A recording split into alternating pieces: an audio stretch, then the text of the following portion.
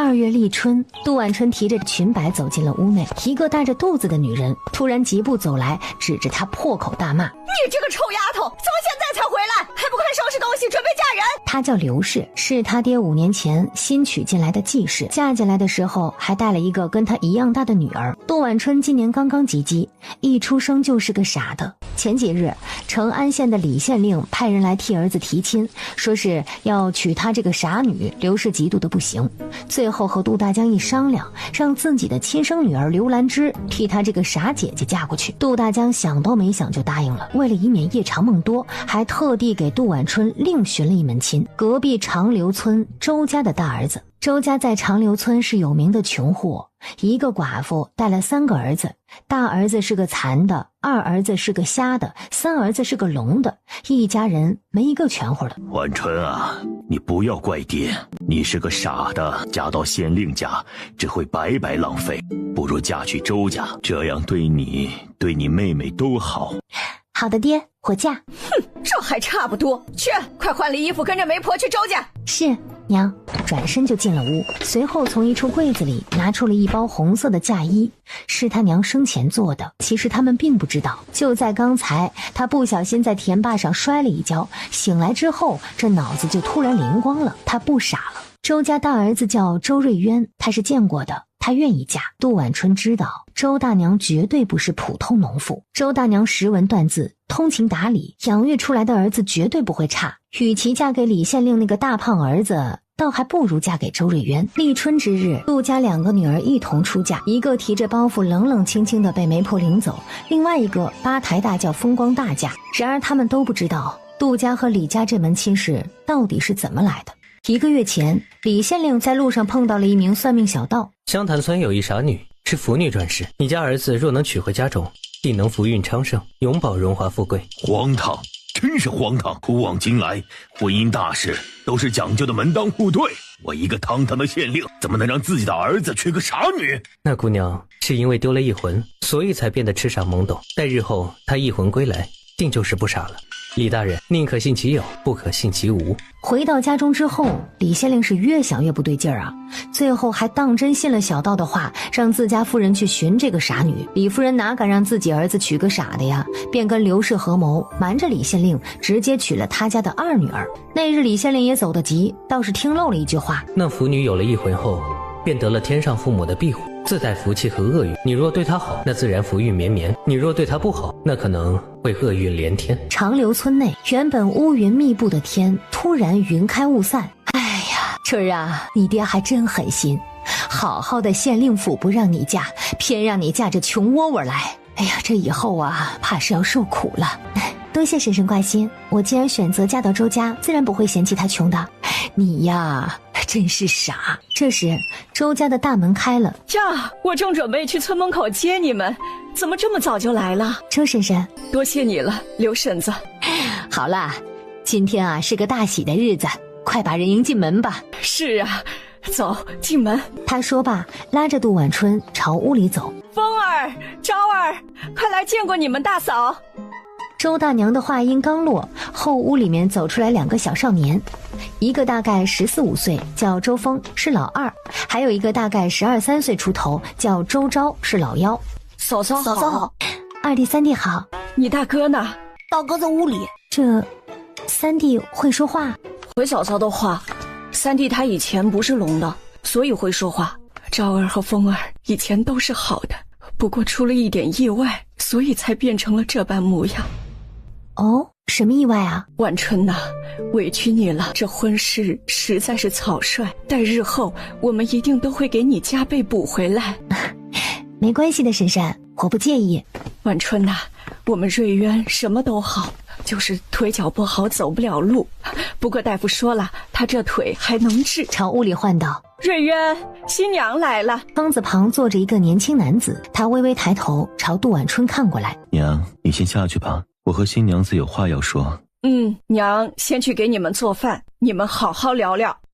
眼下这个屋子里就只剩下杜婉春和周瑞渊了。姑娘，这门婚事你不要在意，我娘是出于好心，才去求柳媒婆去说媒。你若是不愿意，我们就当收了你做妹妹，日后再给你寻一门好亲事。伙计走进了你家的门，那就是你们周家的媳妇儿。你们不嫌弃我傻，我自当也不嫌弃你残。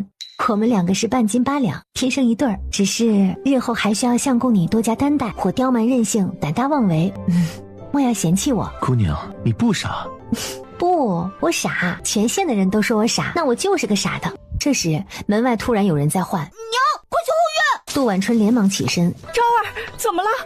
娘，你快来看！有一个稻草窝，窝里趴着2个瘦鸭子和一枚大鸭蛋。本来这2个鸭子气息奄奄，是活不过今晚的，但是现在却活蹦乱跳的在窝里下了一个蛋。太好了，昭儿、风儿，我们终于能吃上蛋了。窝里的2个鸭子突然昂起头来，挺着长长的脖子看向远处的杜婉春，随后一同站起身，扭着屁股拍打着灰白相间的翅膀。周大娘抬头一看，只见窝里还有几个鸭蛋呀，刚好5个，够我们吃了。娘，这鸭蛋比我们以前在宫。昭儿，走进屋。周大娘捧着鸭蛋，立马打断他：娘，三弟。待他们3人进屋之后，周昭突然站起来，在原地一动也不动。昭儿，你怎么了？娘，刚刚从后院进来的时候，你跟我说了什么？娘，你刚刚是不是说走进屋？昭儿，你能听见了？是，娘，我能听到了。你真的能听见了？是的，娘，我能听到了。我的儿，你终于能听见了。那些人不想要我们好过，我们偏要好给他们看。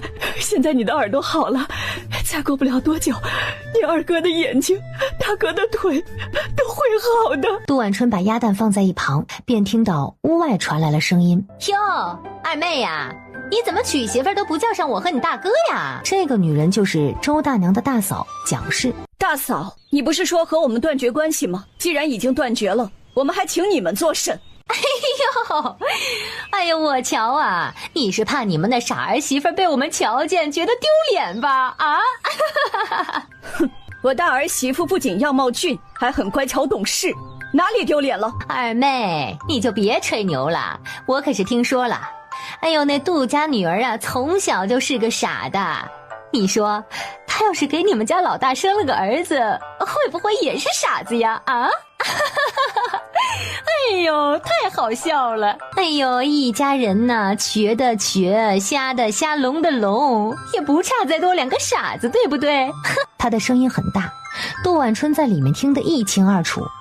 他也不急，将刚才那几个鸭蛋打了2个，再就着一旁的野韭菜炒了一盘韭菜蛋，很快一盘菜就炒好了。他端着菜掀开帘子，笑盈盈地朝外走去。娘，二弟，三弟，饭菜做好了。婉春，你去瑞渊房里歇着，这些我来做。娘，这位是？她是你大舅母。大舅母好。二妹，你家哪来的鸭蛋呢？你是不是去我们家偷的？大舅母，这是我们家自个儿压生的鸭蛋。嘿，谁问你了呀？我问你娘，你答什么话呀？蒋秋菊，我家儿媳妇还轮不到你来教训。她是晚辈儿，我作为长辈怎么不能说啦？你别忘了，你和我大哥早就已经跟我断绝了关系。今日让婉春叫你一声大舅母，是看在大哥的面子上。你要是再这样不客气，别说我们拿脚使棍把你轰出去。你这样说，嘿，我今儿个还真不走了。滚！快给我滚！哎呦，陈月娥，你快给我放下你！蒋氏吓得呀都不行了，连忙拔腿就跑。屋里的周瑞渊也出来了。周瑞渊见周大娘走了，朝周昭使了一个眼色。周昭立马懂得了他的意思，从灶房里拿出了那几个破碎的鸭蛋壳。大舅母，你可看清楚了，这是鸡蛋还是鸭蛋？那青绿色的蛋壳带着粘液摔到了脸上，摔得他生疼。你这个小聋子，你找死啊你！大舅母，你就别再叫我聋子了，我的耳朵呀好了。啊！愣了好一会儿，终于气得不行，一边跺脚一边回了家。杜婉春远远地看着，没忍住笑出了声。你叫杜婉春？是的。婉春，今后若是再有人欺负你，你尽管来我身后，即便我站不起来，也能保护你。知道了，相公。走吧，相公，我们先进去吃饭。明明是一段他本不同意的婚事，但却仅仅是因为见了这一面，他就突然下定决心。一定要好起来。原本从3年前开始就被磨掉羽翼的周瑞渊，好似从这一刻开始又有了曾经那股傲气。来，晚春，多吃点儿。娘，来吃蛋。嫂子娘，你们就别争了。小仙那2个鸭老大以为我们不够吃的，到时候拼命生的呀，我们都吃不完了。整个院子里都是他们一家人的笑声。3年了，这是周家母子4人头一次笑得这么开心。隔壁的陈铁牛家却是闹得鸡犬不宁。蒋氏在周大娘那边受了气，朝着陈铁牛和陈老大就一个劲儿的骂：“你瞧瞧你家那个好二妹呀，今天居然拿着搅屎棍来赶我，真是越来越没规矩了。都说长嫂如母啊，你爹娘走了，我不就是他娘吗？他就是这么对娘的。”随后又骂陈老大：“还有你，天天就知道种地，得空了跟我去看村口的王家姑娘，早点把亲给结了。”哼，周家那2只鸭子还真是命大哈！我明明下了成倍的药，怎么不仅没死还生蛋了呢？哎呀，难道说因为那2鸭子根本就没中毒？孩子他娘，你就别再干这种损阴德的事儿，以后是会遭报应的。报应？什么报应啊？她一个出嫁的女人就不该回来占娘家的东西。孩子他娘，二妹可是没占我们一点东西啊！那小破房子本就是你不要的，那小房子后院也是他们自己开的荒。要说占，反倒是我们还占了他一块地。哟，怎么着啊？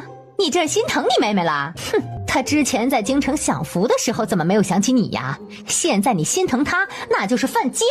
陈铁牛侧过身，气儿都不敢出了。哼，1次毒不成，那我就毒第2次。他从房里找到了老鼠药，朝后院走去。蒋氏下完药之后，这一下午呀，什么都没干，等啊等，眼看着天都要等黑了，朝着后院走去，想要看看2只鸭子死了没有。然而他才刚到后院门口，娘，不好了，我们的鸡啊！我们的鸡怎么了？娘，我们的鸡全部都被黄鼠狼给咬死了。什么？娘，就在刚才，我们家的鸡都被黄鼠狼给咬死了。哎呦，我的个亲娘嘞！我的鸡怎么都没了呀？这大白天的怎么会有黄鼠狼呢？哎呀，我的鸡呀！该死的黄鼠狼！你偷吃你就偷吃呗，你怎么把我的鸡都给揍死了呢？不要让老娘抓着你啊，不然小心我扒了你的皮，把你晒成风干肉啊！娘，这可怎么办呢？这咬的没一块好肉，都没法吃了。不吃就不吃，我们老陈家也不差这口鸡。老陈，你今天一定要给我买个老鼠夹来，我一定要把那只黄鼠狼给逮了。哎，好嘞，孩子他娘。这时，娘，我们这边遭了黄鼠狼，二姑那边怎么样了？立马想起了自己下毒的事儿，连忙走到隔壁的围墙旁，踩上一块石头，朝里看去。鸭蛋旁站着2个大鸭子，破败的小窝里居然躺着3、4个大鸭蛋。不可能啊！我明明下了毒来着，这俩鸭子怎么还活得好好的呢？不可能！脑子就像是被蒙了浆糊一般，整个人都变得迷糊起来。娘，你怎么了？快下来！刚好转身下来，脚一滑，整个人就摔了下来。哎呀，我的老天爷呀！我这是做了什么孽呀我！这边周家，娘，大舅母家这是怎么了？不用管他，那蒋秋菊就是个泼妇，估计今天在我们家受了气，现在估计在自个儿家发火。晚春呐，你不用把他们那2人当长辈看，若是他们欺负你了，你尽管还回去，不用顾及我们。娘，你说3弟的耳朵好了，我们要不要再去找大夫给相公和2弟看看腿和眼睛啊？我也想给他们看大夫，只是现在我们手里没有那么多银子。杜晚春听到以后，指着周大娘身上挂着的一个小香包问道：“娘，这个香囊是你做的？”这个香包散发着茉莉花和桂花2种香味，味道出奇的好闻。是啊，平日里在做缝补的时候得了这么一块旧布，丢了又舍不得，便从山上采了野花做成了这香囊。娘，你的手艺这般好，不如我们做一些这样的香料去镇上卖啊？拿去镇上卖，会有人买吗？普通的农家人只管温饱，谁还会想着买香料呢？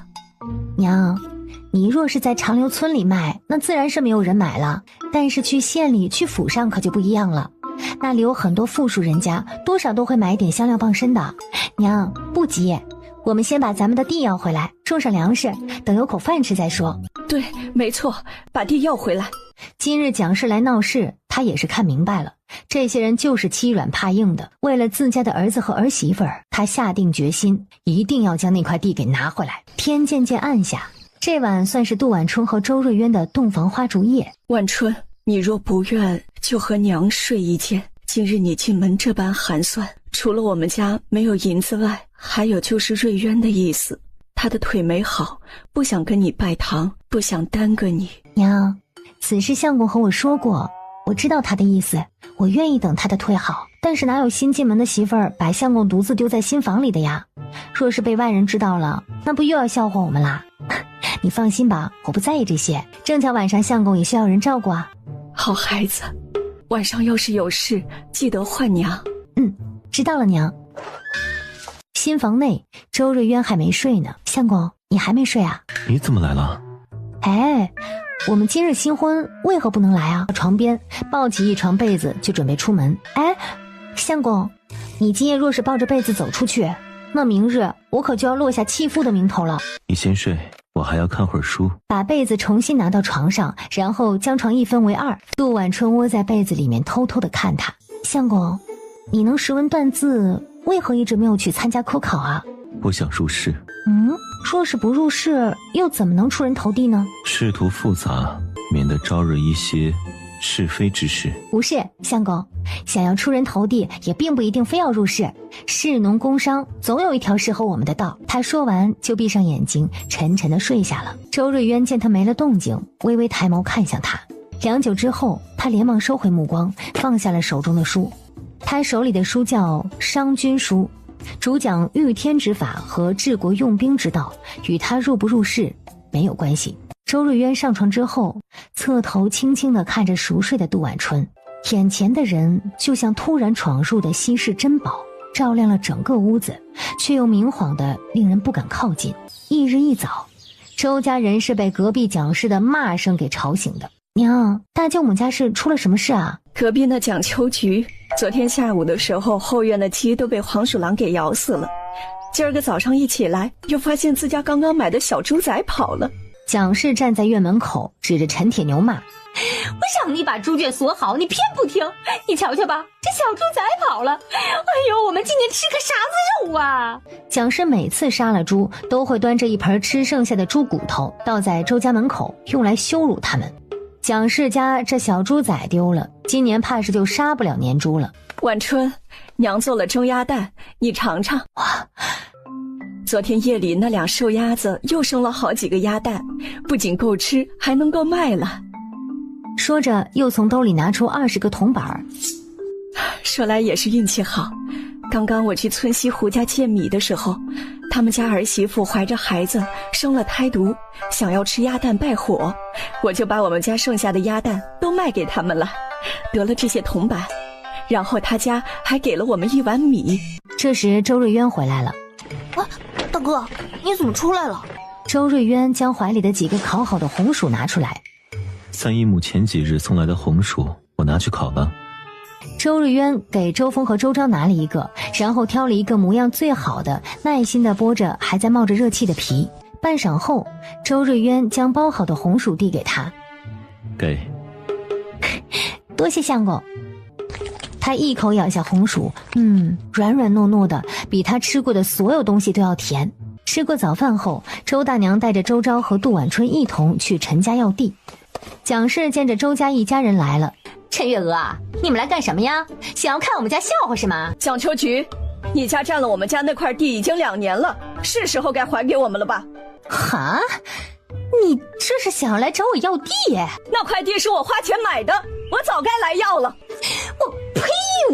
这地是我公婆丢给我们的，谁说是你们的啦？周大娘早就知道他会这么说了，直接从怀里拿出地契。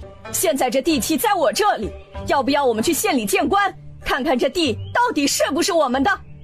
你看看，这到底是不是真的？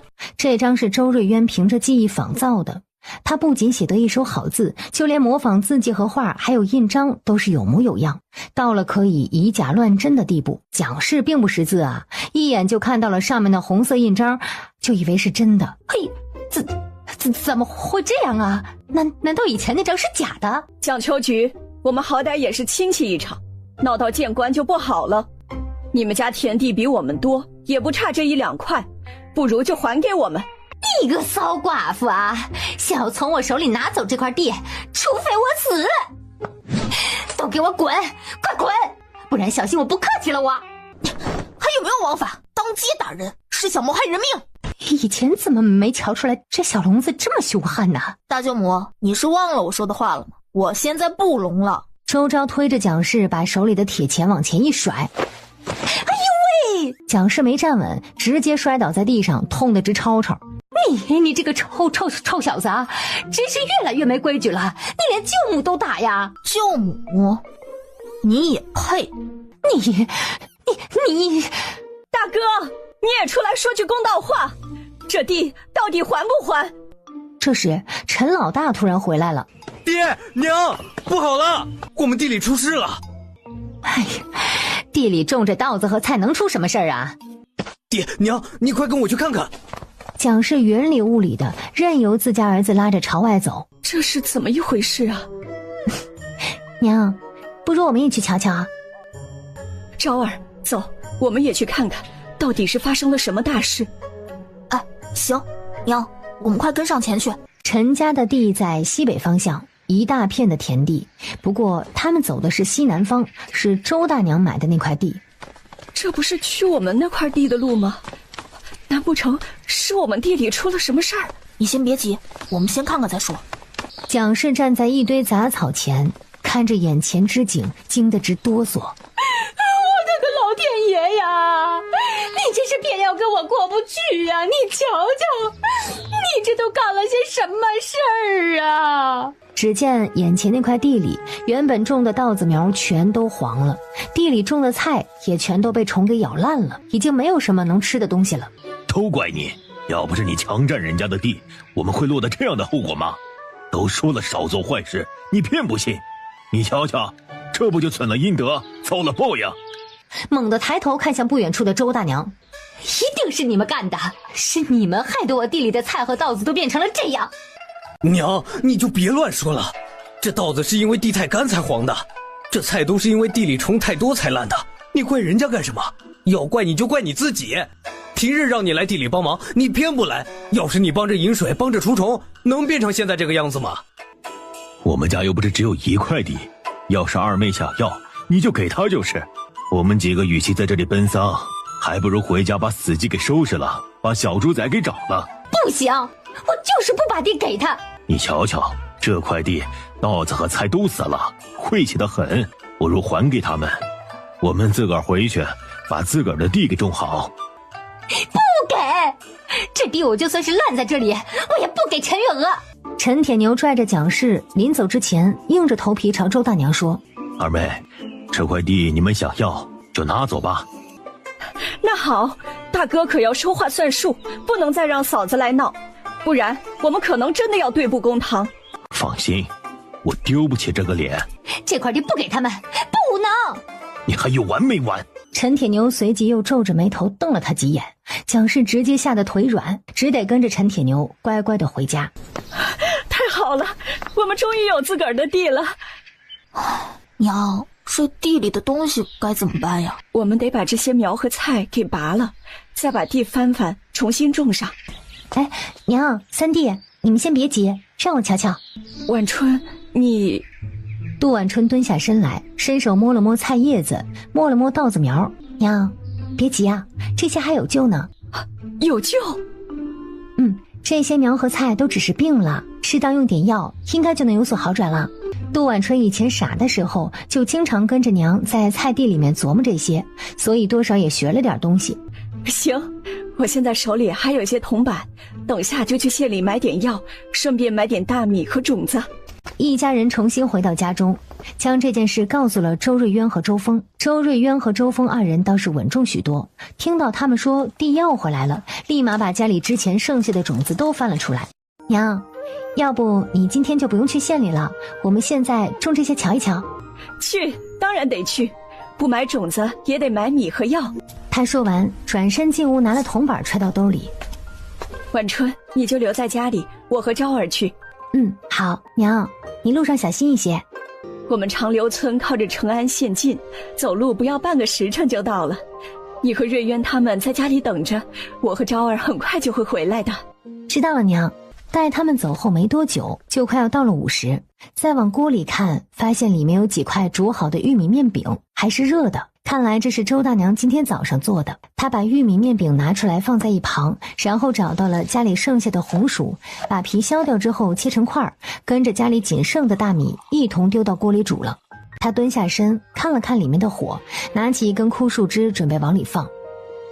然而他才刚伸出手，就发现自己手里的树枝被人给抓住了。见是周瑞渊，锅里的红薯粥开始冒起了热烟。杜婉春连忙拿起大勺子在锅里搅了搅。杜婉春诧异于他双脚不能动，但干起农活却这么熟练。而周瑞渊心疼她一个小姑娘在灶房里那般行云流水，想必以前一定没少做。粥烧好之后，杜婉春连忙盛出来一碗。相公，这里就交给我吧，你先出去等着。杜婉春跟着又盛出了几碗，端着来到了前屋。她刚把粥放在桌子上，便见着周瑞渊从自个儿的房里出来，手里还拿着一个小香盒。相公，快来喝粥。周瑞渊径直来到他的身旁，连忙拉住了他的手。你等等。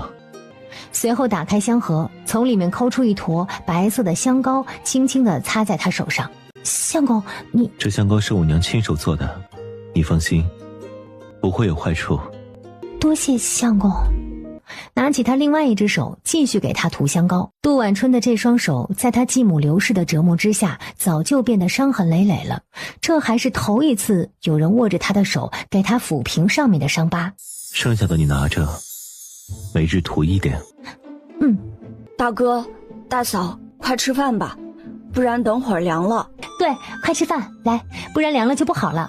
待他们三人吃过午饭之后，周大娘带着周昭回来了。令杜婉春意外的是，周大娘还买了一块新布。哎，娘，你怎么买了一块布啊？过2天就是你回门的日子，得穿得好一点才成，气气你那狠毒的继母。娘这就去给你做件新衣裳，样式一定是最好看的。哎，娘，其实不用了。怎么不用了？婉春，这次你听我的，你那继母和继妹从小到大就知道欺负你，这次回门一定要杀杀他们的威风。多谢娘。你先等着，这衣服很快做好了。昭儿，去把买来的药拿来，给大嫂看看是不是这个。好嘞，娘。随后拿出了几小包药。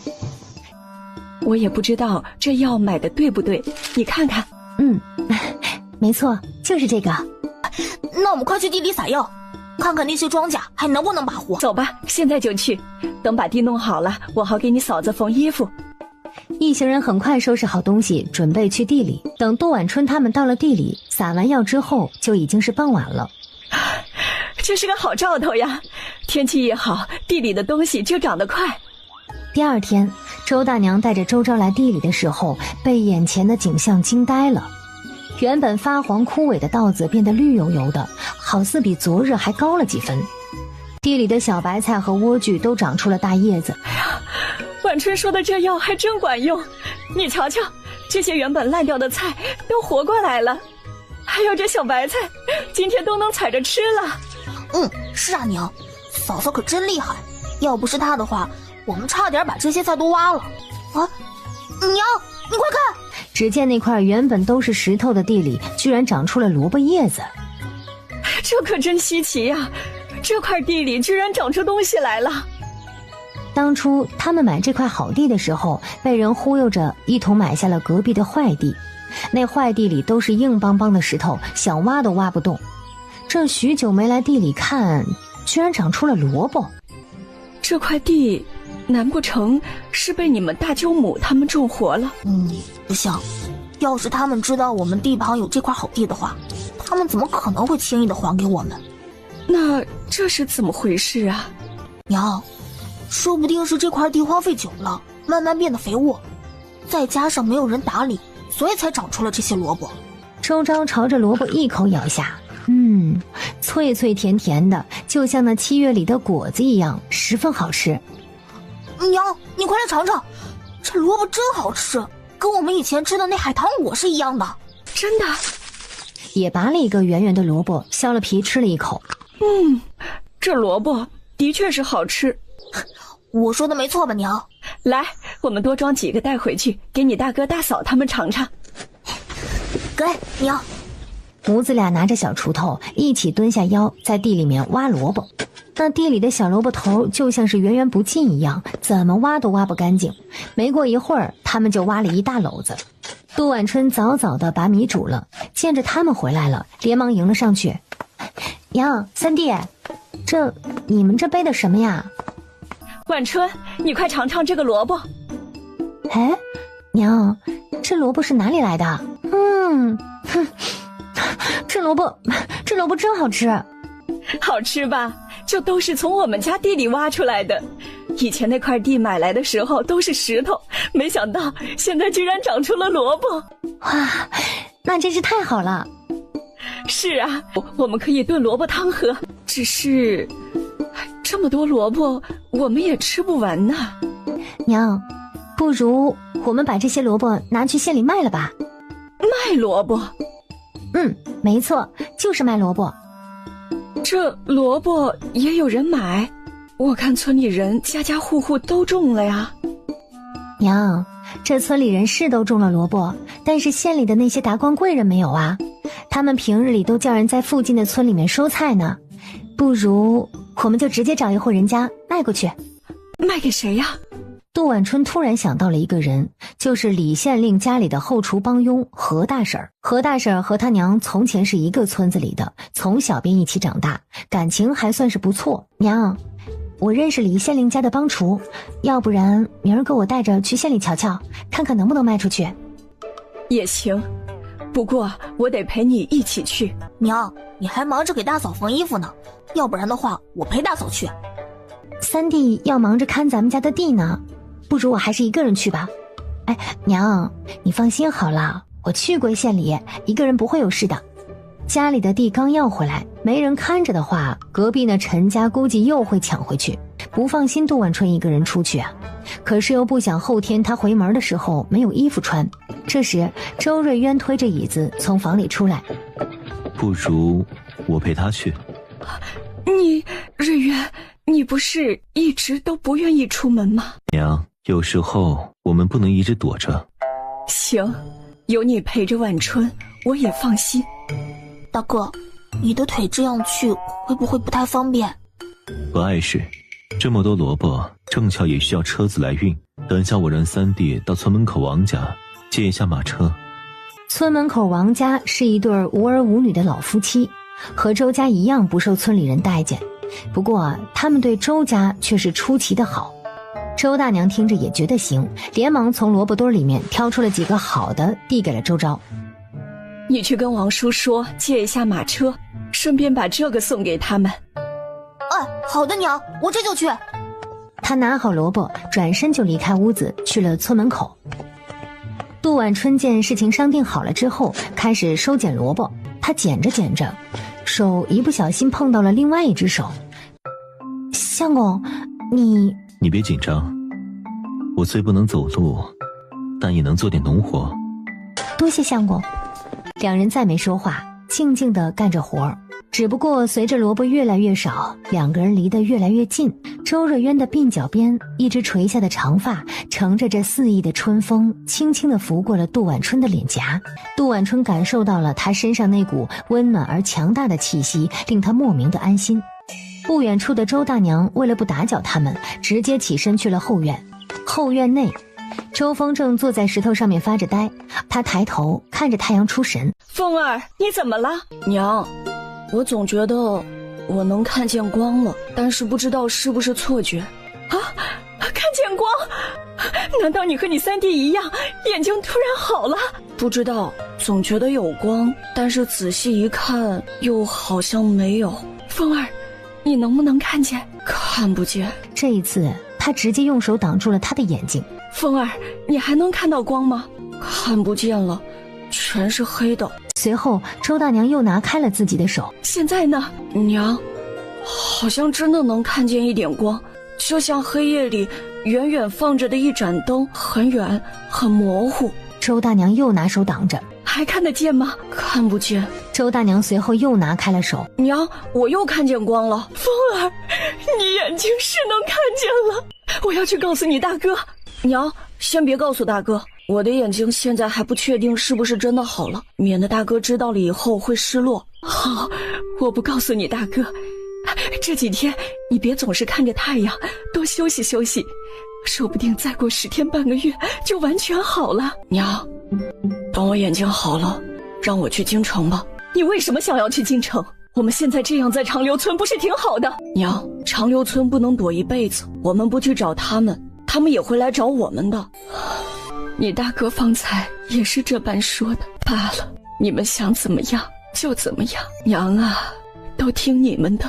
娘，你放心，我一定会替外祖父洗刷冤，小心说话。娘，我知道你们都大了，娘也管不了你们了。先别傻坐在这儿了，进屋吃萝卜，我们地里的萝卜可好吃了。周大娘把周峰领进了屋，前脚刚走，后院的俩鸭子又生了一窝鸭蛋。这鸭子可真能生，一天7、8窝，再生下去莫不是满院子都是。娘，我还真听说过有生一院子蛋的鸡。什么？真的有？真的，好像是很多年前在那个什么丰平村谭家，听说他们家的鸡一晚上下了一院子的蛋。胡说，一定是骗人的。仔细一想，还真是胡说。周大娘挑了几颗个头大一点的萝卜，就着煮好的鸭蛋，煮了一大锅的萝卜丝鸭蛋汤。杜晚春平日里胃口不算大，但是这一次她吃了3大碗。等以后日子好了，我再给你们多做几个菜。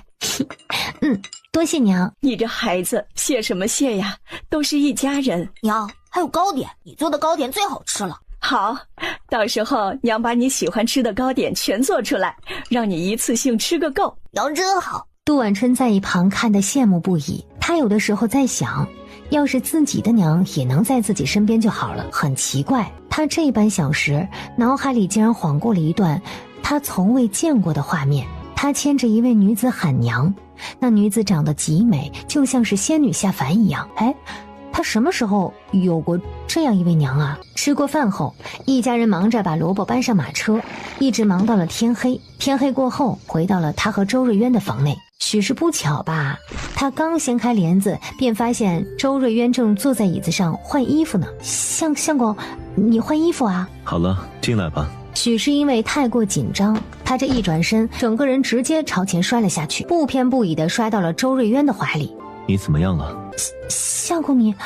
然而令他意想不到的是，周瑞渊竟然2只手托着他的腰，将他整个人抱了起来，缓缓将他放在了床上。他躺在床上那一刻突然明白，不是他相公不行，而是他相公现在还不想。你先歇歇，我还出去看一会儿书。既然他尊重自己，那自己也自然尊重他了。他不想定然是有自己的顾虑。翌日，杜晚春和周瑞渊2人驾着马车，将一车的萝卜带进了成安县。他们将马车赶到李家后门，敲门。你们是来送菜的？不知何大婶可否出来接菜？好的，我这就唤他过来。没过多久，何大婶出来了。你是晚春吧？是啊，婶婶。哎呀，自从你娘走后啊，就很少再见你了。近来可好？回婶婶的话，我现在嫁人了。听说你继妹她嫁给了我们大少爷。是啊，她现在可还好啊？也不知道是好还是不好。她嫁进来当天呀，老爷和夫人大吵了一架，2个人都不待见她。而我们大少爷素来就是个花花肠子。好与不好也都是他自己选的。婶婶，你们府上还需不需要萝卜呀？我们家萝卜可好吃了。萝卜？哎呦，还真是巧了，我们家老爷呀最近正想吃萝卜。你们家萝卜甜不甜啊？他说着朝杜晚春身后的马车看去。周瑞渊从马车里探出半个头，递给了他一个削好的萝卜。何大婶儿见着了周瑞渊，一下子惊呆了。婶婶？哎呦，这位后生长得可真是俊俏，我这10里8乡的，这还是头一次瞧见呢。婶婶，你先尝尝萝卜。这一咬，晚春啊，你家这萝卜真好吃啊！芷芷，要不要买点去府上？行，正巧啊，夫人刚给了我买萝卜的钱，只不过吧，我手里现在只有60文，你车里这么多萝卜，全卖给我的话，估计是亏了。的确是亏了。要不这样，我自个儿再掏60文，把你另外一半也买了。啊，真的？当然是真的。你呀，从小就惹人喜欢，虽然不怎么喜欢说话，但是人老实本分。你这萝卜又好吃，我为什么不买呀？那好，我这就把萝卜拿下来。只不过他还没上马车呢，周瑞渊便直接2手将马车里的萝卜给提了下来。来，拿着。杜晚春跟何大婶告辞之后，上了马车，准备回家。晚春，我们要不要买点东西回去？好啊，正巧给家里买一点米和油。等他们再回村的时候，天已经黑了。相公，你会骑马？以前学过。他过去能文识字，又能骑马射箭，到底是为什么会变成这般模样呢？正当他困惑不已的时候，夜空中突然飞来一只鸟儿。奔跑中的马儿被这小鸟吓了一跳，他一声嘶吼，发疯似的朝前跑。发生了什么事？相公，马受惊了。周瑞渊眉头紧皱，双手再次拉着缰绳，用力一拽，马儿终于被他调转了方向。与此同时，他突然感觉到一只腿有了力量，他借着腰力，单只腿一蹬，直接坐到了马上，在周瑞渊的牵制之下停了下来。相公，你的腿怎么样？可有受惊？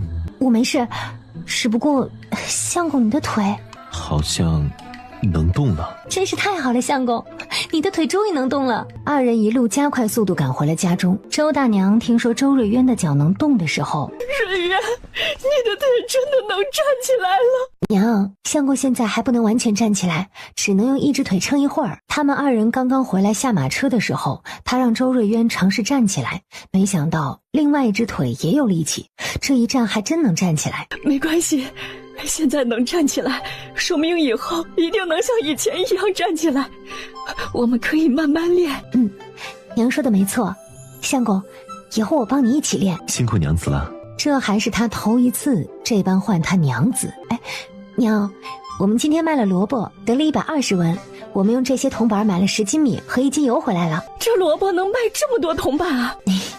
今儿个运气好，何大娘喜欢吃我们家的萝卜，自个儿出了一半的铜板，买了我们剩下的所有萝卜。有了这些米和油，他们周家终于不用再担心饿肚子了。娘，等过几天，我们把萝卜和鸭蛋都带出去卖，卖了的铜板给你和2弟3弟都做一些衣裳。傻孩子，等有了铜板，娘第一件事就是再给你买件像样的首饰。瞧瞧模样这么俊俏的小丫头，头上什么东西都没有。娘，没关系，以后这些东西都会有的。翌日清晨，今日要回门，杜晚春早早起来，换了周大娘给她做的新衣裳，真好看。我呀，要是能有一个你这样的女儿就好了。娘，我本来就是你女儿啊。是呀，你本来就是我女儿。娘子，好了没有？今日去我家，你不必忌惮我爹，还有我的继母。从我出嫁那一刻开始，他们早就和我再无关系。今日回去，不是看望他们二老，而是要拿回属于你的东西。啊？什么东西啊？你娘留给你的东西。相公是怎么知道的？有媒婆说的。她说你家继母狠毒，一定扣了你不少嫁妆。我想，你娘留给你的东西，应该对你来说都很重要，不能平白让给别人。马车缓缓驶动，杜晚春和周瑞渊到家门口的时候，院门外已经停了一辆马车了。如果没猜错的话，是他的妹妹刘兰芝跟李县令家的大公子回来了。相公，要不然还是让我找个椅子给你坐吧。不是，我没问题。哟，晚春呐，你也来了。杜晚春扶着周瑞渊走上前，直接越过他，朝着屋里走去。不是说这周家大儿子是个残的吗？怎么不仅长得一表人才，这腿也不残呢？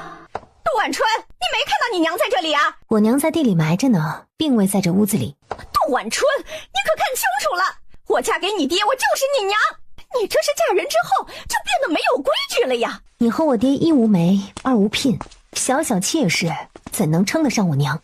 哎呦，真是长进了呀，还知道什么叫妾室。我告诉你，我现在是杜家的主人，也就是你娘，你不叫也得叫。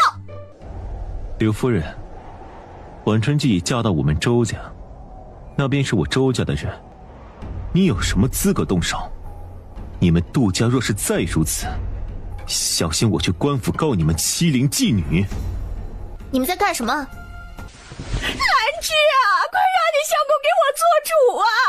这周家小子竟敢收他的丈母娘！娘子，你在干什么？李家大公子见着杜婉春也是惊呆了。这仙姑是谁啊？贤婿，这位是我们家的那个傻女儿杜婉春。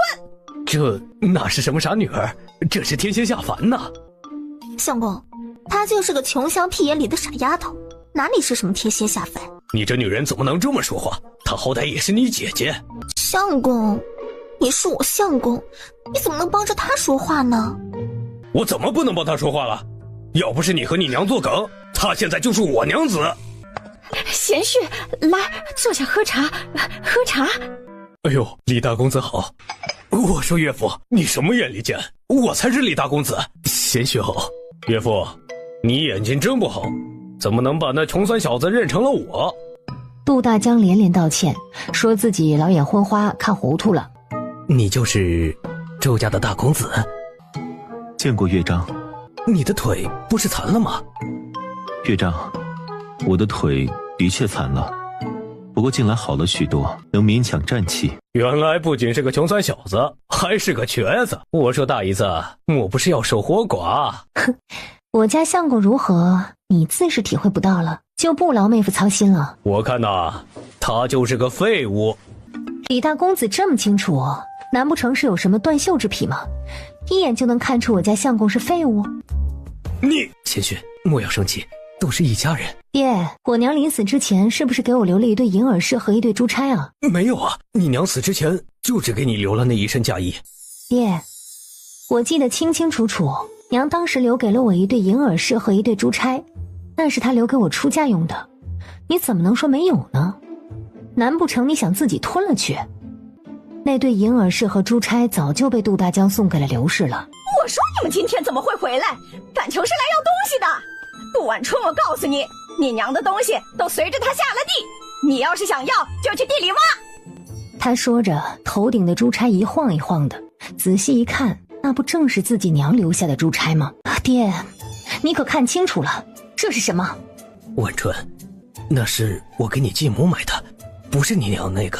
爹，你看清楚了，珠钗上少了一颗珠子，那正是我不小心咬掉的。小贱人，你胆子是越来越大了！不顾脸面了，直接冲到了杜婉春的身旁，想要抢她手里的珠钗。住手！爹，除了这个，还有银耳饰。银耳饰在哪儿？没有。岳丈、岳母，你们两个怎么能霸占人家钱财呢？是他的东西就还给他。那银耳饰不在我这里。相公，准备来吃饭了。他说话时，那俩耳朵上的银饰也一闪一闪的。爹，刘兰芝耳朵上的是不是我娘的东西？不是，那不是。是你娘的耳饰又怎么样？现在是我的了。李大公子突然冲了上去，他朝着刘兰芝就是重重一记耳光。你这个小娘们儿，我是少你吃还是少你穿了？我们李家还用得着你抢别人的首饰戴吗？芝儿，站住！我们家的事情你少管。相公，这是我娘给我的，不是我抢的。那也不行，你娘给你的，那也是抢来的。说完就直接将那两个银耳饰递给了杜婉春。大姨子，这东西是你的，你就说好。既然东西已经拿到了，挽着周瑞渊就朝外面走去，准备离开。哎，大姨子，你们别走啊，这饭都没吃呢。不吃了。好不容易回门，怎么饭都不留下来吃呢？多少吃点吧。杜婉春直接当作没有听见，挽着周瑞渊继续朝前走去。哎，大姨子。这时周瑞渊突然停下脚步，转回身看向他。你这小子，让开！李大公子，饭你就留着自己吃。说罢，转身直接搂着杜婉春的腰，将她打横抱起来，朝着马车走去。他真没想到自己的相公居然能站着将自己抱起来。李大公子见着杜婉春他们走了，冷哼一声进了屋。娘，都怪你，要不是因为你的话，我能嫁给你家吗？傻孩子，这李家有什么不好的？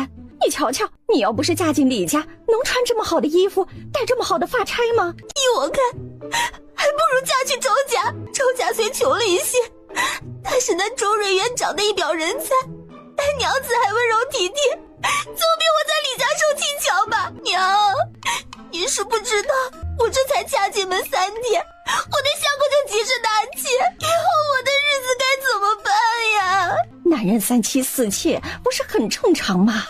只要你给李大公子生个大胖小子，不就站稳脚跟了？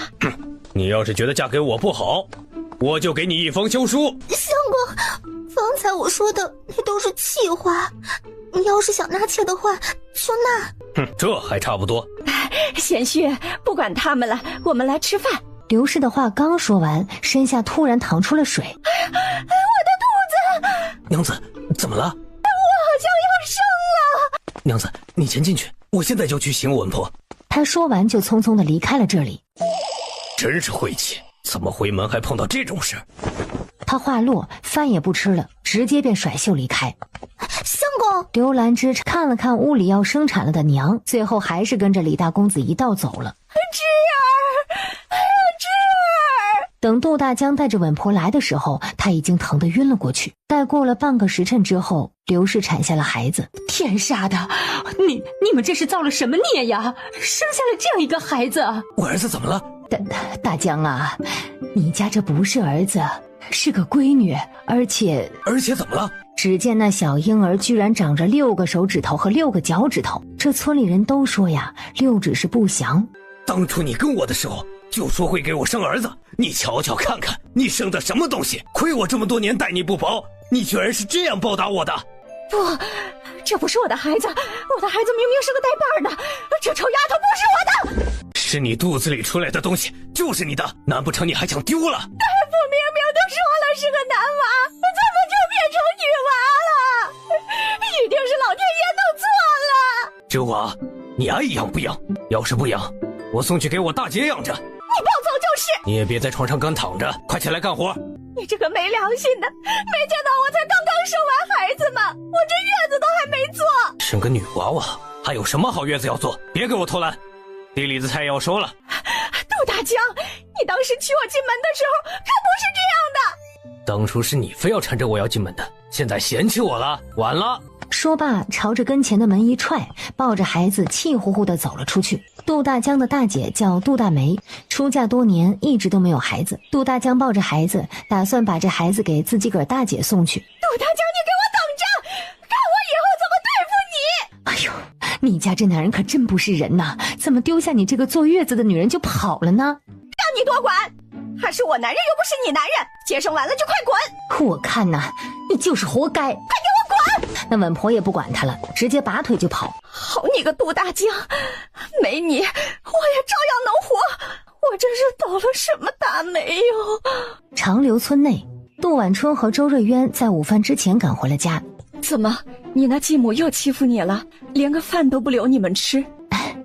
不是他不留我们吃饭，是他做的饭我们不愿吃。晚春呐，日后你莫要再怕你那歹毒的继母，他若是再欺负你，我拿那搅屎棍打得他哭爹喊娘。还有你那爹，他不疼你，我疼你。他连忙起身帮着周大娘一同去灶房端菜。娘，我来帮你。你和瑞渊一大早起来赶路都累了，快去歇息，我自己来就行。娘子，你听娘的，先歇息吧。没关系，我不累。二弟、三弟，吃饭了。大哥大嫂，你们怎么这么快就回来了？三弟，你的耳朵完全好了？不仅完全好了，我发现比以前听得更清楚了。那就好。三弟日后有何打算？先把家里的地种好，然后朝一旁的杜晚春看了一眼。无事，都是一家人，你直说。然后再去陈州。去陈州干什么？去军中任职。去军中任职？那可是要去行军打仗，你以为你还是从前那个？气得说不出话来了。娘，从军是好事啊，说不定三弟能在军中谋个一官半职回来呢。我这还不是怕他去了就再也回不来了。娘，不会的，我这次去陈州会先去找黎校尉，有他在的话，一定不会只安排我做一个小兵。黎校尉？那是我在京城认识的一位朋友，早年去陈州当小兵，后来立了功，做了校尉。娘，若是军中有人照应，那不是更好吗？三弟年纪也不小了，能出去历练也不错。总比一直困在这山里好啊。三弟机灵又能干，一定会有出息的。大嫂说的没错的，娘，你就信我这一次吧。三弟，你去吧。多谢大哥。不过你得在我的腿完全好了之后再去。家中田地需要人照看，我不想你大嫂辛苦。大哥你放心，我肯定是要等家里安稳之后再走的。娘，这菜都上齐了，我们快吃饭吧。罢了，既然你们拿定了主意，我就不多说了。只是昭儿，切记不要惹事。好嘞，娘。吃过午饭后，杜晚春跟着周大娘一同来到了后院捡鸭蛋。等会儿我拿一些鸭蛋去隔壁张婶家换一只猪崽子来，等猪崽子长了，我们就有肉吃了。那太好了。另外，等我们地里的庄稼熟了，我们就不用去买米了。等有闲钱，我们把房子也修一修。是啊，这房子的确是要修了。哎，娘，你会制香？会一点儿。你是怎么知道的？娘，你忘了上次我问过你的香囊？原来是这样。怎么了，晚春？娘，我有个好法子，我们可以做熏香去卖。熏香有人买吗？这附近住的都是农家之人，应该都用不上熏香。娘，我们可以去成安县和青州府卖，那里有很多的达官贵人，他们平日里每天都会用熏香的。周大娘微皱着眉头，娘别急啊，我们可以先去县里试试，若是卖不好的话，那就不卖了。也行，那我们先试试。晚春呐，你这么聪明，你那爹和那继母居然还说你傻，真是有眼无珠。我继母那是巴不得我傻呢。日后我若是瞧见他了，定要给他几巴掌，不然真不解气。打他可别脏了你的手。晚春，你娘死得早，是不是还有一些事情没跟你交代？什么事啊？那个同房。杜晚春愣住了，脸瞬间变得通红。我就知道你那继母那般对你，一定也没有跟你说。的确是没有说过。不过娘，我自家儿子我知道他那腿残了，但是腰没残。娘也没别的教你，就是万一受不了了，记得喊娘啊。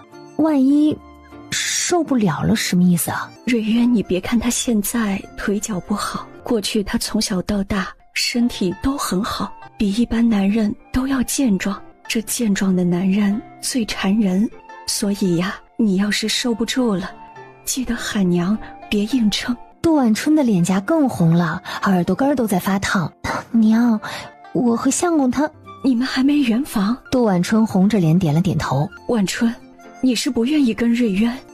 不是啊，是瑞渊不愿意。那孩子一定是怕拖累你，所以才不跟你圆房。不过现在好了，他能站起来了，说不定要改变主意。晚春，你别太紧张，瑞渊这孩子是个会疼人的人。杜晚春点了点头。周大娘随后又在他耳边小声说了几句，这几句比刚才的都要大胆，小跑就进了屋。入夜，娘子，天色已晚，早些休息。相公，你还没睡？夜里风寒，你小心着凉。相公今夜继续在屋外看书吗？点了点头。你先歇息，我待会儿再进去。我陪相公一起看书。你识字吗？小的时候娘教过我，不过都已经许久没写了，不太记得了。我教你吧。啊，真的？多谢相公。周瑞渊用毛笔沾了水，缓缓写下了杜晚春3个字，许是许久没有写了吧，所以字歪歪扭扭的，瞧着很丑。我的字好丑啊。不急，慢慢来。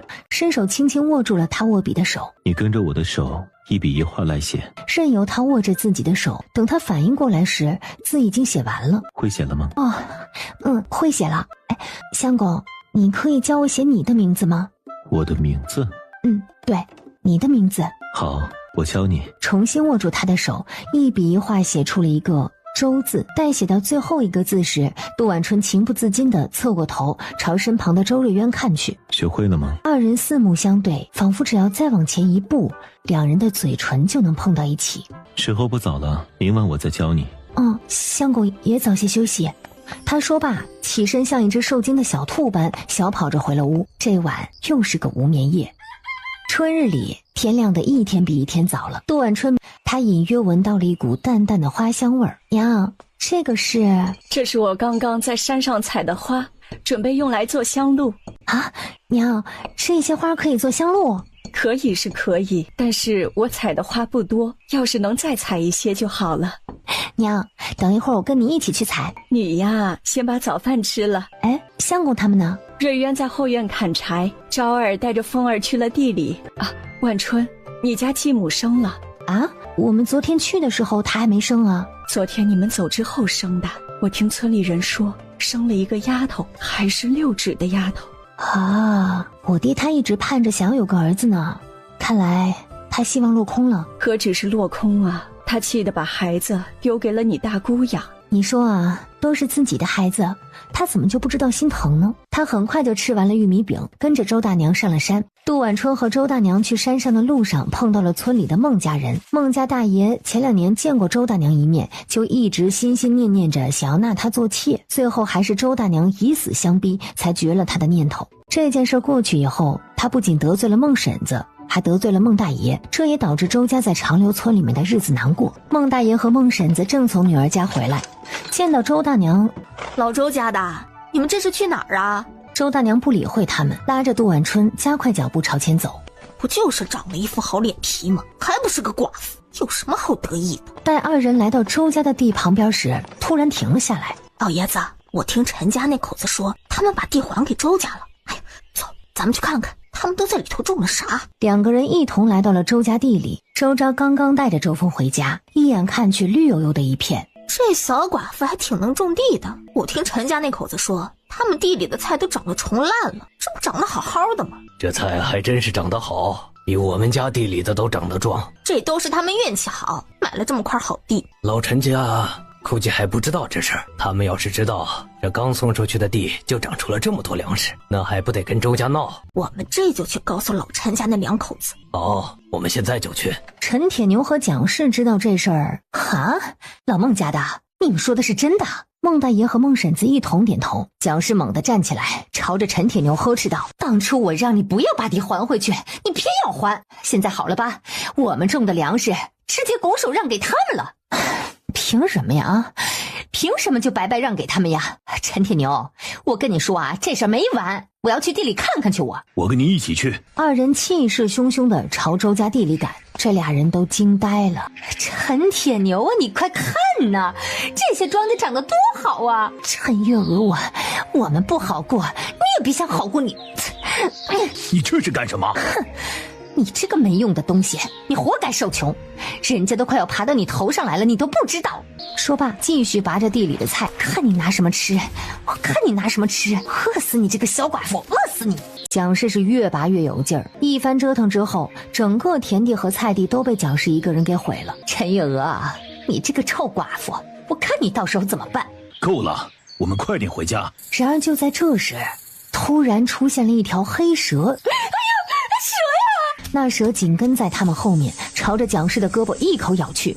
哎呀，蛇呀！他倒在地上，一边甩着手，一边痛苦地呻吟着。陈铁牛看着也不敢上前，吓得摔倒在地，拼命地朝后退着。等他再抬头时，原本被蒋氏拔掉的菜全部都重新长了出来，而且比刚才长得还要高大。臭婆娘，你快看！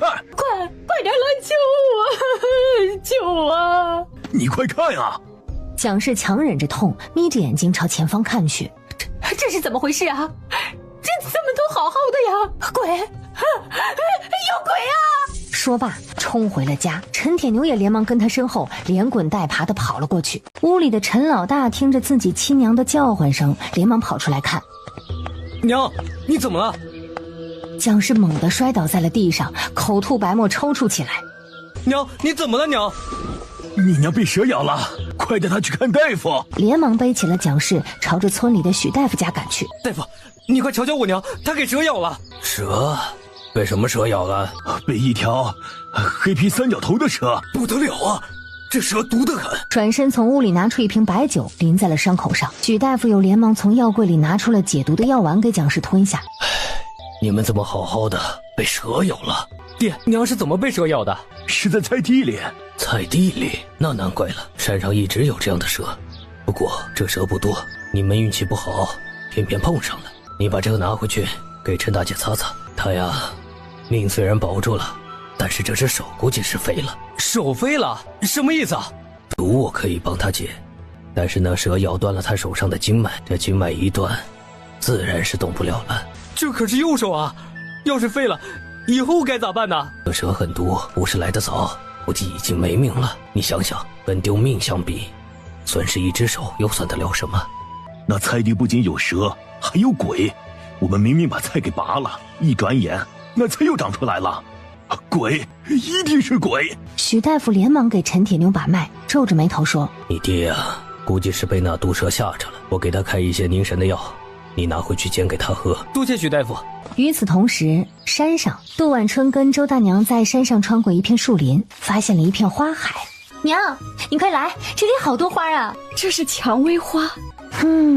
还真是哎。这蔷薇怎么现在就开花了？怎么了，娘？这花应该5月开才对呀。许是今年春日里暖和，所以花开的比平常要早啊。也对，长留村这里本就地处偏南，比京城要暖和许多，现在花开也不奇怪。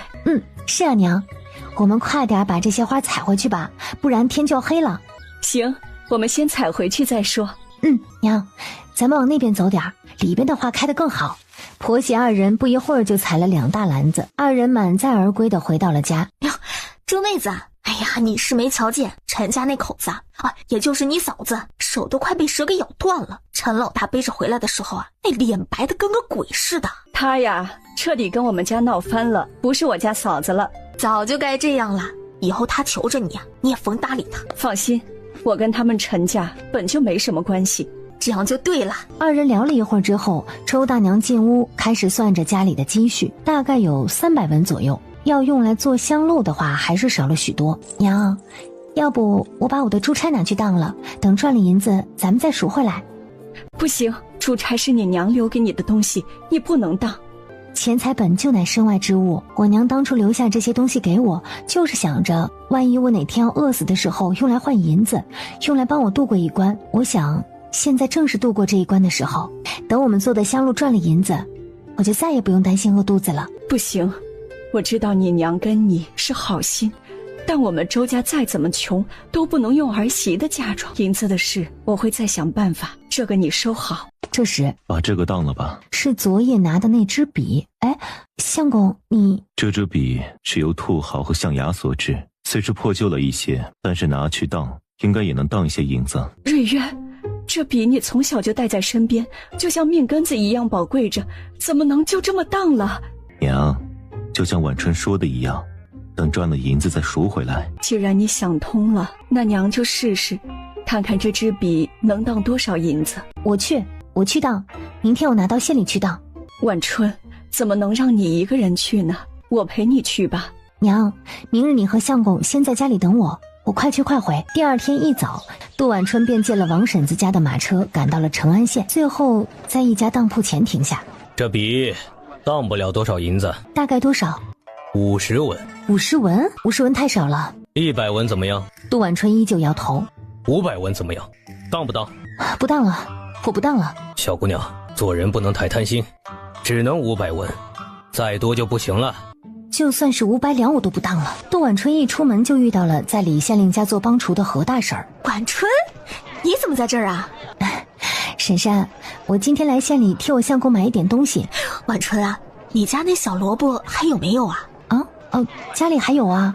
那能再卖给我一些吗？婶婶，你还想要买萝卜啊？是啊，我上次买了你家的萝卜呀，李县令和李夫人都非常喜欢吃，他们不仅吃了，还让我做了一些送到方家。方家那老爷子也喜欢吃你家的萝卜，这不托我再买点儿。真的啊？那方老爷想要多少萝卜啊？就跟上次一样那么多就行，免得买多了放在家里面坏了。日后他们若是还要的话，我再来找你买。哎，好，那我现在就回去给你摘萝卜来。也行，我就在李府后院等你啊。好的，婶婶。晚春啊，这些你先拿着，算是那萝卜的定金，剩下的等你送到府上之后呀，我再给你。哎，多谢婶婶。跟何大婶告别之后，驾着马车立马朝家中赶去。晚春，大概当了多少银子？杜晚春把钱袋子拿出来。呀，有100文呢。笑盈盈地摊开手，手中正是那支笔。周瑞渊突然伸手，一把将他拥入了怀中。相公，你的笔我没当掉。多谢您，娘子。相公，你我是夫妻，无需言谢。这笔对你这般重要，我们好好留着，将来说不定有其他的用处。我们好好留着。晚春，这里足足有100文呢，你是从哪里来的？是何大神，上次我们不是卖了一些萝卜给李县令家吗？李县令很喜欢吃我们家的萝卜，所以还想要再买一些，就给了一些定金，让我再给他们送一些过去。这是好事呀，我这就带着周昭一起去地里摘萝卜。哎，娘，我跟你们一道去。行，我这就去拿背篓。地里的农活太重，你让3弟和2弟去就行了。没关系，这苦我能吃，一家人就不要分你我了。3弟耳朵刚刚才好，2弟的眼睛还在恢复中呢，他们也不宜太过辛苦，我能帮他们的忙也好啊。我跟你一起去。啊，可是相公你的脚……我的腿能走了，不过依旧还是有些吃力。哎，相公，要不你留在家里帮我们把花瓣清理一下吧，等我们从地里回来就去县里面送萝卜，送完萝卜再去买锅炉和瓶子，等回来的时候就可以直接做香露了。周瑞渊为了不耽搁他们的时间，只能先妥协。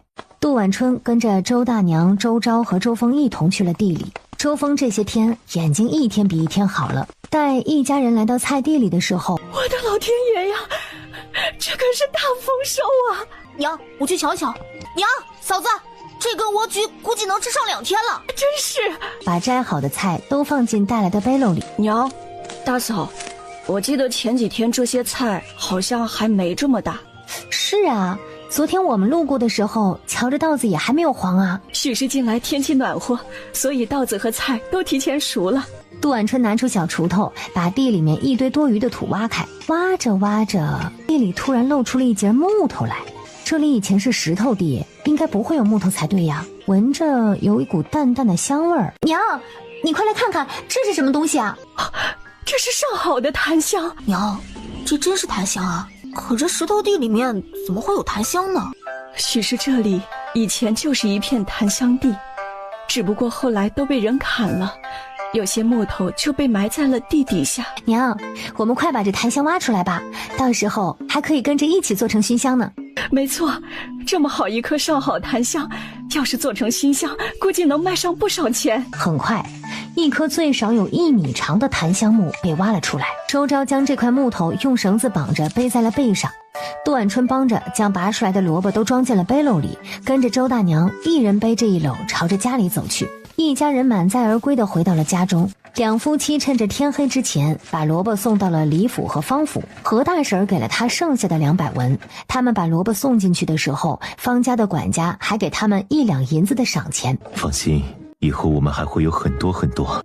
他们2人拿了这些铜板和银子，除了买了制作香露用的锅炉之外，还买了一些米和油以及一些布料。另外还给周峰买了一些笔墨。回去的时候天已经全都黑下来了。杜晚春刚到家门就闻到了饭香味儿。周大娘看着买来的锅炉和瓶子，她默默地将这2样东西拿到了后院，许久都没有出来。娘，吃饭了。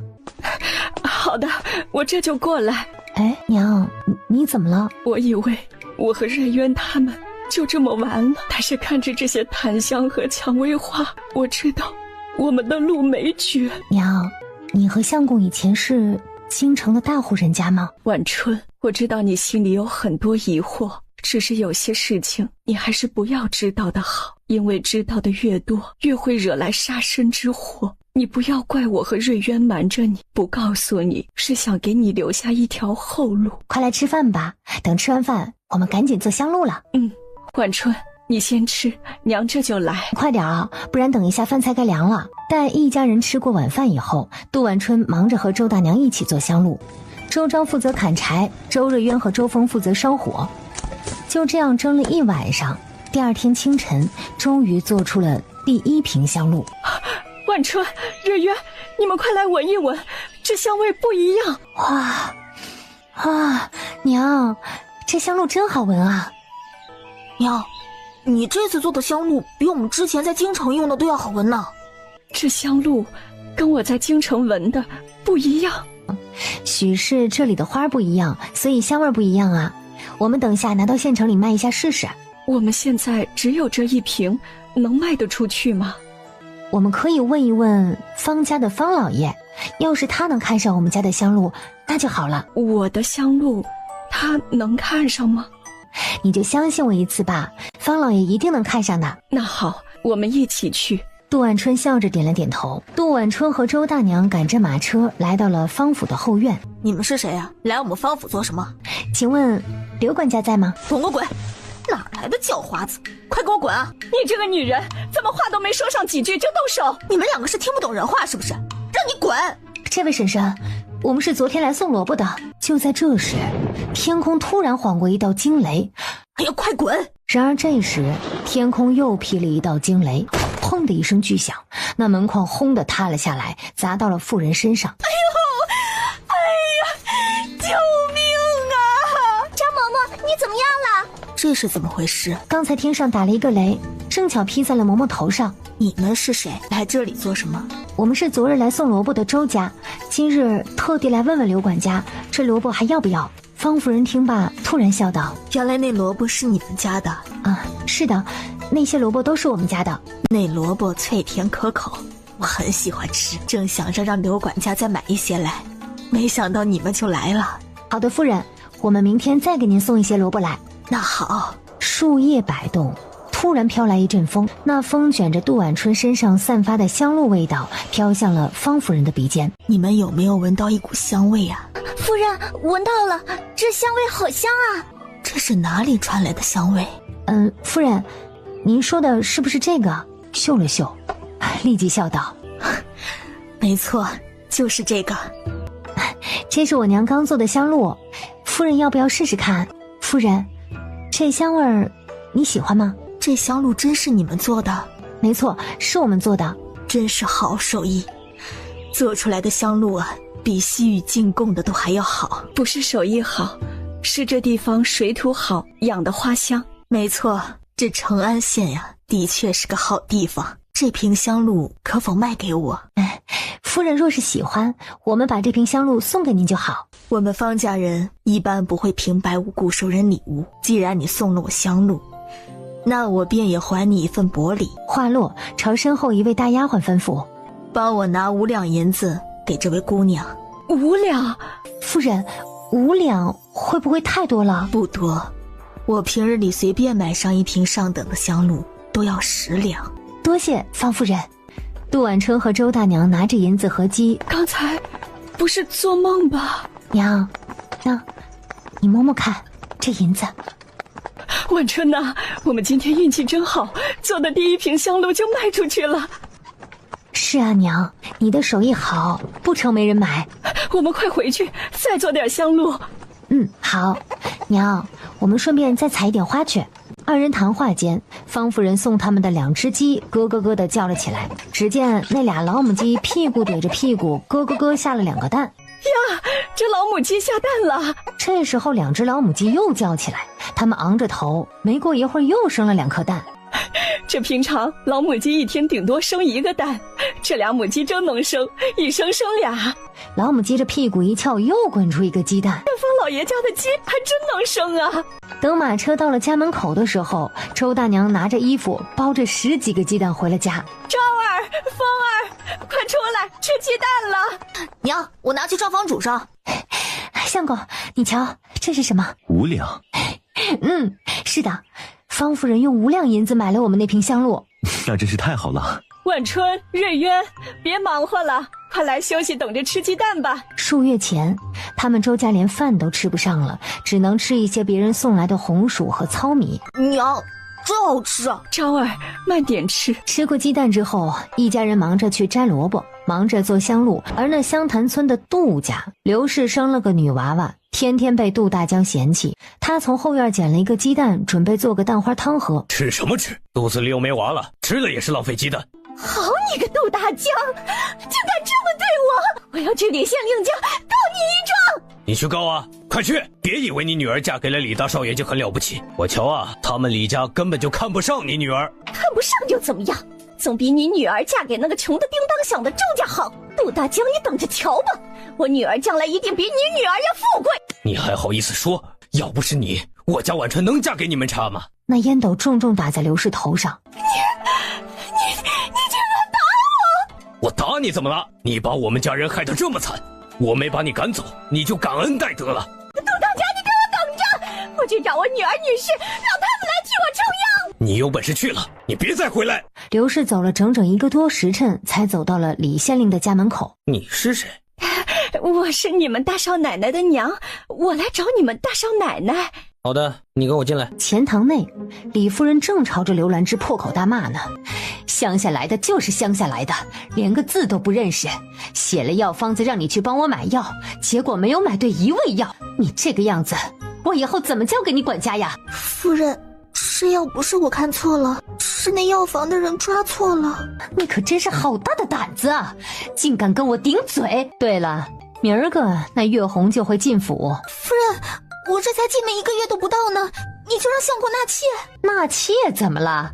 这男人3妻4妾不是很正常的吗？你急什么？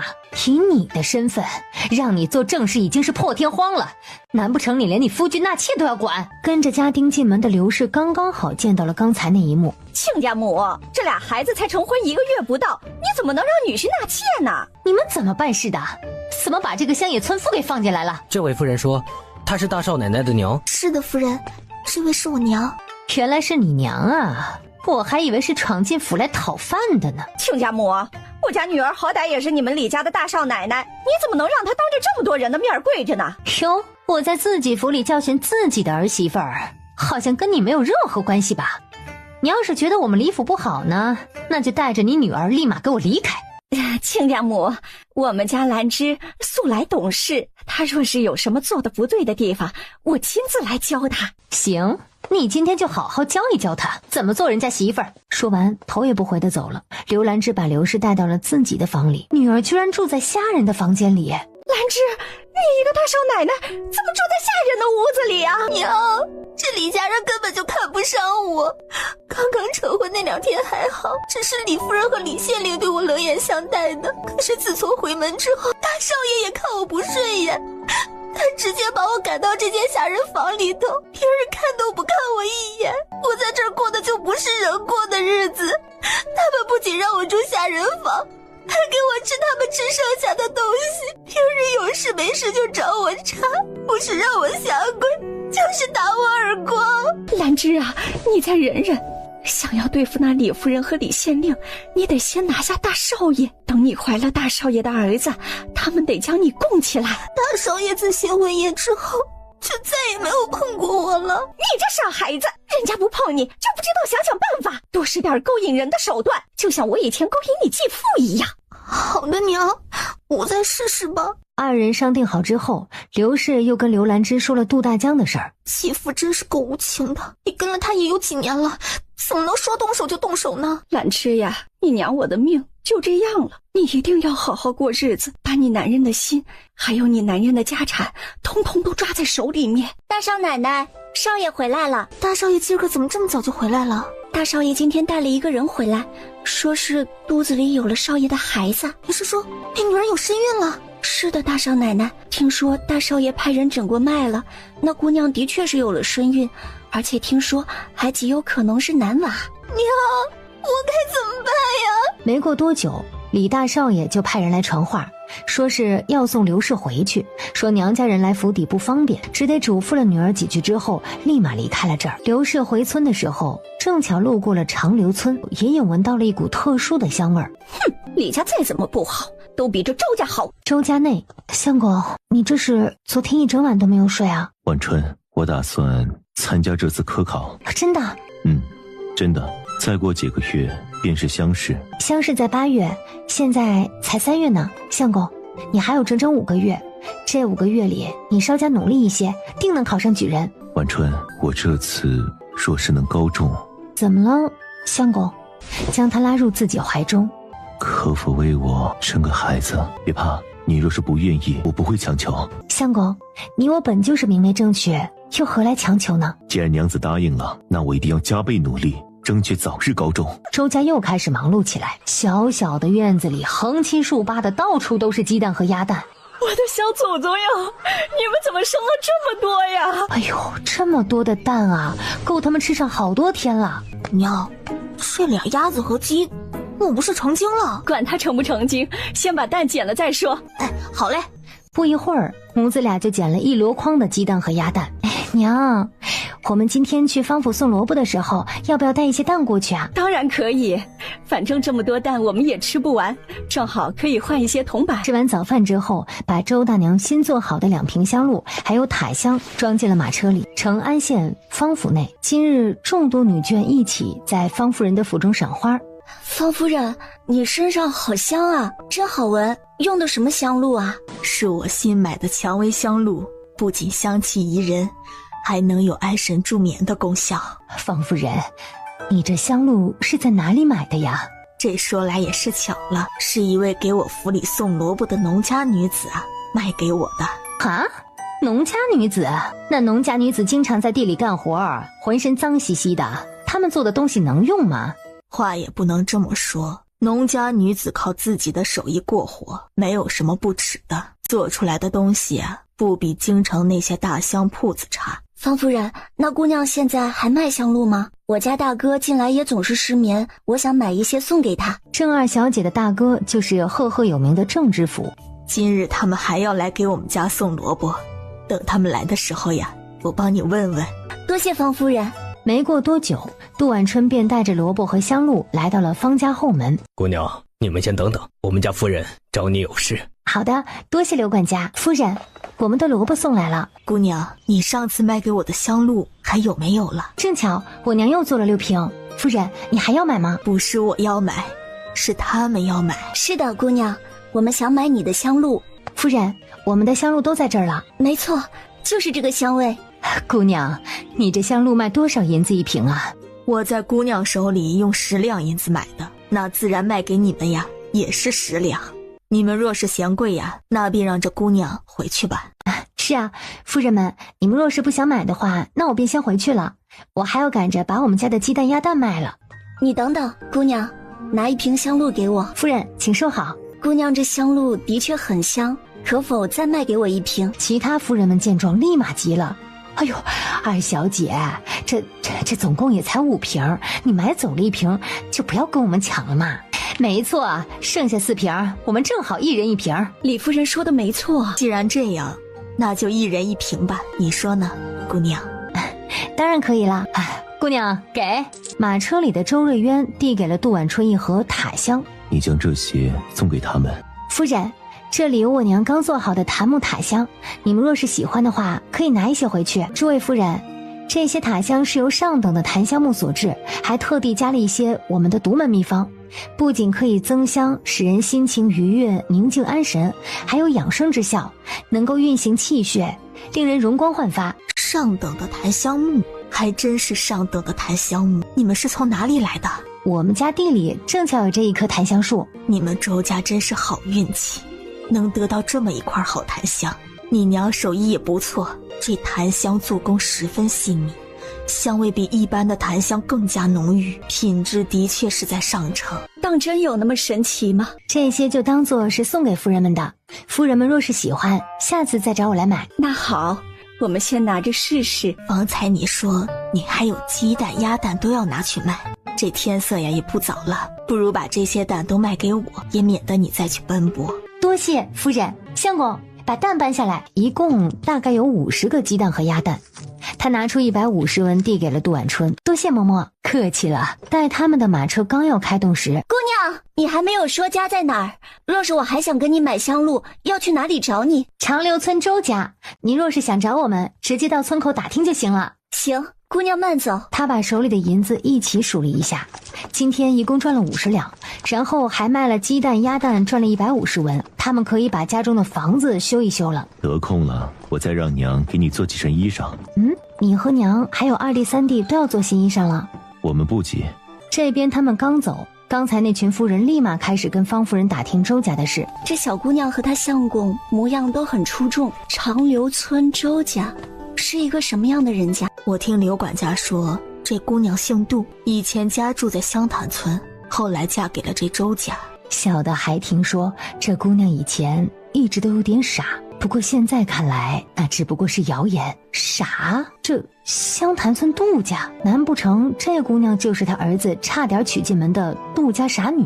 原本被杜大江赶出去的刘氏，走在长留村去湘潭村的路上，打了一个大喷嚏，这是哪个龟孙在骂我？这时，原本晴朗的天立马暗了下来。自从被杜大江赶出去以后，刘氏便在长留村的远房亲戚家中住了一晚，心底实在是气不过，决定回家去。他路过周家的时候，好奇地朝里看了看。你是谁啊？想干什么？我家女儿嫁到这家了，所以想来看看。晚春在这里婆婆疼相公爱的，日子红火得很，你也别总惦记她，跑来碍她的眼，要你多管闲事啊！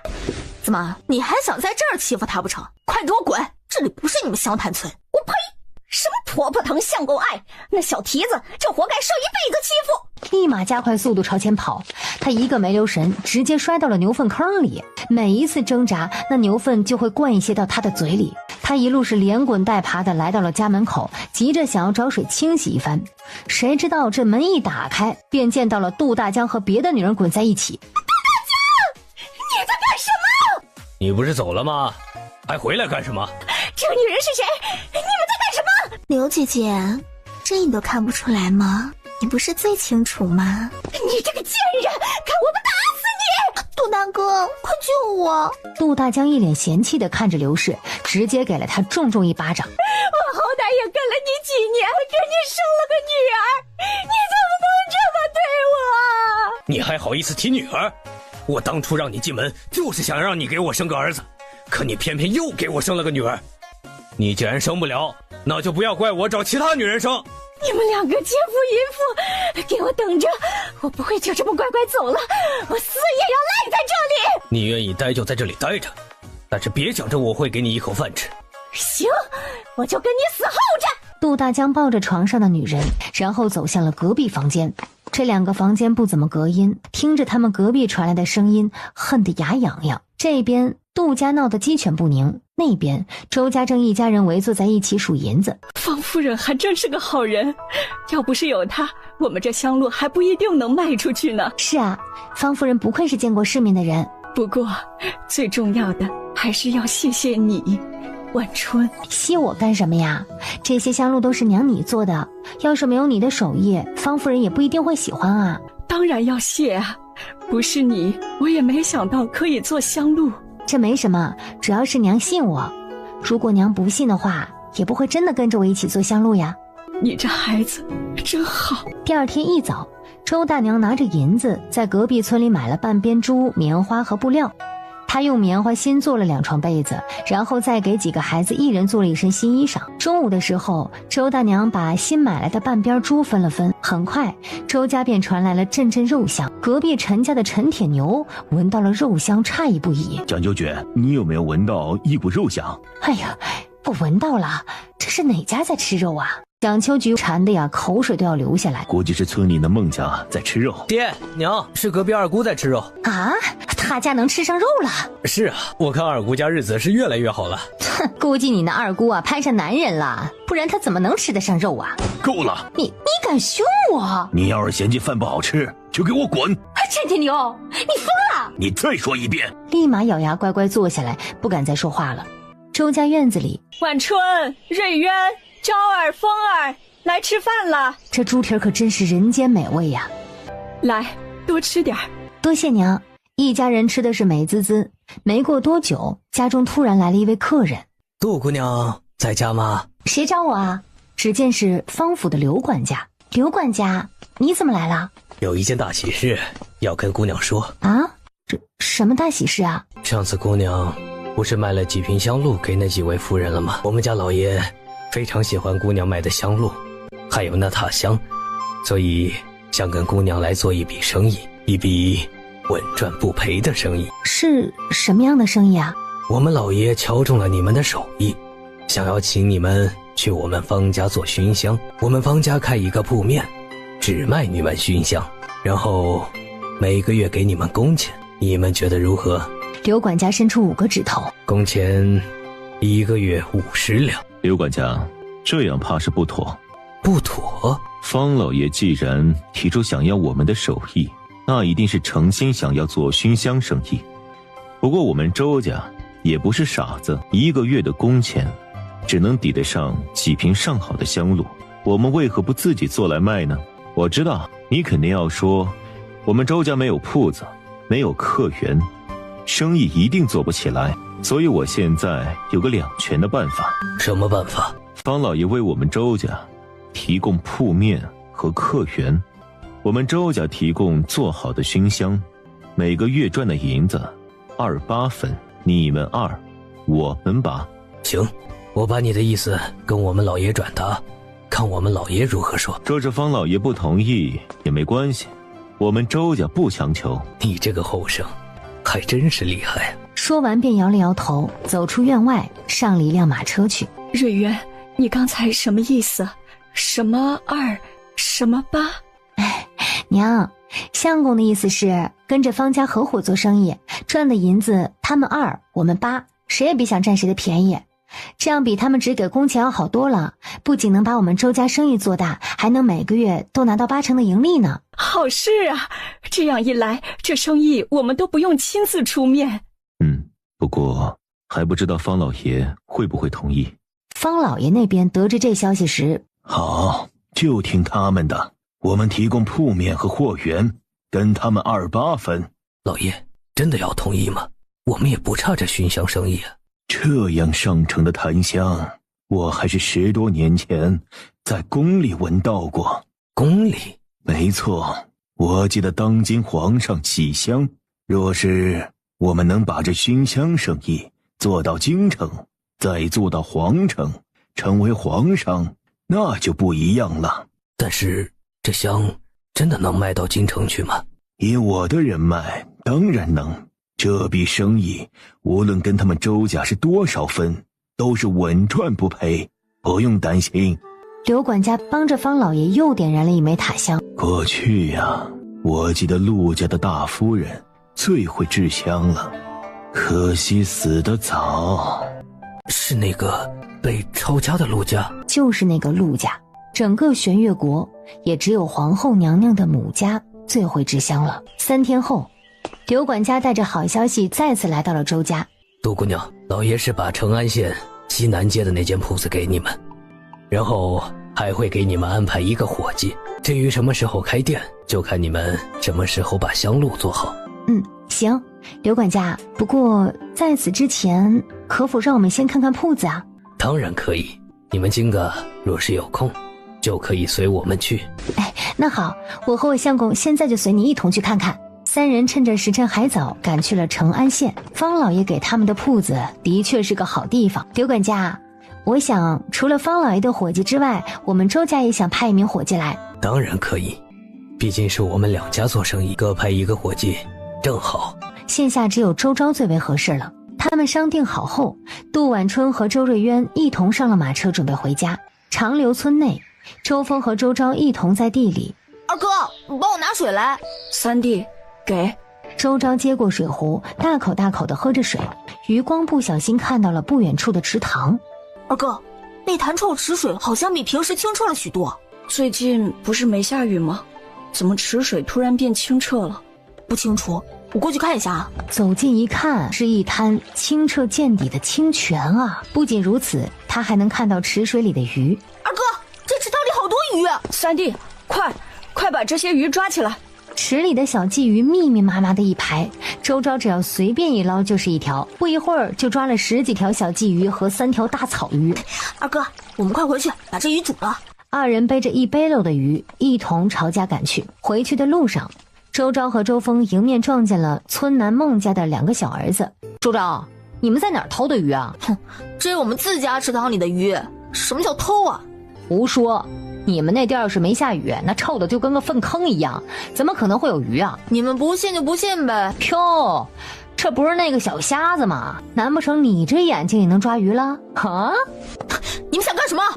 不干什么，就是看你们不顺眼，想要教训教训你们，怎么着啊？我告诉你们，最好不要惹我们，不然……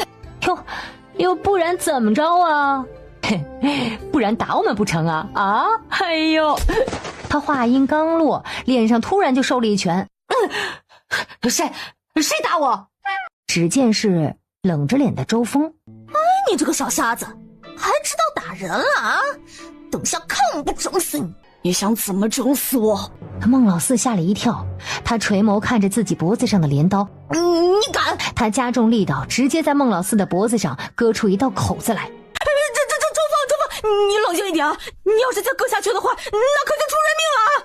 想要我放手，你们两个跪在地上，给我们磕2个头！我听你们的，下跪！孟老四吓得大喊出声，他直接被吓尿了。四弟！孟老四连忙拉着孟老三，当真给周峰他们磕了2个响头。周峰见状收好镰刀，周昭跟在他身后。二哥，你的眼睛好了？是的，好了。刚才那孟老三推我的时候，我突然感觉眼睛一阵刺痛，等再睁开眼睛的时候，就发现什么都能看得清了。真是太好了，二哥，你眼睛终于能看见了。这段时间只能模模糊糊看清一点，也挺难受的，幸亏现在全好了。二哥，快，我们快回去把这个好消息告诉娘。二人一起兴奋地回了家。娘，大哥，大嫂，昭儿，你哪来这么多鱼？我们在菜地旁的池塘里捞的。那池塘里有这么大的鱼啊？是啊，娘，你瞧瞧，还有这么多小鲫鱼呢。真是太好了，娘等下煮鱼汤给你们喝。娘，还有一件大喜事。啊，什么大喜事啊？娘，我的眼睛完全好了，全都能看清了。是的，娘，不仅全都看清了，而且比以前看的还更清楚，更远。太好了，风儿，3年了，你的眼睛终于好了。这些年，多谢娘还有大哥3弟照顾，不然我的眼睛也不会好得这么快。这有什么？一家人互相照顾是应该的。周峰这时侧头朝一旁的杜婉春看去。还有大嫂，多谢大嫂不嫌弃。好了就好。二弟，你眼睛好了，有个差事不知道你愿不愿意做？什么差事？我家不是和方家一同开那个熏香铺子吗？我想让你去那铺子里面当掌柜。原本是想让3弟去的，但是二弟你比3弟的性子更加沉稳，我想你去更适合。行，大嫂，正巧我识字会打算盘，让我去比让3弟去更好。啊，你会打算盘？大嫂，你可能还不知道，我家二哥不仅会打算盘，而且能文能武，身手不比大哥差。二哥要不是眼睛看不见的话，也不会这样。让风儿去也行，我听说方家的生意京城也有。好的，娘，既然今天有这么大喜事，我们就多煮2条鱼。好嘞，娘。刚才那2个尿裤子的孟老三和孟老四灰溜溜的跑回了孟家。孟婶子一听自己儿子被周家那2个小子欺负了，瞧瞧瞧瞧，那周家现在真是越来越了不起了，连我儿子都敢欺负了。那还不是你儿子喜欢找死？我都跟他们说过多少次了，在村子里不要称王称霸。爹，你瞧瞧我脖子，就是那周家老二给造的。哎呀，伤成这样了，我们找他们周家去。你去找他们家干什么？吵一架不成？能得什么好处？别去惹事了。难不成我们就这样不管了？我刚才听老三说什么鱼？周昭在他们田地的旁边池塘里扔了好多鱼。没错，就是这鱼。凭什么他们家能吃上这么好的鱼？老爷子，你是想把他们池塘里的鱼都造了，看他们吃什么？没错，她一个嫁出去的寡妇，凭什么还占着我们村里的田地啊？那池塘我们得不到，那他们也别想得到。他们一拍即合，带着2个儿子来到了周家的池塘边，看着眼前的一池臭水。你们不是说有鱼吗？这种臭水沟哪里有鱼？这不是，不对呀！我们明明听他们说是在自己家池塘里面捞的鱼啊！你这傻子，他说什么就是什么，说不定他们的鱼不是从这里捞的。哎呀，那是从哪里捞的呀？你问我，我问谁去？走，回家。就在这时，孟婶子突然见到臭水池里面有东西在动。哎，老爷子，你快来瞧瞧，这池塘里真有东西。难不成真的有鱼？那要不要我们下去瞧瞧？娘，这池水可臭了，我可不要下去啊！瞧你这点出息，人家周昭、周峰都能下去，你就不能下去了？娘，真的实在是太臭了。是啊，娘，我们还是快走吧，说不定里面根本就没有鱼的。瞧瞧你们2个，真是够没用，那可是鱼呀，买一条可要花上不少铜板的，只要下去一摸就行了。孟老三，你们下去看看。孟婶子趁着他们不注意的时候，直接朝他们2人一推，将他们2个给推了下去。娘，你这是干什么？还不快抓鱼！随着池面泛起涟漪，用手一抓，娘，我好像真的抓到鱼了！快把鱼丢下来！孟婶子连忙伸出手去接，然而朝他们飞来的咧着牙齿的小鳄鱼。哎呦，我的个亲娘啊！这是什么鱼啊？直接朝孟婶子一口咬去。哎呀！救命啊！老爷子救命啊！孟大爷看见那凶狠的鳄鱼，连忙像兔子一样头也不回地跑了。你快给我回来呀你！老爷子救命啊！哎呀，老四，快帮帮娘！这东西要咬死我了！娘，你不是说你想要鱼吗？这鳄鱼它也是鱼，你就留着带回家吧。直到天黑，这条小鳄鱼才离开。孟老三和孟老四一同把孟婶子给扛回了家。许大夫来给孟婶子治伤的时候，差点没吐出来。不过很快这件事就传到了村子里，说孟家人跑到别人家池塘里去摸鱼，被一只鳄鱼咬了屁股。周大娘和杜晚春去山里采花的时候，遇到了王婶子。周妹子，你是没瞧见孟家那口子捂着屁股那样子呀，有多难看？你说他和他那家口子年纪也不小了，怎么净干这种事儿啊？他们那是活该，这几年经常跟我们过不去，也该他们吃点苦头。可不是嘛，想当初那孟大爷呀，还想纳你做妾，他也不撒泡尿照照镜子，看看自己长得什么样。我呸，糟老头一个。没错。哎，晚春，你听说你继母的事儿了吗？啊，什么事啊？你家那个爹呀，又找了一个女的，你继母天天在家闹，听说呀，她一夜头发都白了。他当初找我爹的时候，就应该知道我爹会像背叛我娘一样的在背叛他。是这个道理，这是自己的东西啊，那就是自己的东西，不是自己的东西，抢来的也总归是要还回去。你继母这次啊，怕是要栽了。杜大江这次找的女人是成安县那怡红楼的女人，叫红香，才来了杜家2天，就把刘氏给整得服服帖帖。红香把桌上的饭菜全都倒在了地上。你这个贱人，你怎么把我刚刚做好的饭都倒了？姐姐，你不是还没吃饭吗？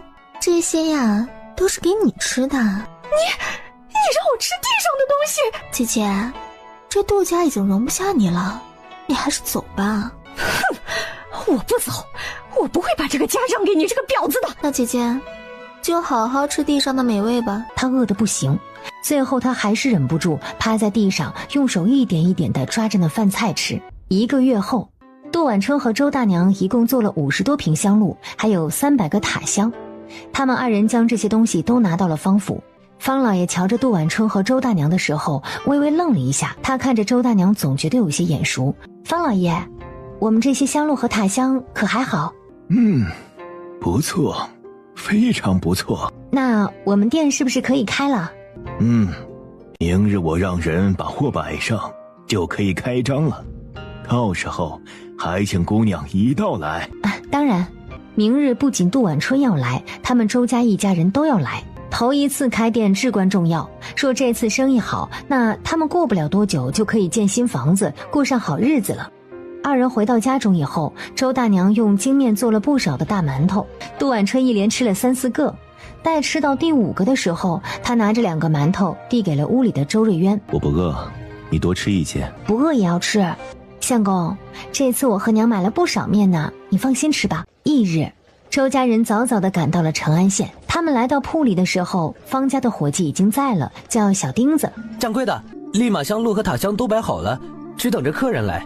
没过多久，铺子里面来客人了，是郑二小姐。方夫人果真没骗人，真的开了熏香铺子。二小姐，你们这熏香铺子好是好，就是有点不足。哦，什么地方不足啊？就是这瓶子瞧着很寒酸，我大哥从京城买来的香露都是用的琉璃瓶。嗨，我们现在只能买得起这彩瓷瓶。不过若是小姐喜欢琉璃瓶，可以把自己家的琉璃瓶带过来，我们替你把香露装到里面去。这样也行。你们等等，不知这位公子有何事？周瑞渊转身来到了货架旁，拿起一旁桌上的笔，沾上了彩墨，在香露瓶子上面画了一只栩栩如生的蝴蝶。这瓶我要了。这1瓶香露足足卖了10两银子。没过多久，又陆续有人来。晚春，这么贵的香露也不是每个人都买得起，娘有一个好想法。娘，你说。我上次在山上发现了薄荷叶和樟树，不如我们用这2样东西调制一款大家都能用得起的香露。薄荷叶和樟树，这2样都是药材，若是加在香露里，不仅香气宜人、提神醒脑，还能有消肿止痛、清凉止痒的功效。平常人家谁还没个蚊虫叮咬呢？平常人家也不会嫌弃瓶子，我们就用最普通的小陶瓷罐子装着，卖个20-30文的。娘，你说的没错，我们不妨试试。在铺子里待到了下午，他们一共卖了5瓶香露出去，这也有50两。杜晚春把周峰留下，然后跟着周大娘和周瑞渊他们一同回了家。谁知一行人刚准备出门，就撞见了李夫人。杜晚春，你怎么在这儿？这熏香铺子是我家开的，我自然在这里了。你说这铺子是你开的？这怎么可能？你夫家穷的叮当响，怎么可能还有银子开店呢？夫人，你今天还是要买香露吗？你那日送我的檀木塔香还不错，我再买一盒。杜晚春去货架上拿了一个小木盒递给了李夫人。这盒塔香多少银子？夫人，我们这塔香一个是70文，这盒是15个，大概是1两银子又50文，那50文就算了，你给我1两银子就行。我买了。这位李夫人虽然一开始瞧不起杜晚春和周大娘，但是上次杜晚春卖给她的塔香的确是好用。平常有头疼症的李县令在用过之后，整个人都神清气爽，对她是连连夸赞，这让他不得不打心底的服气。所以再见到杜晚春和周大娘，整个人都不一样了，态度比平常要温和许多。他看着自家儿媳的时候，甚至在想，那算命先生说的是不是真的？难道这孩子真的是福星降世吗？将塔香收好之后，他转身就离开了铺子。刘兰芝就像是陷进了一个死循环，对杜晚春所有的一切都憎恶。李夫人见着他许久没有动静，还不快来！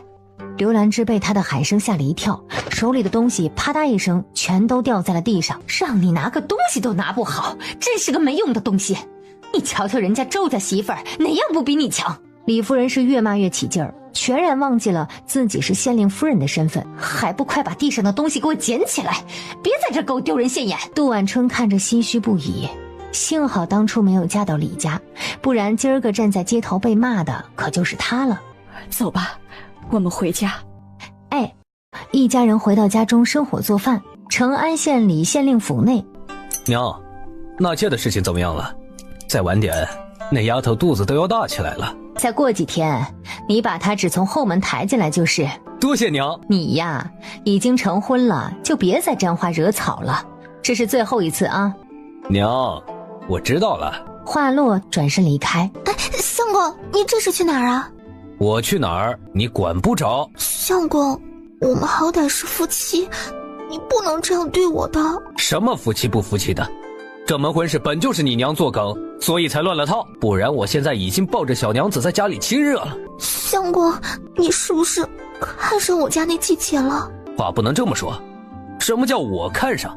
本来要嫁给我的人就是她，我自己稀罕自己的娘子还不成？相公，那周家儿子脚是个残的，我那季姐估计还没跟他圆房呢，你还有机会。什么机会？你可以把他从周家抢过来，收到家里做妾。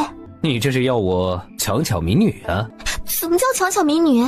你方才都说了，她本来要嫁的人就是你啊。只是这事有些难度。我帮你。哦，你帮我？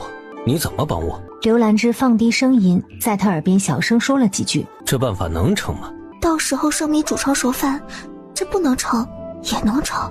行，就听你的。相公，那如果这事儿成了，我可以求你一件事吗？什么事？相公能否对我好一些？不要再让爹娘欺负我了。我当是什么事？你放心，只要你能帮我把杜晚春弄进来，我保证不会让我爹娘再欺负你。刘兰芝听得很是满意，心里已经开始幻想着日后在李府作威作福的日子了。然而她却不知道自己的厄运要开始了。翌日，杜晚春一大早起来便看到了李家来的小厮。谁在那里？请问是杜晚春杜姑娘吗？哦，我是啊，你是？啊，小的是李府的小厮，我们大少奶奶派我们来传话，想请你去一趟李府。去李府？大少奶奶说念及二人姐妹之情，想请杜姑娘来府聚聚。你跟你们家大少奶奶回话，我们之间没有什么姐妹之情，不需要相聚。大少奶奶说一定要让小的请您过去。他今天就算是亲自来，我也不会去的。你走吧。让你走就走，再说2句，我就要开始赶人了。是，婶子。转身离开。晚春，你小心一些，你这个继妹不对劲。上次见她还一副恨你恨得牙痒痒的模样，现在突然来找你说姐妹情，一定是非奸即盗。娘，你别担心，我不会那么容易被他骗的。那就好，我们什么时候把这房子修一下吧？娘，不如拆了重新建吧。重新建？我们现在有这么多银子吗？有的，就建一座小的青砖瓦房。行，就听你的。这土坯房子平日里一刮风下雨就四处漏风，是该重新建了。那我等一下就去问村里的泥瓦匠。他话音刚落，门外有人笑道：谁要找泥瓦匠啊？婶婶，我和娘打算建宅子。好事儿啊，我正巧认识一个泥瓦匠。你们要建房子啊，我帮你去找他。是哪家？就是成安县里的何大哥。我刚来村子的时候啊，是他给我们家建的宅子。这为人老实本分，做事也细致啊，那真是太好了。那等会儿我让我们家老爷子去找他，让他来你家一趟，替你看看。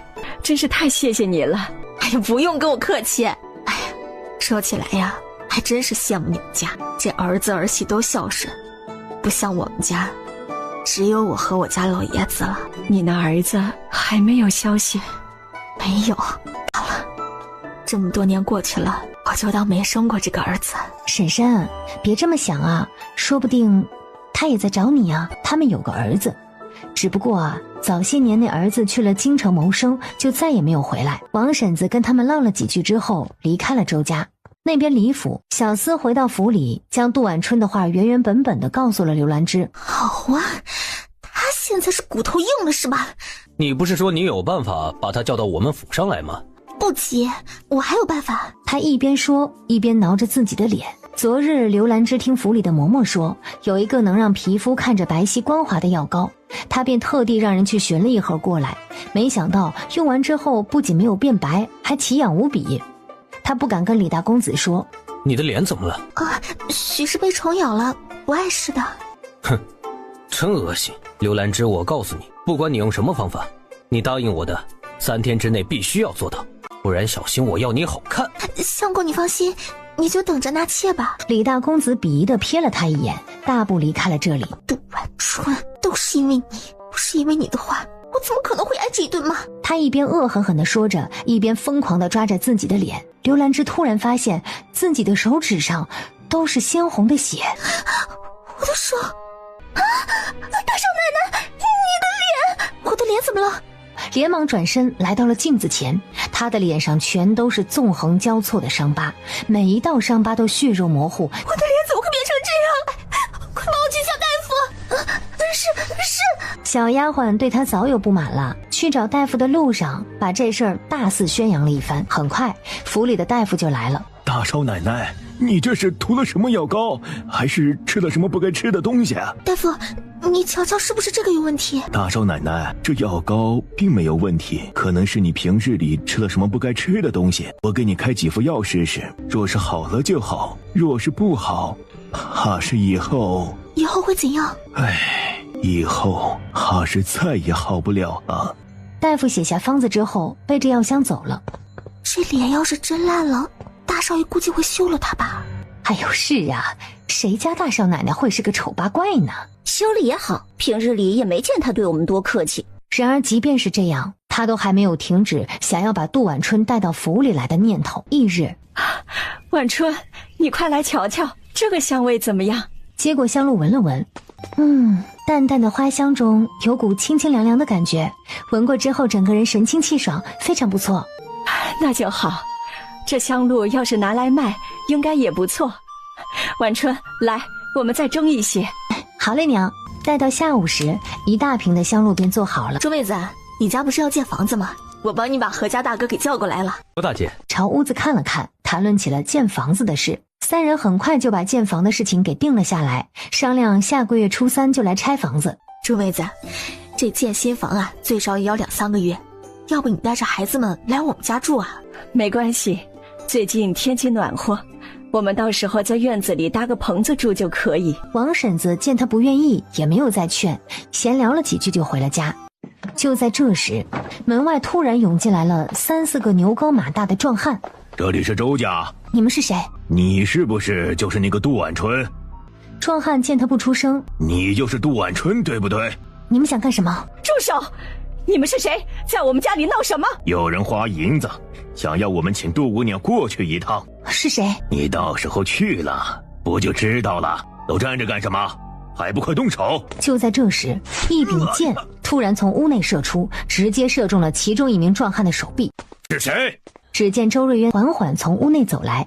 你是什么人？我是他相公，你们想要带走他，就得先问过我。他一咬牙，提着大刀直接朝周瑞渊冲了过来。周瑞渊对着那络腮胡子壮汉的头松开了自己手中之剑，直接射向了壮汉的胸膛。你这小子有些本事，不过我看是你赤手空拳快，还是我的刀快？提起手中的刀，快步朝周瑞渊挥来。他突然动作极快地伸出手，抓住了那壮汉的手腕，直接朝他手臂一掌劈去。那壮汉仿佛手断了一般。啊！我的手！我的手！是谁派你们来的？好汉饶命！我们刚才只不过是想吓吓杜姑娘，并没有想要做什么出格的事儿。您就放我们一条生路吧。我再给你最后一次机会，要是再不说，小心我要了你的命！我说，是李家的那位大少奶奶，她想让我们把杜姑娘绑到李大公子的房里去。没想到刘兰芝胆子这么大，人这么蠢，居然光天化日之下让人直接冲进家里来抢人。娘，大哥，直接把他们送去官府吧。没错，送到官府去，让那李县令瞧瞧他那儿媳妇有多歹毒。现在就去。杜婉春没有反驳，一同带着这3个人当真来到了衙门。你们来找本官有何事？大人，这几人受你李家大少奶奶的指使，想要绑走我家大儿媳妇。周夫人，此事会不会有什么误会？我家大儿媳为人老实本分，断不会做出这样的事。大人，你不信的话，就不妨听这3人怎么说。说，到底是谁指使你们来绑架杜姑娘的？回大人的话，就是你们家的大少奶奶，她给了我们一个镯子，让我们去把杜姑娘绑来。说着，从怀里拿出了镯子，递给李县令。李县令气得不行，朝身旁的衙役唤道：“去，把大少奶奶和大少爷带过来。”刘兰芝和李大公子被带到县衙之后，看着杜婉春，都是一脸的震惊。说，是不是你们派人去绑的周家媳妇儿？爹，什么绑人？什么周家媳妇儿？我什么都不知道啊！那为什么这几个人说是受你媳妇儿指使的？你们2个倒是说说看，我送给你们的手镯，怎么会在那几个人手里？李大公子立马明白了是怎么回事，原来这个女人说的好办法，居然就是这个办法，这跟他自己去绑人有什么不一样吗？你这个臭婆娘，居然瞒着我做出这种事！相公，我这不都是为了你吗？什么是为了我？别胡说八道！刘兰芝，快说，到底是怎么回事？老爷，我只是想请姐姐来我们府上坐一坐，也没有恶意的。没有恶意，没有恶意。这3个人不是提着拳头，就是拿着大刀。今日要不是我几个儿子在，我们家婉春怕是早就伤痕累累了。随后又指着那个络腮胡子领头壮汉说：“还有他，亲口说是你要他们把婉春绑到李大公子的房里，什么叫请去府里坐一坐？明明就是强抢民女。”没错，他说得很清楚，让我绑进李府之后，直接丢进李大公子的房里。李县令，我们也是受人指使，不能怪我们呢。好了，我已经知道是怎么回事了。来人，把刘兰芝给我拖下去，杖打20大板。爹，我可是你儿媳妇儿，你不能这么对我。我做了这么多都是为了相公，是他一直喜欢杜婉春，想要拿她做妾，所以我才想办法把她带到府里来。住口！不要以为我不知道，你是为了嫉妒自己的季姐，所以才做出这种龌龊事。李县令立马打断刘兰芝的话，让一旁的衙役快点将她带下去。杜姑娘，这个女人心思如此歹毒，等20大板打完之后，再让我儿子把她休了。这事儿虽然是刘兰芝所做，但也都是因为李大公子而起，他们2人必须一起受罚。杜姑娘，我儿不知道此事，自然是跟他无关。是啊，杜姑娘，我真的不知道此事，都是那刘兰芝擅作主张，想要拿你讨我欢心。哼，若是你没有提出要求，他怎么会想到用这个办法来讨你欢心呢？李大公子，你还敢说这事与你无关？杜晚春，你别在这里血口喷人！李大人，你这是想当着这么多人的面前徇私舞弊吗？李大公子跟这件事情有没有关系？刘兰芝已经亲口说明，是李大公子让他想办法把我娘子带来府里来。从一开始他就有着强抢民女的狼子野心，现在怎么还敢抵赖？照着李县令不能秉公处理，那我们就上告青州府，让郑知府来亲自审问。郑知府是出了名的刚正不阿，我堂堂县令怎么可能徇私？你放心，我一定会还你们周家公道。说罢，朝李大公子厉声说：“快跟本官说实话！”李大公子咬着牙，打死也不说。不说实话，就给我用刑！爹，你不会真的要对我动刑吧？在这公堂之上，我不是你爹，快说实话，不然夹棍伺候！爹，我的确是有这个想法，但我真没叫刘兰芝去绑人呢。看来李大公子是亲口承认了，把李茂生拖下去，打20大板，以作惩戒。是，大人。爹，我知道错了，你别让他们打我了。很快，衙门的院子里传来李大公子和刘兰芝的痛呼之声。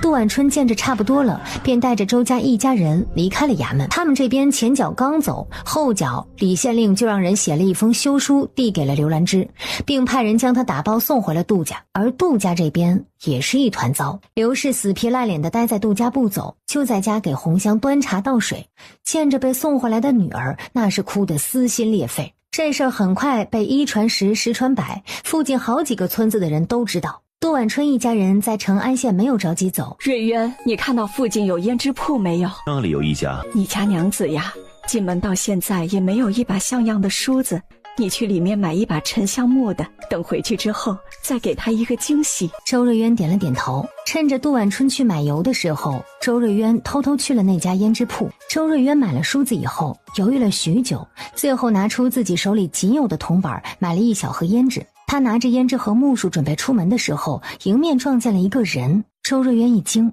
连忙低下头与他擦肩而过。男子最终还是发现了周瑞渊。殿下，随着身后之人紧追着不放，他踮起脚，用了轻功在人群中快速闪躲。而身后男子的身子也十分轻盈，握着剑一跃而上，眼看就要追上他。站住！周瑞渊连忙从屋顶一跃而下，朝一旁纵横交错的小巷跑去。而另一头，娘，相公真的是去了胭脂铺吗？是的，我亲眼瞧见他进的，怎么一转身就不见了？娘，我们分头找找看，若是找到了，就在镇门口等着。周大娘点头。二人分开以后没多久，周大娘撞到了气喘吁吁跑来的周昭。娘，我去二哥铺子看了，也没瞧见大哥。瑞渊会不会是出了什么事？娘，你说会不会是京城那边有人寻来了？不可能，都已经过去了3年，他们应该早以为我们死了。娘，他们如此娴熟了，若是没有看到我们的尸骨的话，就绝对不会相信我们已经死了。不行，我们快点找，一定要找到你大哥。周昭重重点头，连忙转身冲进了人群继续寻找。街头的另外一边，杜晚春在一条小巷子里隐约见到了周瑞渊的身影。就在这时，他的手臂突然被人拽住，一把拉进了身旁两屋之间的缝隙里。相公刚要开口问，便被周瑞渊用食指按住了唇。杜晚春立马明白了他的意思，连忙闭上嘴，不再说话。这时，小巷里缓缓走来一个人，四处寻找着。小巷里的男子转悠一圈之后，在不远处停下，目光停留在了杜晚春和周瑞渊这边。男子缓缓朝他们走来。杜晚春见状，来不及多想，立马踮起脚朝周瑞渊的唇吻去。他还没反应过来，杜晚春就已经抬手挡住了他的脸。周瑞渊迅速回神，捧着杜晚春那红得滴血的脸深吻起来。黑衣男子他见着缝隙中拥吻的二人，随后连忙转身离开了这里。待男子走远后，抱歉啊，刚才无事。相公，刚才那人是谁啊？为什么跟着你？我也不知道是谁，可能是想打击我的匪徒。杜晚春半信半疑，但是也没有继续再问。相公，我们快些回去吧，要不然娘会担心的。二人在镇门口找到了周大娘。瑞渊，你刚才去哪里了？刚刚在路上被人跟踪，所以回来晚了。跟踪？什么人？难道是？我猜是一名盯上我银子的匪徒，不过别担心，我已经把他给甩掉了。那就好。是啊，娘，我们快回家吧。晚春，你怎么了？怎么脸这么红啊？娘，我没事儿，可能是因为太热了吧。周瑞渊坐在一旁，手里紧紧地捏着一直紧护着的梳子和胭脂，犹豫着要怎么送给杜婉春。然而直到马车停到家门口，他的梳子和胭脂还是没有送出去。周大娘自个儿从马车里面拿了一个小木盒下来。婉春，你平日里连个像样的梳妆盒都没有，娘特地给你买了一个，正好你可以把你娘留给你的银耳饰和珠钗放在里面。多谢娘。你这孩子不用跟我们客气，等日子好了，娘再给你买更好的。周瑞渊走在前面，就在他刚跨进门的一瞬间，殿下还真是让我好找。瑞渊，贵妃娘娘说的真没错，你们果然都在这里。是他派你来杀我的？贵妃娘娘只是托我来问好。那个女人还是不肯放过我们吗？我们都被她害成了这样，她怎么就是不肯罢手？你们知道的，只要你们活着，贵妃娘娘就不会安心。婉春，你快跑，快离开这里，我们不能连累你。这时门口突然传来王婶子的声音：朱妹子，你们怎么了？吵吵闹闹的。一抬头正瞧见门前提着剑的男人。王姐姐，你快走，他是刺客。然而王婶子不仅没走，反而一步一步地走上前去。乔儿，是你吗？那男子听到唤声，也明显的一怔。秋儿，真的是啊！日月，你先别动手，他是我儿子，是我们13多年的儿子啊！婶婶，你可看清楚了，真的是他吗？没错，就是他，我的儿子，我不可能会认错的。娘，你怎么在这里？我和你爹把家里的田地都卖了，去京城寻你，可惜没有寻到你，所以就只能先留在这个长留村安生。好在我们认识周家一家人，他们一家人对我们两姑老一直照顾有加，所以才能安生活到现在。去还马车的周昭也回来了。大哥，出什么事了？京城派来的刺客。周昭提起拳头也要动手。有话好好说，这其中是不是有什么误会啊？没有误会，我的确是受了命令来刺杀他们。你这个混小子，我还以为你去京城是干什么大事，原来是干这种伤天害理的勾当。娘，我在宫里当差，没干过什么伤天害理的事。你要杀周家人，难道不就是吗？我告诉你，他们都是你爹娘的救命恩人，你要是想杀他们的话，就要先杀了你爹娘。这么多年了，你怎么不给你爹娘传个信儿啊？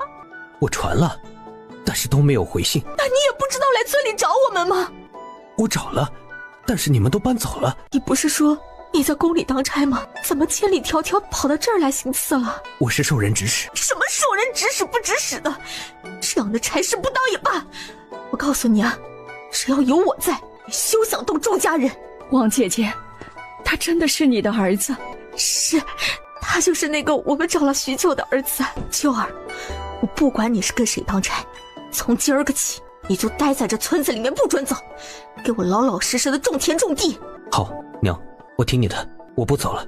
原来他去了京城以后，就进宫做了侍卫，后来被贵妃娘娘赏识，做了贵妃身边的贴身侍卫。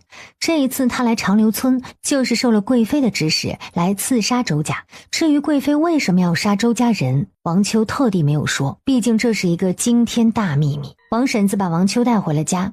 瑞渊，我们现在该怎么办？那女人若是知道我们真的在成安县，估计还会派人来。我会让王秋给那女神回一封书信，就说她在成安县并未发现我们母子4人。她会信吗？放心，她就算是不信，也不会再大张旗鼓地派人来杀我们。为何？她当初害得我们残的残，聋的聋，做了那么多的恶事，现在若是真的动手，只会让她在皇上跟前原形毕露，不然她这次也不会只派一个小小的侍卫过来。那王秋呢？她愿意听你的。从他离开京城开始，那女神就没打算留他的命，与其回去送死，还不如在这里陪我们演一场戏。况且他为了他的家人，也愿意跟我一同瞒着吴贵妃，不然到时候死的就不仅仅是他一个人。他们2人在屋里面聊着，杜婉春和周昭在后院里面捡蛋。三弟，你和相公他们是怎么得罪了那位贵妃娘娘啊？她居然这么大老远的派人来杀你。大嫂，这其中事情比较复杂，我想应该由大哥亲自告诉你。杜婉春听他如此说，也没有再继续问了，回到了屋里。婉春，今日相公，你我既然是夫妻，那你就不应该瞒我。我不是想瞒着你，我只是怕连累你。相公，当初你双腿残疾，家境贫寒，我愿意踏进你家门，就不怕吃苦受累，更别说是怕被连累了。我只希望我们二人能够坦诚相待，夫妻同心，一起度过难关。还是说你根本就没有把我当做一家人，根本就没有把我们当做夫妻？周瑞渊，我不是非嫁你不可，你要是不愿意娶我，那现在大可以给我一封休书，我保证我一定会拿着休书头也不回地离开你。别走。周瑞渊，你这是什么意思？晚春，我说我并不姓周，我姓梁，我娘姓陆，叫陆周，所以才给我们取了周姓。梁姓是玄越国国姓，周瑞渊是皇族之人，陆晚春为证。娘和当今的皇帝是少年夫妻，可惜那位九五至尊的皇帝爱上新进宫的吴贵妃，为此冷落我娘，还听信谗言，将我外祖父一家满门抄斩，并将我们母子4人流放至荒芜之地。我们在流放的路上被人追杀，惨的惨，伤的伤。后来也是因为机缘巧合，我娘才顶了陈家外嫁女儿的身份，带着我们来到了长留村。我们原本想着就这么在长留村安稳此生，但没想到这位吴贵妃竟步步紧逼，并不想给我们后路。所以你就是那个被废的太子殿下？周瑞渊顿了一下，随后点点头。相公，时候不早了，我们还是早些歇息吧。娘子，今日同我一起吧。相公，你不是说要等相识之后？不能等了。周瑞渊就像一头失控的狼，极具占有欲的吻侵略着他唇齿间所有的柔软，这种感觉让他心情愉悦，不知不觉也回吻了他。有了回应的周瑞渊如同被鼓舞了一般，越发放肆。窗外月光缓缓照入，夫妻二人总算是迎来了头一次的坦诚相拥。杜晚春这一刻终于明白了周大娘的话，终于知道了什么叫受不住。自家相公还真是跟平日里见到的不一样啊。屋里的油灯一直烧到了半夜，然而简陋的小屋却一直到了天明才逐渐安静。第二天清晨，娘子，你醒了，再睡一会儿吧，今天娘应该不会来唤我们。杜晚春一想到昨晚的动静，脸更加红了，随后当真抱着他又睡起来。昨夜实在是太累了，他们一直睡到临近中午才醒来。就在周瑞渊伸手准备拿衣裳的时候，一直揣在兜里的木梳和胭脂跟着一同滚落下来。这个是送给你的。多谢相公。我帮你梳头。啊，你会梳头？不会，但是我可以学。还是我自己来吧。周瑞渊却是执意不肯，放缓力度继续梳着。杜晚春看着自己头上那歪歪扭扭的发髻，哭笑不得。对于无论做什么都手到擒来的他，还真是有些不适。没关系，学也要有个过程嘛，以后日子还长呢，不差这1天2天。从现在开始，我要给你梳一辈子的头。50。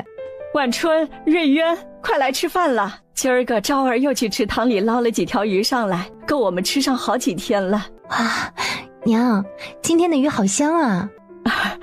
这呀，多亏了山下那曹家媳妇，是她教我做的。曹家媳妇儿？娘，这位姑娘是谁啊？之前怎么没听你提过啊？长留村山脚下住着一户姓曹的人家，传说祖上是县令，现在家道中落，成了庄稼人。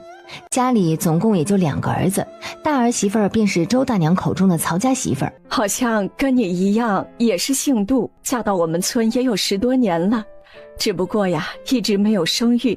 前些日子他弟弟抱了一个女娃娃给他养了，长得可好了。他是不是叫杜大梅？没错，就是叫这个名字。晚春，他会不会就是你大姑呀？我记得你爹把你继母的孩子送给了你大姑养来着，是不是就是他？我大姑出嫁早，嫁到了哪一家我也不知道。刚才听娘你这么一说，估计就是这个曹家。杜晚春的大姑整天待在夫家，还不知道她出嫁了呢。要是知道她嫁到了周家，估计早就寻过来了。你这大姑日子苦啊，常被她婆婆欺负。下次上山，我再带你去看看她。杜晚春点点头。待吃过午饭之后，泥瓦匠何全一带着工具来到了周家，准备给他们量地基。何全一量过地基以后，又跟周大娘商量了新房的布局。没过多久，便跟周大娘商定好了建房的事宜。过几天便带人来拆房子、打地基。随着何全一这一进一出，很快村里人都知道了周家要建房子的事儿，纷纷感慨不已。没想到这个孤苦伶仃的寡妇，竟然也带着一家人翻身了。尤其是孟婶子。啥？你说啥？寡妇家又准备建房子了？是啊，我刚才去看了，他们家都准备起地基了。我也去瞧瞧，也不知道这周寡妇是使了什么手段，赚了这么多银子。好了，你也别总管别人家了，现在来说说我们家的事儿。我们家能有什么事儿啊？我要纳妾了。纳妾？怎么，你还惦记周家那寡妇啊？谁跟你说是她？是邻村的江妹子，她想跟我。那位江妹子跟他是同乡，以前时常走在一起，现在更是3天2头的到他家来，没想到居然勾搭到了他家的男人。你都这把年纪了，你还不老实，竟想着纳妾！我告诉你啊，我就算是死也不会同意的。我告诉你，这次不管你同不同意，我都要纳她进门。你要是想纳她进门的话，那就等我死！不用等你死，我现在就休了。孟大爷手一挥，转身离开。孟婶子呆在了原地，没想到一直针对周家是针对错了，最该死的就是他这个老了还不老实的男人。他气的是浑身颤抖，转身进屋提了一把菜刀冲了出去。很快孟家便传来一声惨叫，周大娘在自家屋门前都听见了，连忙朝身后的杜婉春问：婉春，你刚刚有没有听到什么声音？娘，好像是孟家那边传来的。周大娘抬头看去，只见村子里的人都朝那边跑。这孟家是出了什么大事吗？她正嘀咕着呢，王婶子走了过来。周妹子，孟家出大事了。我呀刚才路过，正巧瞧见了。那孟老爷想着要纳妾，就是邻村那个江寡妇，他家婆娘不同意，二人一番争执下，孟家婶子直接把孟老爷给废了。啊，真的？真的。我刚才路过的时候啊，看到满地的血。现在孟老爷被送去许大夫那儿了，再过一会儿啊，说不定官府的人就要来了。没想到孟家婶子这么厉害。你孟家老爷子就是活该，以前还惦记你来着，也不看看自己多大年纪了。我瞧那孟婶子做得对，就该废了他，看他还老不老实。这样也好，也免得他们家又跑来闹腾我们。我瞧呀，现在他们也没有心思再跟我们作对了。说的没错。哎，周妹子，你们家里那个香露还在做呢？凤儿那铺子里1个月需要好几瓶，我得赶着这个月之内把下个月的做好。这时杜婉春把今天刚刚做好的薄荷香露拿出来，递给王婶子。那王婶子，你瞧瞧看，这是我们家新做的香露，主要是用来提神醒脑，防止蚊虫叮咬的。我在里面添加了不少中药材，你瞧瞧怎么样？王婶子拿到鼻子前闻了闻，这香露的味道还真是够特别的。这香味冲鼻是冲鼻了一些，不过你可以涂到蚊虫叮咬过的地方，能够迅速止痒。真的？杜婉春给他倒了一点在手上，那婶婶可以试一试。我昨天在地里呀，也不知道被什么东西给咬了，今儿个痒的难受，我试试看啊。涂到了手臂被虫子咬过的红肿上，片刻之后，还真不痒了，这清清凉凉的，还十分舒服呢。哎，周妹子，这东西还真好使。等到夏日的时候，有了这个东西啊，那就再也不怕被蚊虫咬了。我也是听着婉春的，想要试一试，没想到还真成了。这东西要是拿去卖啊，一定有人买，只不过不知道卖多少银子啊。如果是婶婶的话，多少银子愿意买呢？你们也知道，这农家之人吧，只为填饱肚子，手上就算有闲钱，都只会用来买粮食。如果是我的话啊，最多20文。不然多了，宁愿受着痛。你这个我买不起的，这个是送给你的。这段时间一直借你们家的马车，就当是谢谢你。王婶子看着自己手中香露，欣喜若狂。那我就不客气了啊。待王婶子走之后，杜婉春和周大娘商量道：娘，我有一个好办法。什么好办法？王婶婶说他们最多只能出20文，但是我们平常1瓶的成本就超过15文了，剩下的还要和方家分，这样算下来我们赚不了多少铜板。但是娘你想想看啊，我们要是将1瓶分2瓶卖呢？什么意思啊？这款香露平日里用的时候本就用量不多，单是1瓶就可以平常人家用上1-2个月了。不如我们把1瓶分为2瓶，然后每瓶再以20文的价格卖，这样除去成本之外，我们还能赚上一些。这样也行，我们可以试试。那好，那我们现在就去县里面置办瓶子。时辰不早了，我们要快一些。杜晚春连忙起身去牵马车了。这辆马车是方家送的，主要方便周家送香露去铺子。2人上了马车，到了成安县。他们先买了瓶子，再去了一趟熏香铺子。回去的路上，一出门便见了一位熟人。晚春，你怎么在这儿啊？是杜晚春的大姑杜大梅。杜晚春见着自家大姑也是一惊，随后立马跟她说了自己出嫁的来龙去脉。爹真是太不是人了，你出嫁这么大的事都不跟我说一声。他呀，估计就是怕我坏他的事。钟妹子，我家这个小侄女儿打小就可怜，你一定要好好待她。你放心，晚春现在就是我的亲生女儿，我不会让她再受苦的。晚春，你们买这么多瓶子干什么？这家铺子的香露就是我们做的。傻孩子，这瓶子不用买，我家里有的是。啊，大姑，你家里有？我跟我家男人学烧陶，学了上10年了，家里做了不少空制的陶瓷瓶。你们若是需要的话，那就都送给你们。为何会空置啊？要是卖出去也是一笔银子啊。这些陶瓷本是隔壁县的一个富商订的，但是后来他们全家离开了青州府，我们也只能先将这些陶瓷闲置在家。由于一直卖不出去，后来我家男人呢也就没再烧瓷了。大姑，那正好，我们不仅要买你手里的陶瓷瓶，我还要买你烧瓷的手艺。关春，你真的要买？只是这价格上面，价格的话呀，你说多少就是多少，反正我们放在家里也是放着，能卖多少银子呀就买多少银子。至于我这手艺，你只要是想学，我都教你。大姑，走，我们先回家，再慢慢说。没错，回家了慢慢说。杜晚春和周大娘带着她一起上了马车。我们家晚春呐，幸好是嫁给了你们家，这要是真嫁给那李家，怕是就没得好日子过了。亲家，在我看来，晚春能嫁给我们家，是我们家的福气才对。杜晚春赶着马车，看着家门口远远地站着一个身影，是周瑞渊。日后啊，还是让我陪你一起去县里。相公，我大姑来了。你大姑？亲家，你家这孩子长得可真好。哪里，只不过长得比平常人白一些罢了。瑞渊，快叫大姑。见过大姑。好孩子，起来，不必多礼。大姑娘，晚春，饭菜已经做好了，快进屋吃吧。饭菜做好了，谁做的？娘，当然是我做的。瑞渊呀，你什么时候学会烧饭了？我跟着王婶婶学的，虽然比不上娘的手艺，但是应该还能吃。相公，你的厨艺真不错。娘，大姑，你们快来尝尝。周大娘连忙拿起筷子，夹了一块豆腐放进嘴里。晚春说的没错，的确很好吃。相公，你做饭手艺这么好，是真的跟王婶婶学的？是真的。昨夜你在睡觉的时候说了梦话啊？我说了什么？你说山里的笋子出头了，想吃春笋啊？我真的说了。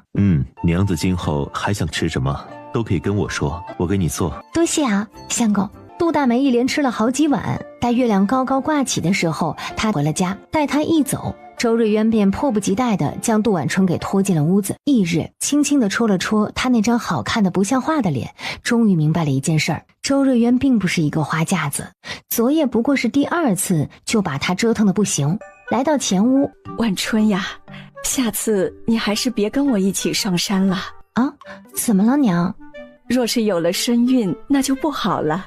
不是，娘，哪有这么快就会有身孕啊？哪里不能？我和瑞渊爹成婚后第1个月就有了他。娘，那我们今天先不上山，先去大姑家看一看陶瓷瓶子吧。我也正有此意，若是他们家那窑还能用，我们就自己烧瓷，多余剩下的银子还可以再买一些香料，我再调制一些其他的香露。好的，娘。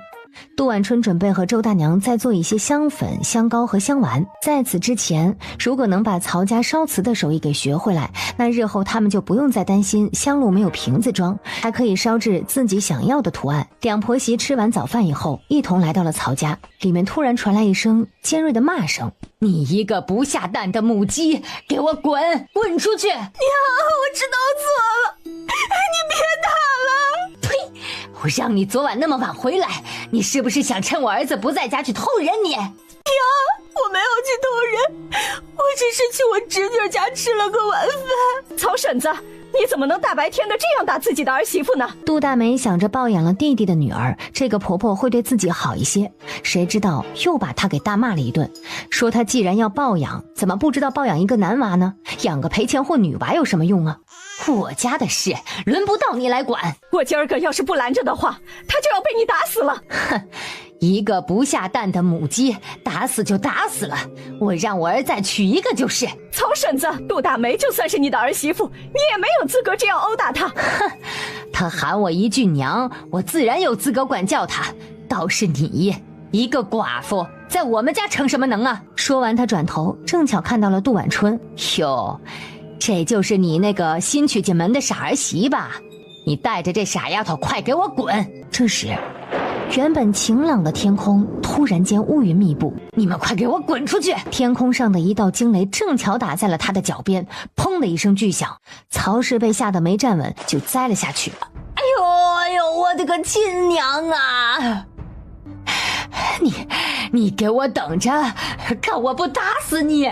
曹阿婆，你要是再敢动手，那就别怪我们不客气了。曹氏听着一怔，挽起袖子想要朝他扑过来，然而他才刚迈出步子，下一秒脚底打滑，直接朝身后摔了下去，腰部的位置被一块尖尖的石头顶着，发出骨裂一般的声音。个老天爷呀！哎呦，我咋这么倒霉呢？这时曹家老大正巧回来了。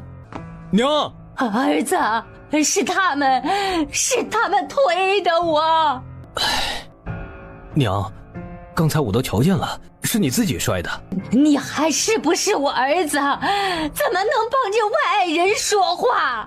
娘，你别说了，我还是先带你去看大夫吧。相公，我知道这事儿不怪你，我先把娘带去看大夫，你留在家里照顾客人就行了。杜大梅欲言又止，点了点头。杜大梅转身回去，低着头一边哭一边朝着杜婉春和周大娘说：亲家，婉春，今天连累你们了。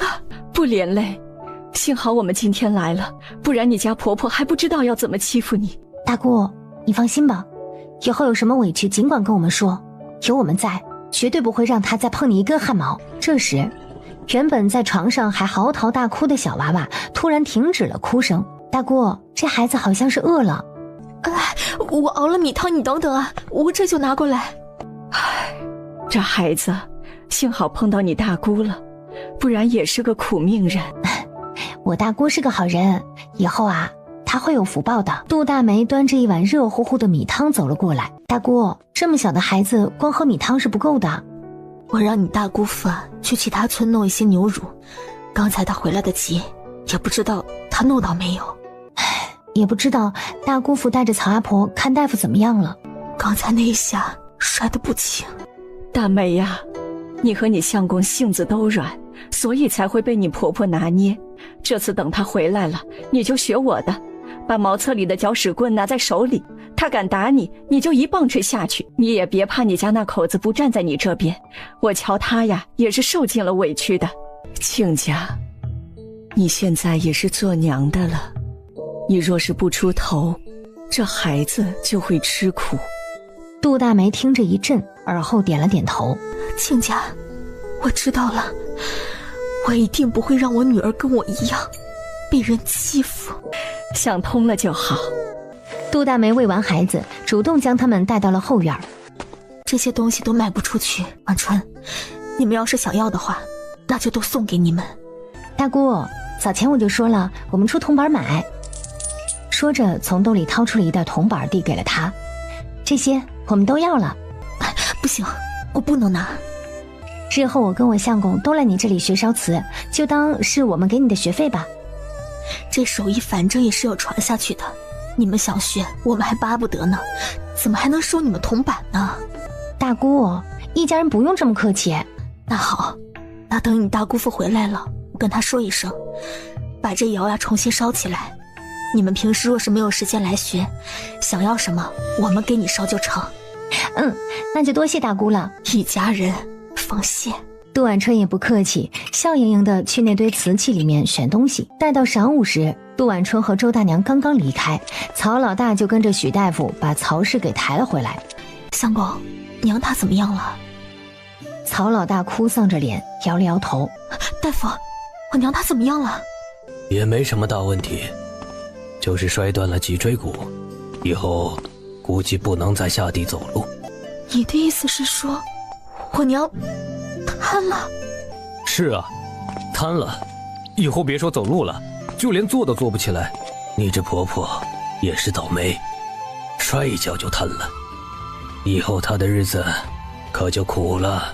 当然是苦了，这瘫在床上叫天天不应，叫地地不灵，别说是动手打儿媳妇了，就连吃个饭都要看儿媳的脸色。许大夫开了几副药之后便走了，杜大梅也没有多说什么，进屋做饭去了。等饭菜做好之后，曹氏也已经醒了，在家里是哭天喊地，叫唤不停。我的腿，我的腰啊！哎呀，老天爷呀，你怎么能这样对我呀？院子里都是曹氏凄惨的叫声。杜大梅也是没心思伺候他，留了饭菜给曹老大，自己吃完带着孩子就出了门。曹老大从小被自家娘打压惯了，心中有怨气，见着曹氏抱怨不停，自个儿吃完午饭之后丢了一点剩饭剩菜给曹氏，自个儿也出了门。曹氏嘴里还不停地骂着杜大梅，说他没良心，骂着骂着一泡尿撒在了床上。他惊得朝外大声喊，可是儿子儿媳都出门了，没有人来管他，他只得泡在臭烘烘的尿里，一个劲儿地骂他们，直到声音都骂哑了才消停下来。杜婉春和周大娘到家之后，便跟周大娘一同将薄荷香露打包好，准备明天送到铺子里去。周家香铺现在卖的香不多，但却十分受郑家那位二小姐的喜欢。二小姐买了香露和檀木塔香，送给了自己的哥哥郑知府。郑知府则是留了一些，托人送给了京城的三王爷。三王爷是当今皇上同父异母的弟弟。今儿个府中丫鬟却不小心拿错了，点燃了郑知府送的香。三王爷刚刚从宫中回来，闻着屋里的香，他猛地一惊：你今天燃的什么香？回王爷的话，奴婢燃错了香，郑知府送的檀木塔香当成了宫里送的。哎，不用灭了。是王爷。三王爷双眸之中满是感伤。王爷，您怎么了？这香味有那么一瞬间，有些像皇后娘娘从前送我的香。哎呀，只可惜仔细闻过后又不像。王爷，人死不能复生，您就别再难过了。人死不能复生，早知如此，我就不让他进宫了。你说这香是郑知府送来的？回王爷的话，正是。你知道他是从哪里来的吗？听说是在方家成安县的香铺买的。你替我给郑知府送一封信，让他给我再买一些香来。是王爷。记住，我要20斤。是王爷。3月的清晨，杜婉春正搬着新做好的薄荷香露往屋里走，周瑞渊将马车赶到了门口。瑞渊，你今天陪婉春去送货，我留在家里等何全一来后把东西收拾收拾。他们在自家地旁边搭建了一个简易的小草棚，好在他们这次建的房子不大，用不了多久就能建好。好的娘，你放心，我们一定把货送到。周瑞渊手里拉着缰绳，驱着马儿朝前走着。杜婉春微合上眼，没过多久就有些昏昏欲睡了。怎么了？昨晚没睡好？有没有睡好他不知道啊，他真心觉得自家相公体力太好了，再这样下去都得折腾坏了。不是，就是有点累。周瑞渊瞬间明白了，他收了方才的担心，看向前方，笑得一脸的春风得意。那好，今天晚上我轻点。杜婉春顿时觉得整个人都被火烧了起来，脸颊滚烫，连忙把脸埋进了他的肩窝里。不知不觉，杜婉春靠在他的肩头，真的睡着了。等再次醒来，马车已经停在了周家香铺的门口。大哥大嫂，你们来的正好。怎么了，二弟？今儿个郑知府那里派人来传话，说是要从我们这里买20斤的檀木塔香。啊，20斤？郑知府怎么突然要买这么多啊？听郑家二小姐说，她大哥十分喜欢我们的香。我们现在手里的香最多也就10斤不到了吧？等一下回去，我让娘再做一些。这时他看到了周瑞渊刚搬进来的盒子，这是新的香露。那你瞧瞧，这香露可止痒消肿，防止蚊虫叮咬。这么神奇？周峰立马接在手中，拿起来闻了闻，随后倒了一点涂在了手上。这香露的确是不错。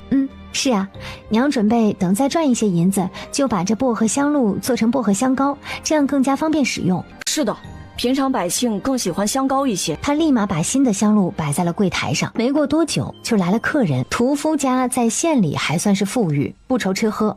不过啊，屠夫家的女儿张氏却长得体态过于丰满，一直到现在都还未嫁人。前段时间，她花大价钱在这里买了一瓶蔷薇香露，用过几天之后，说和隔壁县的柳家小儿子定了亲，下个月初6准备出嫁了。张氏将所有功劳都归在了这瓶香露上，所以对周家香铺十分的感激。周掌柜，你们这是又进了新的香露啦？是的，我大哥大嫂刚拿来的，对蚊虫叮咬十分有效，你可以试试看。转身把手中那刀肉硬塞到了一旁的杜婉春手中。杜妹子，你拿着。等他再抬头的时候，张氏已经涂着薄荷香露。良久之后，这东西好，我昨个被那个臭蚊子咬过的地方立马就不痒了。我爹平日里杀猪，苍蝇多，蚊虫也多，这个给他用刚刚好。这个多少银子一瓶？这个20文一瓶，我买2瓶。好的，张姑娘。张氏拿在手中，爱不释手，笑盈盈地出了门。这位张氏虽然长相平平，但性格十分和善，跟这条街上所有的邻居都认识。他才刚出门没多久呢，街头的裁缝铺、茶馆、酒肆、当铺、面馆便都来人了。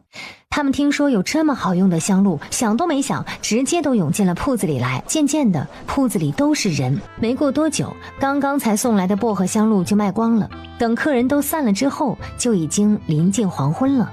杜婉春跟着周瑞渊又去集市里买了一点东西。这时，突然有个算命的老头见到杜婉春：“这位姑娘，好福气啊！要不要来算一卦？”先生，你这边可以算什么？算姻缘，算子嗣，都能算。那就算姻缘，算子嗣。随后在纸上写下了自己的生辰八字。老头看过八字之后，先是一愣，随后满面笑容地合上了八字。姑娘和公子是天造地设的一对呀，有着3世姻缘，这辈子呀，琴瑟和鸣，感情深厚。2位命里有3子1女，子孙满堂，福寿安康啊！啊，3子1女？是啊，2位子嗣多，快了快了。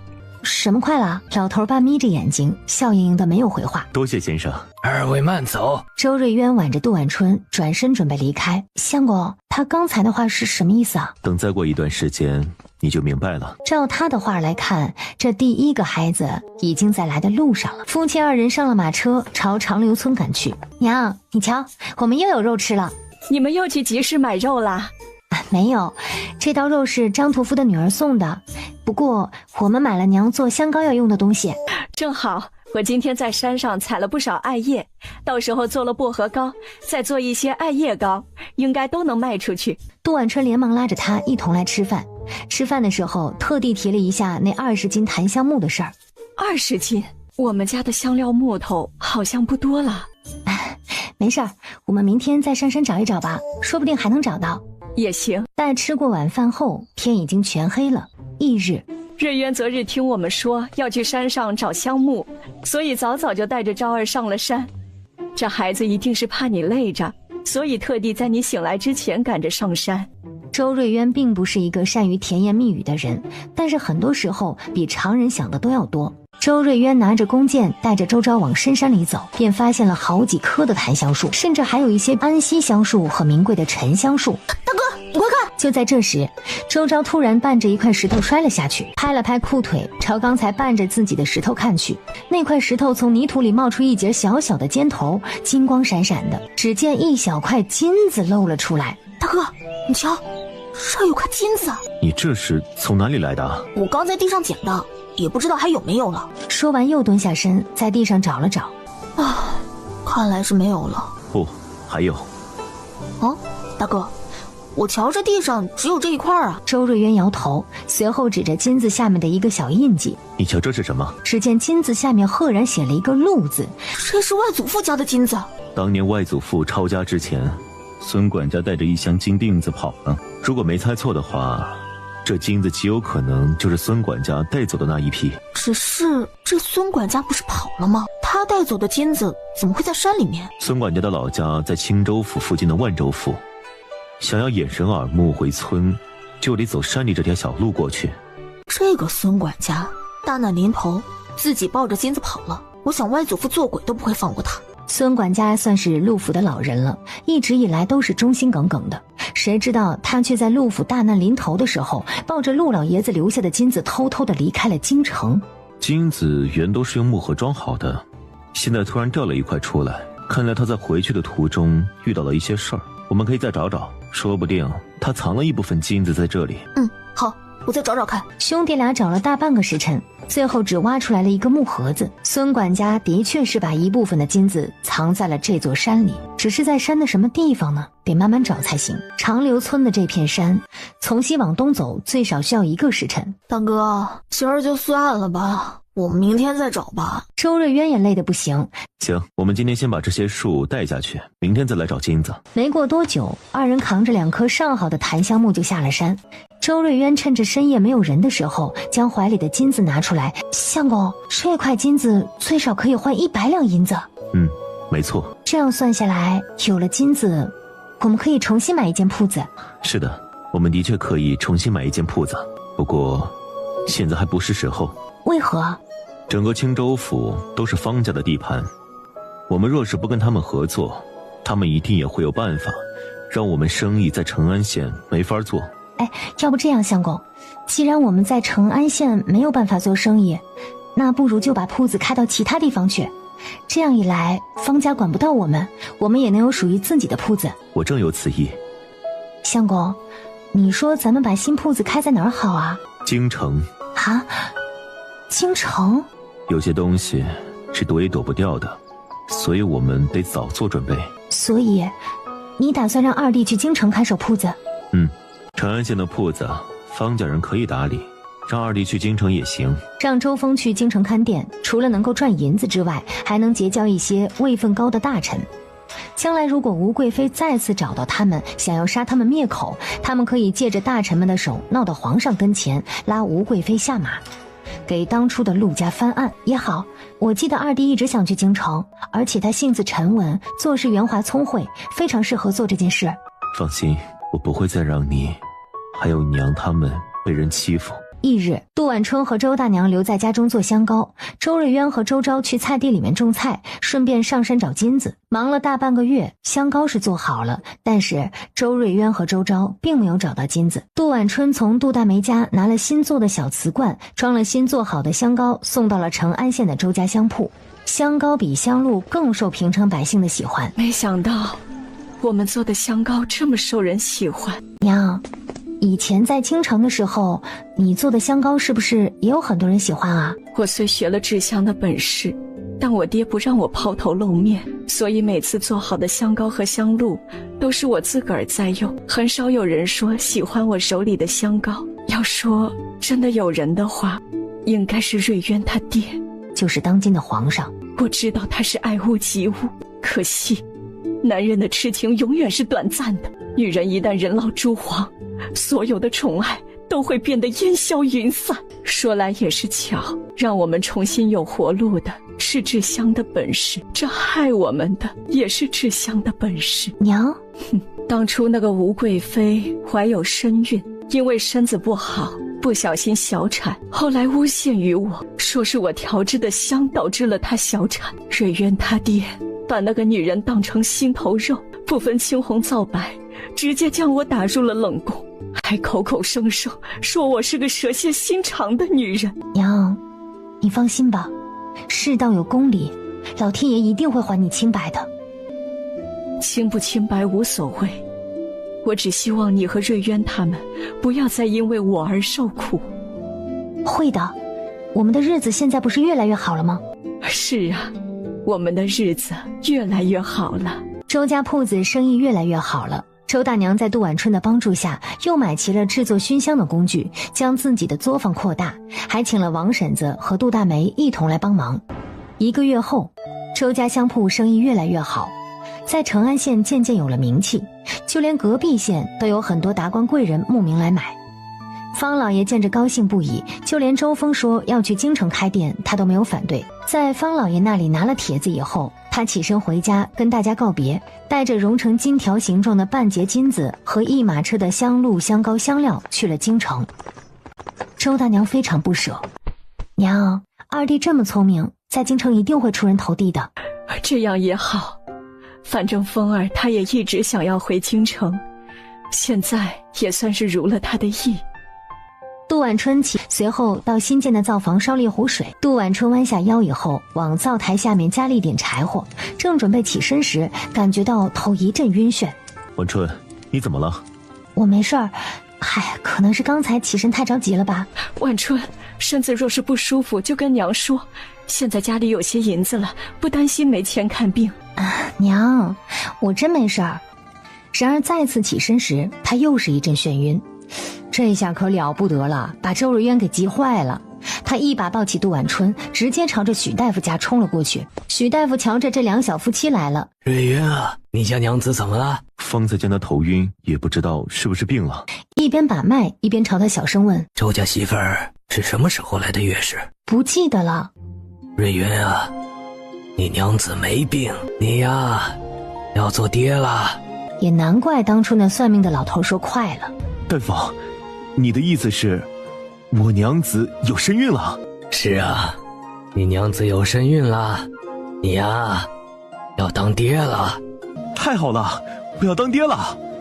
婉春，真是太好了。这里是安胎的药，你们拿回去煎服。多谢大夫。你娘子出差有孕，一定要好好休息，千万别累着。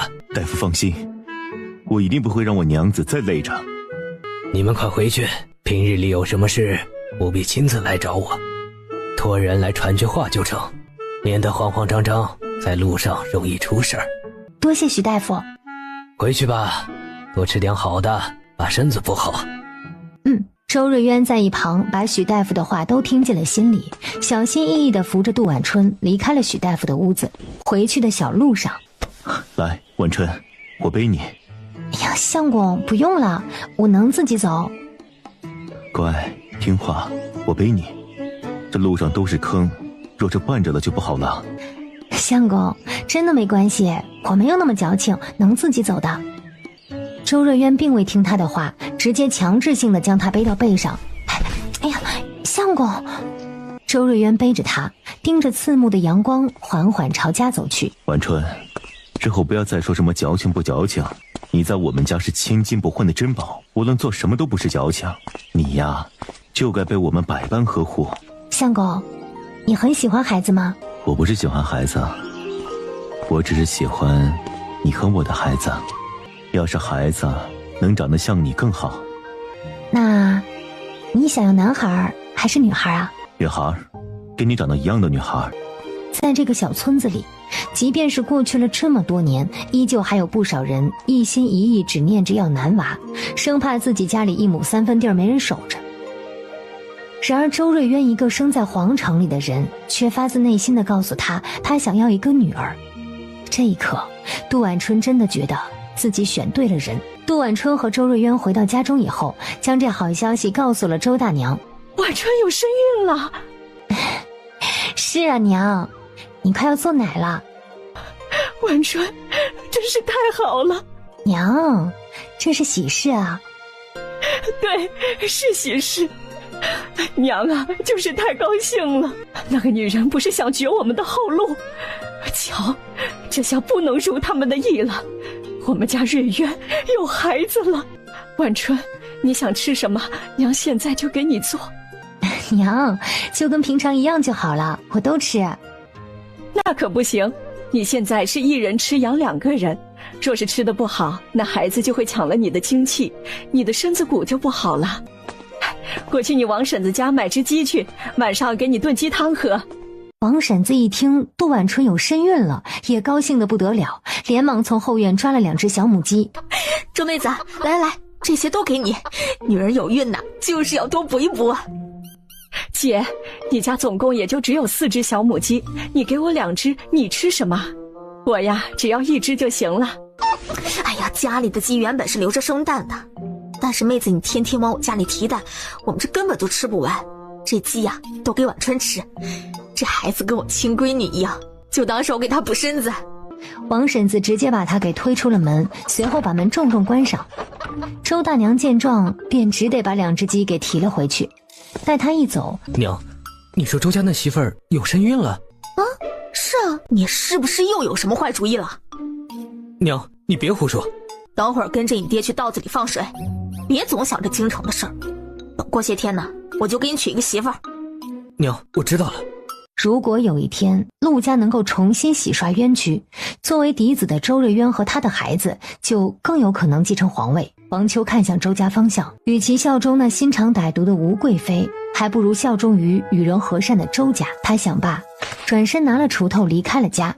路过周家田地时，还不忘帮着地里的周昭除了草。周昭回到家的时候，还不断的跟周瑞渊夸呢：大哥，那王秋不愧是学过功夫的啊，力气大，体力好，种地也是一把好手。他帮你种地了？周昭喝了口水，点头。行，这是好事儿。他以后若是要再帮你，你就让他帮。正好我们家里缺个干活的，你嫂子有了身孕，你多照顾照顾她。以后家里的重活轻活，无论什么活都别让她碰。那是自然。相公，我不过是怀了孩子，又不是病了残了。那也不能干。现在有王婶子和大姑帮着娘做香露烧瓷瓶，又有我和三弟王秋种地，盯着家里建房子。你呀，只要好好休息，什么都不用干。你若是真的想干，那就帮我抄书吧。只见一本他手抄的制香方子。相公，这些是我外祖父留给我娘的，当初离开京城的时候被大火给烧了，后来我娘又背了下来，我另外再手抄了一份。啊，相公是想把家里的祖传方子给我？我呀，总归是要老的，家里的手艺不能失传，所以我前些日子让瑞渊手抄了一份，让他送给你，正巧教你认字。多谢娘。说罢，他连忙翻开书来看。其实他也不是不识字，好像只不过是忘记了一般，只要多看几眼就都能认出来。很快，周家小屋里陆陆续续又传来了欢声笑语。与此同时，京城皇宫内，娘娘，皇上说今儿个不来了。不来了？娘娘，皇上今晚又去了如妃娘娘的宫里。如妃是三王爷前些时日送进宫里的新嫔妃，听说是邻国的歌姬，长得虽然算不上什么倾国倾城，但是却和之前的皇后陆氏有5、6分的相像。这个三王爷就是跟我过不去啊！明知道皇上还念着那个贱人，偏给我送来一个和贱人长得相似的女人来。不急，我不能急，等我生下皇子，再杀了三王爷也不迟。娘娘，您现在肚子里面有皇子，不用着急。是啊，等我皇子一出生，我便能坐稳皇后的位置，还怕他什么如妃什么贤妃的。娘娘，您别动气，小心动了胎气。先陪我去如妃那里，顺便把我那个珊瑚手镯给戴上。娘娘，您是说那个可以防止有孕的珊瑚手镯？让你拿了就快点拿来！小宫女连忙闭上嘴朝外走，吴贵妃缓缓地跟上。许是因为有孕，所以头晕乎乎的，朝前走了2步就觉得一阵眩晕。近来她也是诸事不顺，所以心情十分烦闷，扶着一旁的桌子，气愤地把桌上的东西全都推到了地上。这孩子怎么怀着这么不省心啊！她骂完之后，缓缓直起身子朝外走去。这一走，他正巧踩到了地上刚刚撒出的燕窝，他的脚底一打滑，整个人直接朝着后面摔了下去。砰的一声响，吴贵妃发出了惨叫。娘娘，你怎么了？我的肚子好疼，你快去叫太医，快去叫皇上来！连忙起身冲出去叫太医了。叫完太医之后，他立马去了如妃娘娘的宫中找皇上。皇上，不好了，贵妃娘娘摔了一跤，肚子疼。贵妃娘娘是不是又在耍小性子了？皇上，娘娘是真的摔倒了，您快去看一下吧。摔倒了就去叫太医，叫朕有什么用？你快去告诉他，除非死了再来叫朕。小宫女听着一怔，只能咬了咬唇退了下去。吴贵妃被宫女们抬到了床上，来了2、3个大夫给她诊脉。皇上呢？怎么没有见到皇上？小宫女吓得直接跪地，随后将皇上的话原原本本的告诉了她。真可谓是只见新人笑，不见旧人哭啊。当初皇后娘娘在的时候，皇上不也是这么宠着吴贵妃，对皇后娘娘百般冷落吗？吴贵妃是越想越气，肚子越来越痛，最后一股热流涌了出来。娘娘，你这羊水破了，怕是要早产了。胡说，胡说！我这孩子才5、6个月，怎么可能会早产？太医们顿时觉得大事不妙了，立马围在一起商讨起来。最后派了一位去找皇上。没过多久，皇上就不情愿的来了。好好的，在自个儿宫里都能摔倒，朕看你是根本就没想生下这个孩子。皇上，皇上，一定是有人害我，一定有人害我。如妃，对，就是如妃。你现在这个样子就跟当年一样，朕真有些怀疑皇后当初是被冤枉的。皇上，当年皇后娘娘是不是被冤枉的？你不是最清楚的吗？如今皇后已死，就算她是冤枉的，皇上也不会承认的，因为这样她就不能像现在一样心安理得地坐拥后宫美人。这时肚子上又传来一阵抽痛，她大叫出声：太医，快来看看娘娘吧！启禀皇上，贵妃娘娘要生了。罢了，保不住就保不住了。吴贵妃听着皇上这么说，心里更加难过了，一下子没憋住气，直接用力。这时负责接生的嬷嬷也来了，往里头一看，大叫道：呀，孩子的头出来了！屋里随后传来了一阵阵的惨叫之声，没过多久，孩子出生了，不过却没有婴儿的哭声。我的孩子怎么样了？回娘娘的话，这孩子实在是太小了，生下来就没了气。是皇子还是公主？娘娘，你还是别问了。为什么不能问？这孩子我也不知道算是皇子还是公主。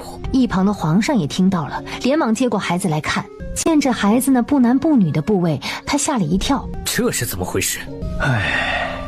皇上，这孩子怕是受了药物导致，所以才变得现在不男不女。皇上你瞧，这是有人在害我。皇上，这孩子原本应该是个公主，但是却因为药物，所以变成了不男不女。据臣所知，传言有种药物吃了可以将公主变成皇子。如果臣没猜错的话，贵妃娘娘应该就是吃了这种特殊的药，所以孩子才会变成如此。说，你是不是吃了这种药？没有，皇上，臣妾没有吃啊，一定是有人要害臣妾。皇上，你说，贵妃娘娘有没有吃这种药？回皇上的话，娘娘没有吃。去，给朕派人去查，看看宫里最近有谁买了这个药方，是谁偷偷把这些药带进了宫。是，皇上。皇上瞧着吴贵妃的模样，一脸嫌弃，起身不愿意再待在这里，迫不及待地离开了。这贵妃娘娘生了怪胎一事，没过多久，传得整个京城就沸沸扬扬，就连刚到京城的周峰都知道了。周峰看着跟前熟悉的地方，不用10来天就把周家香铺给开了起来。香铺开张第1天，周峰便迎来了香铺的第1位顾客，韩大将军的嫡长女韩燕儿。从前没见过你，你是哪的人啊？我是青州府的人，近日才来京城。青州府我知道，那里是个好地方。你这脸上的痣长得真不是地方，若是没有的话，这容貌在京城里面应该也是能排得上号的。这个痣是天生的，我也没有办法。这时又走进来了2位姑娘，一位是吴大人的小女儿，也就是吴贵妃的亲妹妹，还有一位是朝中张大人的嫡女。哟，哪里来的乡野村夫啊，跑到我们京城来开香铺。2位小姐若是不想买香露，就请离开。嗨，你竟然敢赶我走，你是不想活了吗？你知不知道我是谁啊？当今的贵妃娘娘可是我的亲姐姐。吴三小姐，你这是在仗势欺人啊！哼，原来是韩家小姐呀！你不去喂马，跑到这里来干什么呀？你这个粗人，不会还能看懂香吧？啊！韩燕儿眉头一皱，拿出腰间的马鞭，朝着吴三小姐的小脸就重重甩去。马不用喂，就是要戏。你好大的胆子！你是不是想要说去给你姐姐告状啊？你也不看看，现在谁还不知道你姐姐生下一个怪胎，她就是我们玄月国的祸害。你给我等着！现在韩大将军正得势，你别得罪他。就在这时，上面的阁楼突然落下一个花盆，直接砸到了吴三小姐头上。吴三小姐还没开口说话呢，咣当一声便被那花盆给砸晕了。活该，这就叫做遭天谴！来人，把他丢到一边去，别在这里碍眼。一旁的仆人抬起晕过去的吴三小姐，直接丢在了马路边上。张家小姐想要去叫人，但被韩燕儿吓得不敢动身。周家铺子也陆陆续续有了新客人。京城的小姐夫人们还是懂香的，闻着香露都爱不释手，每人都买了一瓶。花了1天时间，周峰就在这里赚了足足200两银子。他立马写信将京城的情况告诉了长留村周家。周家收到周峰的信已经是半月之后了。瑞渊，你二弟说京城的生意非常不错，再过半个月他会回来一趟，再带一些货物走。算算信上的时间，这几天他应该就回来了。也好，等他回来了，我们就搬进宅子里去。娘，二弟还说了什么吗？他说宫里的那位吴贵妃小产了，生下了一个不男不女的怪物，皇上因此十分生气，重新宠幸了一位新进宫的如妃。活该，他这是报应。是啊，的确是报应。所谓30年河东，30年河西，只不过皇上还没将他废除，他的苦日子估计还在后头。娘，你放心吧，当初那人怎么对娘你的，日后那人也会怎么对他。将来啊，那皇帝就算跪地想要求着他回去，他怕是也不会再回头了。晚春，你还想吃什么？娘去给你做。娘，没事，家里有什么我就吃什么。那可不行，再这么饿下去身子会坏的。瑞渊，你去山上瞧瞧有没有那种野酸枣，有的话摘一些回来，我给晚春做一些酸枣糕开开胃。行，我这就去看看。如果有酸的李子也行。娘，其实家里做的酸萝卜也可以的。那也不能天天吃萝卜。他说完连忙朝周瑞渊挤了挤眼睛，让他快些去，不然再等一会儿他家娘子又舍不得让他上山了。周瑞渊连忙起身，拿起门口的背篓，没等杜婉春喊着他，赶紧朝山上走去。一路上全都是带刺的荆棘，等到了山林最深处的时候，他的手上全部都是一条条的血痕。周瑞渊停在一棵大树前面，密密麻麻全都是成熟的酸枣，连忙走到树下开始摘果子。没过多久，周瑞渊就摘了整整一背篓。这下晚春有的吃了。周瑞渊一边自言自语地说着，一边背起背篓，转身朝着山下走去。然而他才刚走2步，突然就发现了脚底不对劲，好像踩着什么东西。低头朝着刚刚踩着的东西看去，只见是一块露出了尖尖的金子。这块黄金比上次捡的那块要大上许多，上面刻着完整的鹿字，瞧着最少有个20两，换下来就是200两银子。周瑞渊渐渐明白了，那孙管家是把那些金锭子分散地藏在了这一整座山上。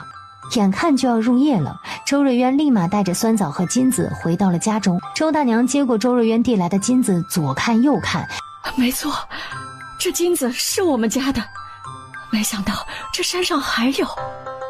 这样看来山上应该还有不少。娘，这点金子你打算怎么办？还是晚春出主意，每次她想的法子都好。好的娘。虽然说这金子山上可能还会有，但是我们也不能坐吃山空，得拿金子换金子。现在我们成安县的周家香铺是在方老爷的铺子里开着，有着他们的人管着，倒也不用担心。我们不如就再开一间更大的香铺。方老爷不会怪罪。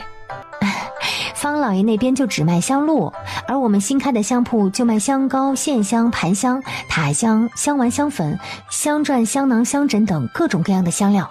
既然我们要开大香铺，那自然要把我们制香的屋子重新修一下，另外还要去买一些制香的料子来。行，明天我就去找何全一，在旁边再建2个屋子。娘，新开的铺子我们还得请一个心腹来做掌柜。他看向周昭，娘，我不行，你要我种菜种地，拿着刀砍匪徒都行，就是不要让我算账。周大娘又看向了周瑞渊，她自个儿就摇了摇头，你不能抛头露面，不然被人认出来就不好了啊。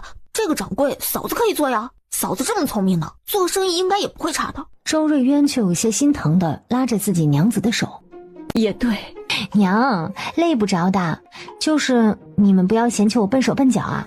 傻孩子，我们怎么可能嫌弃你呢？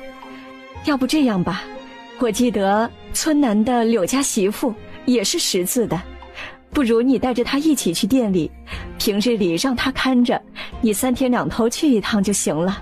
在玄月国，女子开门做生意的其实在少数，那位柳家媳妇儿愿意吗？愿意，她非常愿意。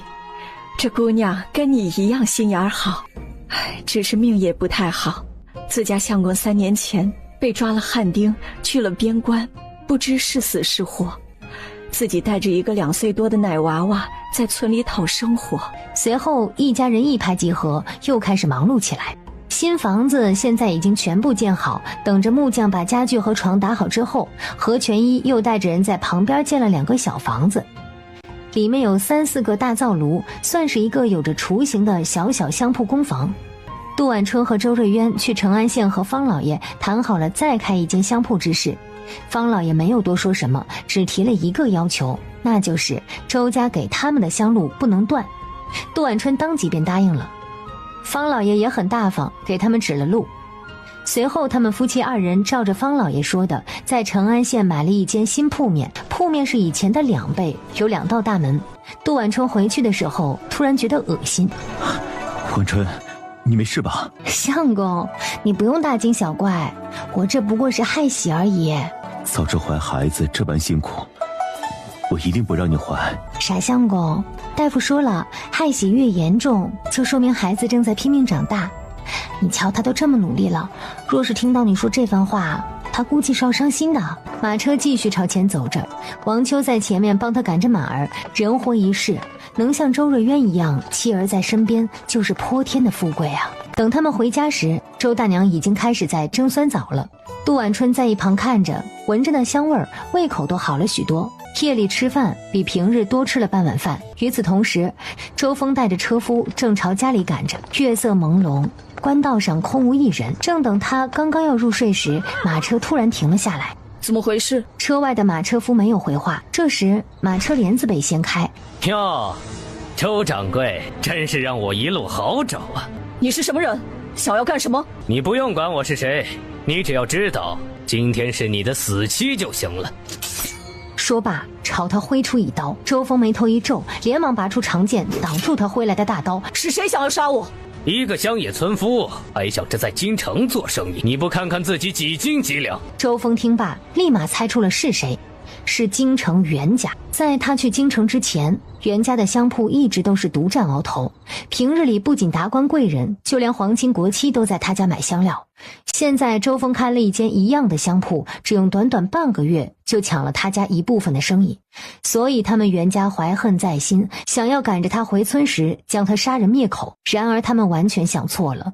周峰提着剑，动作行如流水，直接刺向了那名刺客的脖子。没有了呼吸，他立马自己牵着马车的缰绳朝前继续赶着。派来的刺客应该不止一个，他得尽快离开这里。正当他赶着马车时，一个女人突然一跃落到了他的马车上。周掌柜，不用担心，那几个小喽啰我都帮你解决了。韩大小姐，你怎么来了？我原本是想到你铺子买香，谁知道呢，正巧碰到袁家派人来杀你，所以就一路跟过来了。多谢韩大小姐。说着他调转方向准备回京城。哎，周掌柜，你这是干什么？我现在就送你回去。不用回去了，我随你一同回青州府。你要随我去青州府？没错啊，反正青州府就在前面不远，我正巧去郑知府家看看郑二小姐。等太阳出来的时候，2人便进了城。周峰将韩燕儿放在了郑知府的门口，便赶着回了成安县。周峰回来的刚刚好，周家的新香铺刚刚开张。哎，二弟，大嫂，这就是我们家开的新铺子。是啊，二弟你回来的正好，走，去看看我们的新铺子。娘又制了新的香，等我回京城多带一些回去。我和娘做了很多香，够你带回京城的。不过二弟啊，总让你这样跑也不行啊，等咱们赚了银子再找镖局来送吧，不然在路上也容易出事呢。他说完，目光正巧落在了马车上，马车上还有没有擦干净的血迹。二弟，你马车上的血是怎么回事？把路上遇刺的事情原原本本地告诉了周瑞渊和杜婉春。我猜是袁家，他们仗着是吴贵妃家的侄子，在京城一直称王称霸，欺善怕恶，基本上除了他们家敢在京城开香铺，没人敢开。袁家？这我好像没有听说过啊。这袁家以前是跟着我外祖母身边学制香的，后来他们用着我们家的方子在京城开了香铺，在京城一炮而红。后来吴贵妃上位，他们靠着这层关系把京城整个香铺的生意都给垄断下来了。这个袁家这么无法无天，下次你再碰到他们了，绝对不要手软。那是自然，下次就算是他们家袁老爷来了，我也会直接砍掉他的脑袋。二弟，既然袁家用的是你外祖母家的方子，那他们制的香和我们周家的香是不是会有一些相似之处啊？没错，尤其是蔷薇香露和木樨香露。至于檀香和沉香以及宫里用的龙涎香肯定是一样的，就连荷香、鹅梨帐中香也会有些相似。若是我们能做像这样你们陆家以前没有的荷香，是不是就能比过他们了？那是自然。那行，我等一会儿回去跟娘商量一下，再调制一些其他的荷香，你等等看，若是不错的话就带到京城去卖。好的，大嫂。大嫂，我听大哥信上说你有了身孕，所以回来的时候特地带了一个如意锁送给小侄子。多谢二弟，二弟现在也不小了，再过1-2年怕是也要娶妻了。大嫂说笑了，我还早。二弟若是碰着合适的姑娘，记得跟我还有娘说，我们早早给你备上聘礼。周峰听着脸更加红了，平日里冷清清的一个小伙子还露出了羞涩的模样。就在这时，周家铺子来了一位贵客，韩家大小姐一进来就买了30两银子的香。韩燕儿一身英气，姑娘，你还需要买什么香？不知周掌柜在不在家？屋里的周峰听到声音，猛地一惊，大哥，韩家的大小姐来了。她怎么来了？她发现了袁家歹心，跟着我一路来的青州府。我没想到他竟然跟着我来到了成安县，千万不能让他见到我还有我娘，他以前在宫里见过我们一面。周瑞渊和周大娘不一样，周峰现在是长开了，和以前不同，但他们的容貌与3年前相比变化不大。大哥，你要不在桌子下面躲一躲，我现在出去把他哄走。不过他还没有跨出门呢，杜婉春自个儿把韩燕儿给拦了下来。哎，姑娘，周掌柜刚才回来了，不过又走了，现在大概去了回家的路上，你等一会儿，等他回来了我再告诉你。罢了，你不要跟他说，我只是来买香的，买完就走。说完他就转身急急忙忙地走了。大嫂，他走了？他是从京城来的吧？是的，是韩大将军的女儿。哦，韩大将军是什么人啊？是现在皇帝跟前的新贵，当年跟我舅舅一同在关中任职，也算是好友。只不过当初我们陆家出事的时候，他在关外。韩大小姐失落地离开了成安县之后，回到了郑知府的府邸。她这次来跟郑知府说了袁家之事，郑知府听后非常的气愤。这个袁家真是无法无天了，竟敢当街杀人！是啊，郑叔叔，要是皇后娘娘和太子还活着就好了，一定能把那吴贵妃赶出皇宫，看他袁家和吴家还得不得意。这也是命啊，有吴贵妃这样的妖女在，国不宁，民不安。难道我们巡越国就要这样完了？不会的，我听我爹说过，陆家还有人活着。好侄女，你说是怎么回事？我这次来青州府，父亲特地嘱咐过，要让我亲口将此事告诉你。你说，放心，绝对不会让第2个人知道。陆家当时的3少爷还活着，当初他被父亲的切系所救，现在正在关外。郑知府听到这个消息激动不已，他往地上一跪，朝着京城的方向磕头道：老师，陆家没亡，陆家有后啊！京城内，在街头还有一家2层楼的大香铺，这就是袁家香铺。平时最喜香的徐家小姐立马来了铺子。这是什么香露啊？这是我们铺子新出的茉莉香露。徐家小姐再次闻了闻，这是什么茉莉香露啊，简直就是牛粪水！连忙从他手中接过香露，倒在手上闻了闻。闻过之后，掌柜也跟着干呕起来。你们袁家怎么搞的，做出这么难闻的香露出来？徐大小姐，你别急，可能是这瓶香露出了问题，我再看看其他的。说着，又拿了一瓶新的香露放在手中闻了闻。这一闻可不得了，又直接干呕起来。哼，看来不只是这一瓶有问题啊！你们袁家是怎么办事的？是不是故意做出这种臭烘烘的香露来恶心我们的？徐大小姐，您先别急，可能是这批香露出了问题，我回去问问我们家老爷。徐家小姐气呼呼地离开了袁家香铺，袁家掌柜连忙将那些臭气熏天的香露拿到了袁府。哎，这是什么鬼东西啊？老爷，这就是我们府里新出的茉莉香露。怎么可能？这味道简直就像是臭狗屎！这香露真的是我们家的，不信你瞧瞧，这些都是今天一大早从府里送进铺子里的。袁老爷见着惊呆了双眸，看了半晌，快带我去厢房看看。管家连忙将袁老爷扶到了后院。一群人刚刚走到了厢房的门口，就闻到了一股腐烂的恶臭味。怎么了？厢房里发生了什么事？管家，厢房里那些无论是做好的还是没做好的，都发出一股恶臭味，我们实在是待不下去了。恶臭味？这好端端的怎么会有臭味呢？袁老爷有些不信，一把推开了管家。我进去瞧瞧。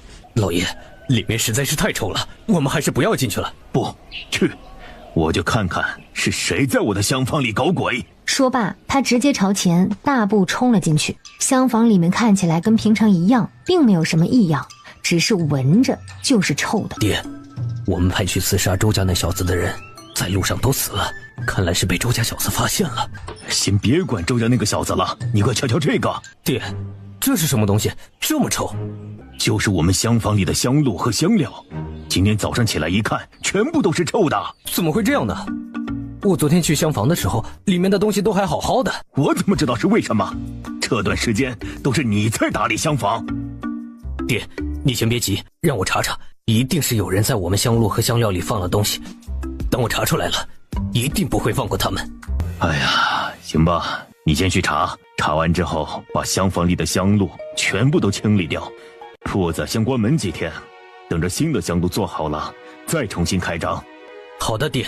周峰这些天回了成安县，铺子里的生意交给了一位新来的伙计。周峰一走，袁家便没少派人来找茬，都被他给挡了回去。现在袁家出了事，也没心思再来找他们麻烦了。他便开始专心做生意，还不等周峰回来，他们铺子里的香就快要卖完了。离京城千里之外的长留村内，因为周峰回来了，一家人立马忙着搬起了新家。院子里来客人了，村里的许大夫、刘家媳妇儿，还有王家婶子、陈家的2个妹妹，还有2个婶婶，他们来的时候手中都带了不少的礼物，有鸭子，有鸡，还有五谷，算是寓意他们周家五谷丰登。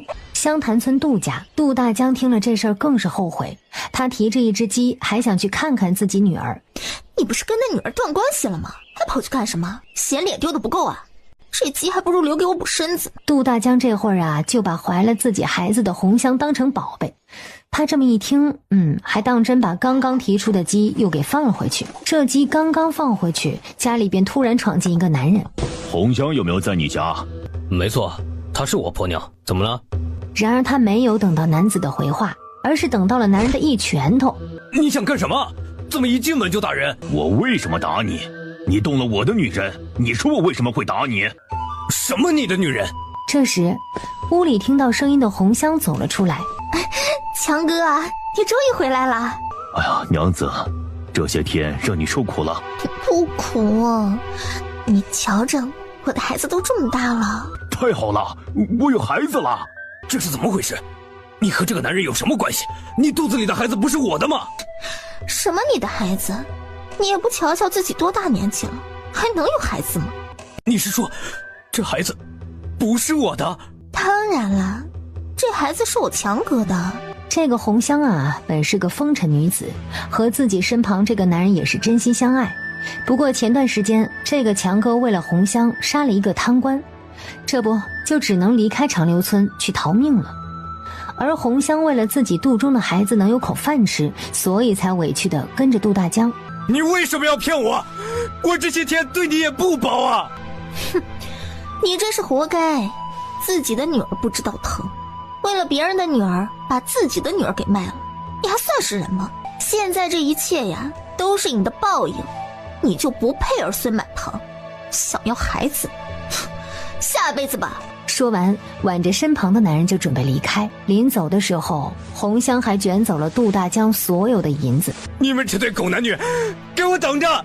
我要去报官。你去报官呀？放心吧，你就算是报官了，也没人会信你的话。你最好老实一点，别说是报官，我有的是办法让你离不开这个湘潭村。男人挽着红香快步离开了这里。原本还算是有点人气的杜家，在一瞬间变得凋零下来。周家内，许大夫留在了最后，他从兜里拿出了一包种子，递给了周大娘。我一个赤脚大夫，也没有什么送给你们的。这包种子，你们若是不介意的话，就收下。这个是……我以前在关外行军打仗的时候，一位朋友送我的香果种子，听说是从西域来的，种出来的种子可香了。你们不是制香的吗？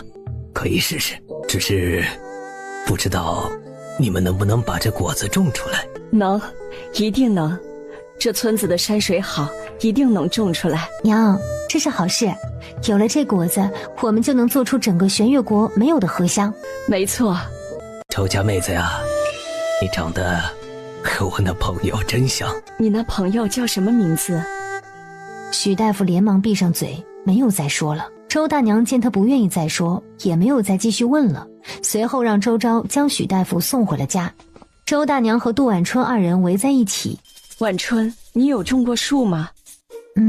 没有，不过娘，我们要不照着种菜的法子试一试呢？行，我们把这种子放到后院的泥地里起苗，等了苗出来了再种到地里去。只是这树要多久才能长大，多久才能结果呢？不然要等7、8年的话，那我们黄花菜都凉了。不急啊，我们先种下再说，说不定长得比地里的萝卜还快呢。周大娘听了杜晚春的话，先将种子种到了后院起苗。等着第2天的时候，周昭早早的去后院喂鸡，发现原本光秃秃的泥里面居然长出了绿叶子。娘，大嫂，我后院的种子起苗了。周大娘站在门口，见着那一片片绿油油的叶子，欣喜不已。哎呀，这是什么种子呀？一夜之间就起了苗。娘，要不我们赶快把这些苗给种到地里去吧。行，正巧瑞渊昨天把我们地旁边的那个山头都买下来了，我们就把这些苗种到山坡上。晚春，你到屋里歇歇，我来干。相公，二弟呢？二弟去了成安县的铺子，说是反正要在家里待上10天半个月，就先帮忙去看看铺子，正巧让他也待一段时间。张姐姐。杜晚春点了点头，一家人动作迅速的把苗都装进了背篓里，然后一同来到了地里。晚春，你就坐在那里别乱动，等我们把苗种下去就回家。好的娘。旁的稻田里稻子也都快熟了，再过几天就准备收稻子了。杜晚春随后来到了稻田的后方，那里有一块周昭1个月前种的玉米地。他尝试性的伸手轻轻地碰了碰那玉米杆子，心中想着，若是这些玉米能早点熟就好了。想罢，他缓缓转身朝周大娘他们走去。杜晚春这前脚刚走，玉米地里的杆子用着肉眼可见的速度拼命地向上长，一道明媚的阳光正巧照到了玉米地上，一个一个小小的玉米包在阳光下长出来。等着苗种好了之后，各自提了一点菜回了家。回到家中时，正见到刚刚回家的柳家媳妇儿和周峰。柳家媳妇儿的双眼红红的。秋荷，你这是怎么了？周婶婶，我今天见到娃他爹了。这是好事呀，你家那口子不是被抓汉丁后3年都没回来吗？现在他回来了，你们娘俩也有人照应了。周婶婶，他人是回来了，却成了别人的相公。张姐姐，你先别急，喝口水慢慢说。今儿个我和周掌柜在铺子里看生意，有个大户人家的妇人挺着肚子来我们铺子里买香露，等他递银子的时候，他家相公便来了。我一看，那不正是我家那口子柳生元吗？秋荷呀，会不会是你看错了？不会，我绝对不会认错。我和他做了1年的夫妻，他就算是化成了灰我都认识，而且他的模样一定也是将我认出来了。张姐姐拉着他问他是不是叫柳生源，他就像是见了鬼一样，拉着那大肚子的女人就跑了。如果不是他，又何必一副做贼心虚的模样？后来我派人去查了，那位小姐姓莫，是莫将军的2女儿。莫将军近来回乡看亲，便把自己的大女儿、2女儿还有大女婿、2女婿都带了回来。柳生源在关外从军的时候，仗着自己那张小白脸，勾搭到了莫将军的2女儿，做了莫家的上门女婿。这个畜生，放着我们娘俩不管，竟然娶了别的女人。他可知道他在吃香喝辣的时候，我和家燕儿连口热粥都喝不上。要不是碰到你们周家，我现在和我家燕儿估计都已经饿死了。张姐姐，这样一个陈世美，你也别再念旧情了，带着燕儿去莫家告他。不说别的，总要给点银子，你们娘俩过活。没错，秋荷，你带着孩子去莫家告他，不能被他这样白白欺负。这莫家的老爷应该还算是正直，你找他应该不会有事。周婶婶，你认识这位莫家老爷？不认识，只不过以前在京城的时候听说过。周婶婶，你和杜妹妹说的对，我不能让他白白给欺负了。等明日我就去莫府找他，我要莫家还我一个公道。没错。杜婉春连忙进屋拿了几个煮好的蛋出来，全部都塞进了张秋荷的怀里。张秋荷结令道谢，随后朝自家走去。以前只在书里见过陈世美，没想到今儿个居然亲眼瞧见了，原来真的有男人抛妻弃子。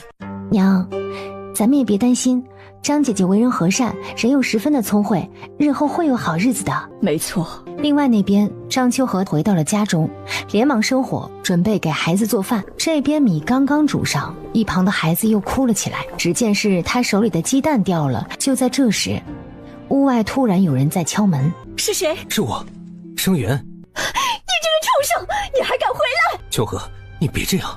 秋荷，我也有自己的苦衷。苦衷？你能有什么苦衷？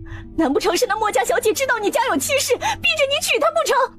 是啊，正是这样。我当时有跟那莫家2小姐说过，我有妻儿，可是她不听，还说要是我不娶她的话，她就派人把你跟孩子都绑了。柳生源，你别想这样骗我，要不要我现在就去和莫2小姐对峙？好了，别闹了。柳生源，你放心，我不会求你回头的。只是你儿子你不能不管，饿死我可以，不能饿死他。柳生源听着，眸中透过一丝恨意。秋荷，你别这样，我自己的儿子我当然会养，你放心，我不会把你们母子俩丢在这里不管的。你们先在这里等等，等我在莫家站稳脚跟后，再把你们母子俩接过去享福。我出来挤也没带什么，特地买了成安县出名的糕点，你和瑶儿尝尝看。他从盒里拿出一块糕点，放在那小娃娃的手里。张秋荷也突然觉得不对劲儿，一把将孩子手里的糕点打掉。滚！你给我滚！我们不吃你的东西。行，我今天就不打搅你们了，过几天我再来。说完，一脸嫌弃地离开了这里。等柳生源离开之后，张秋荷直接端起那一盘糕点，全部都倒在了后院给鸡吃。谁知道他还没走呢，那只圆溜溜的老母鸡在吃过地上的糕点之后，口吐白沫倒在了地上。老母鸡居然死了。有毒！这糕点有毒！他说完，突然想起了地上那块被他打落的糕点，连忙冲进了屋子。有毒！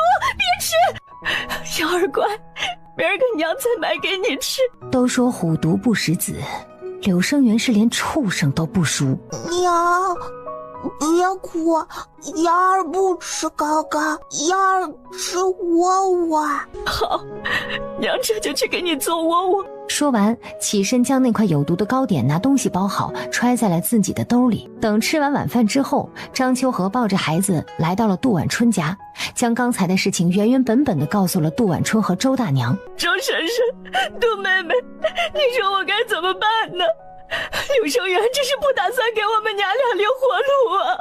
秋荷，你先别急，这成安县又不是他柳家当家，不是他想怎么样就怎么样。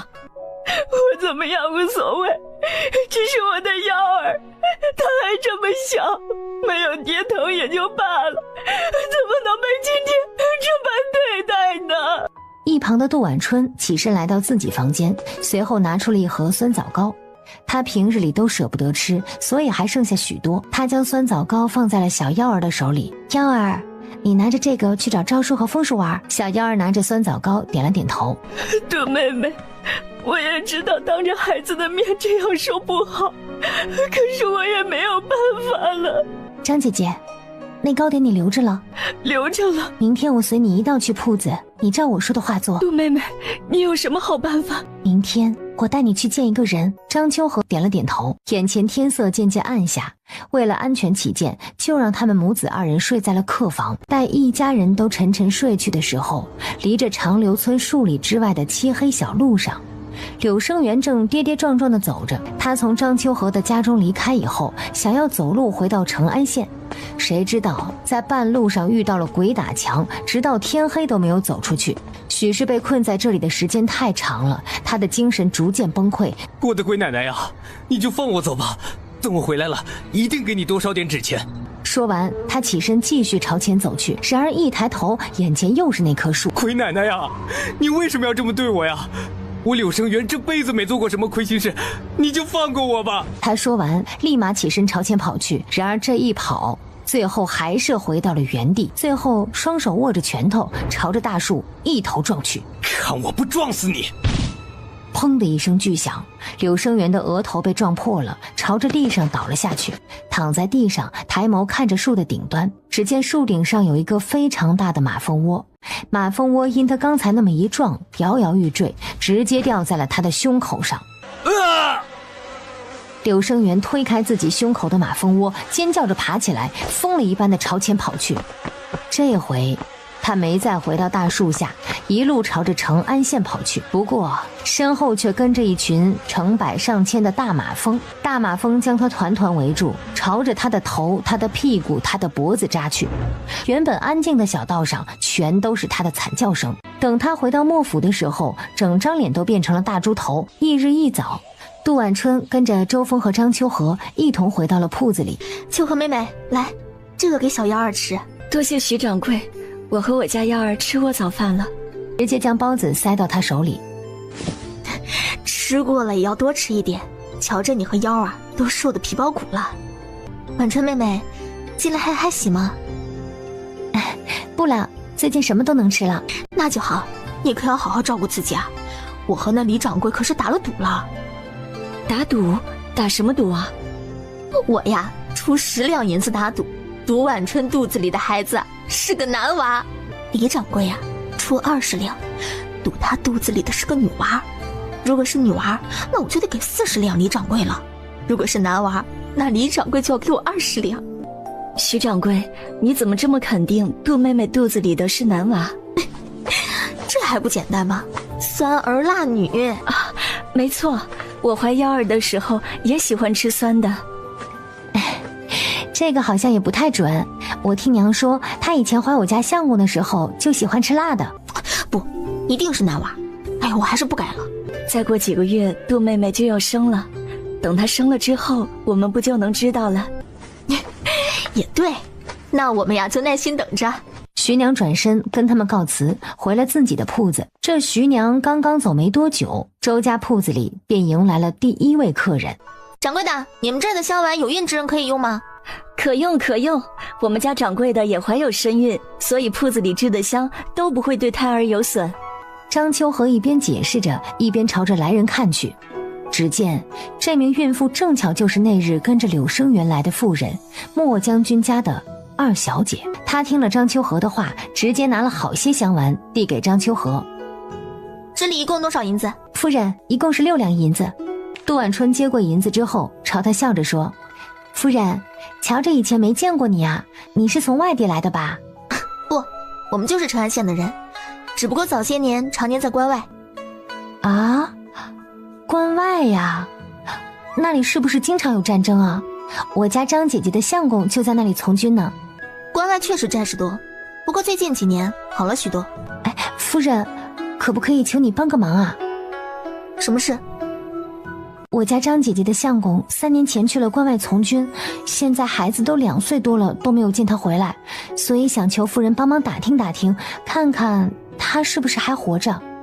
你说那张姐姐，是不是她？杜婉春点头。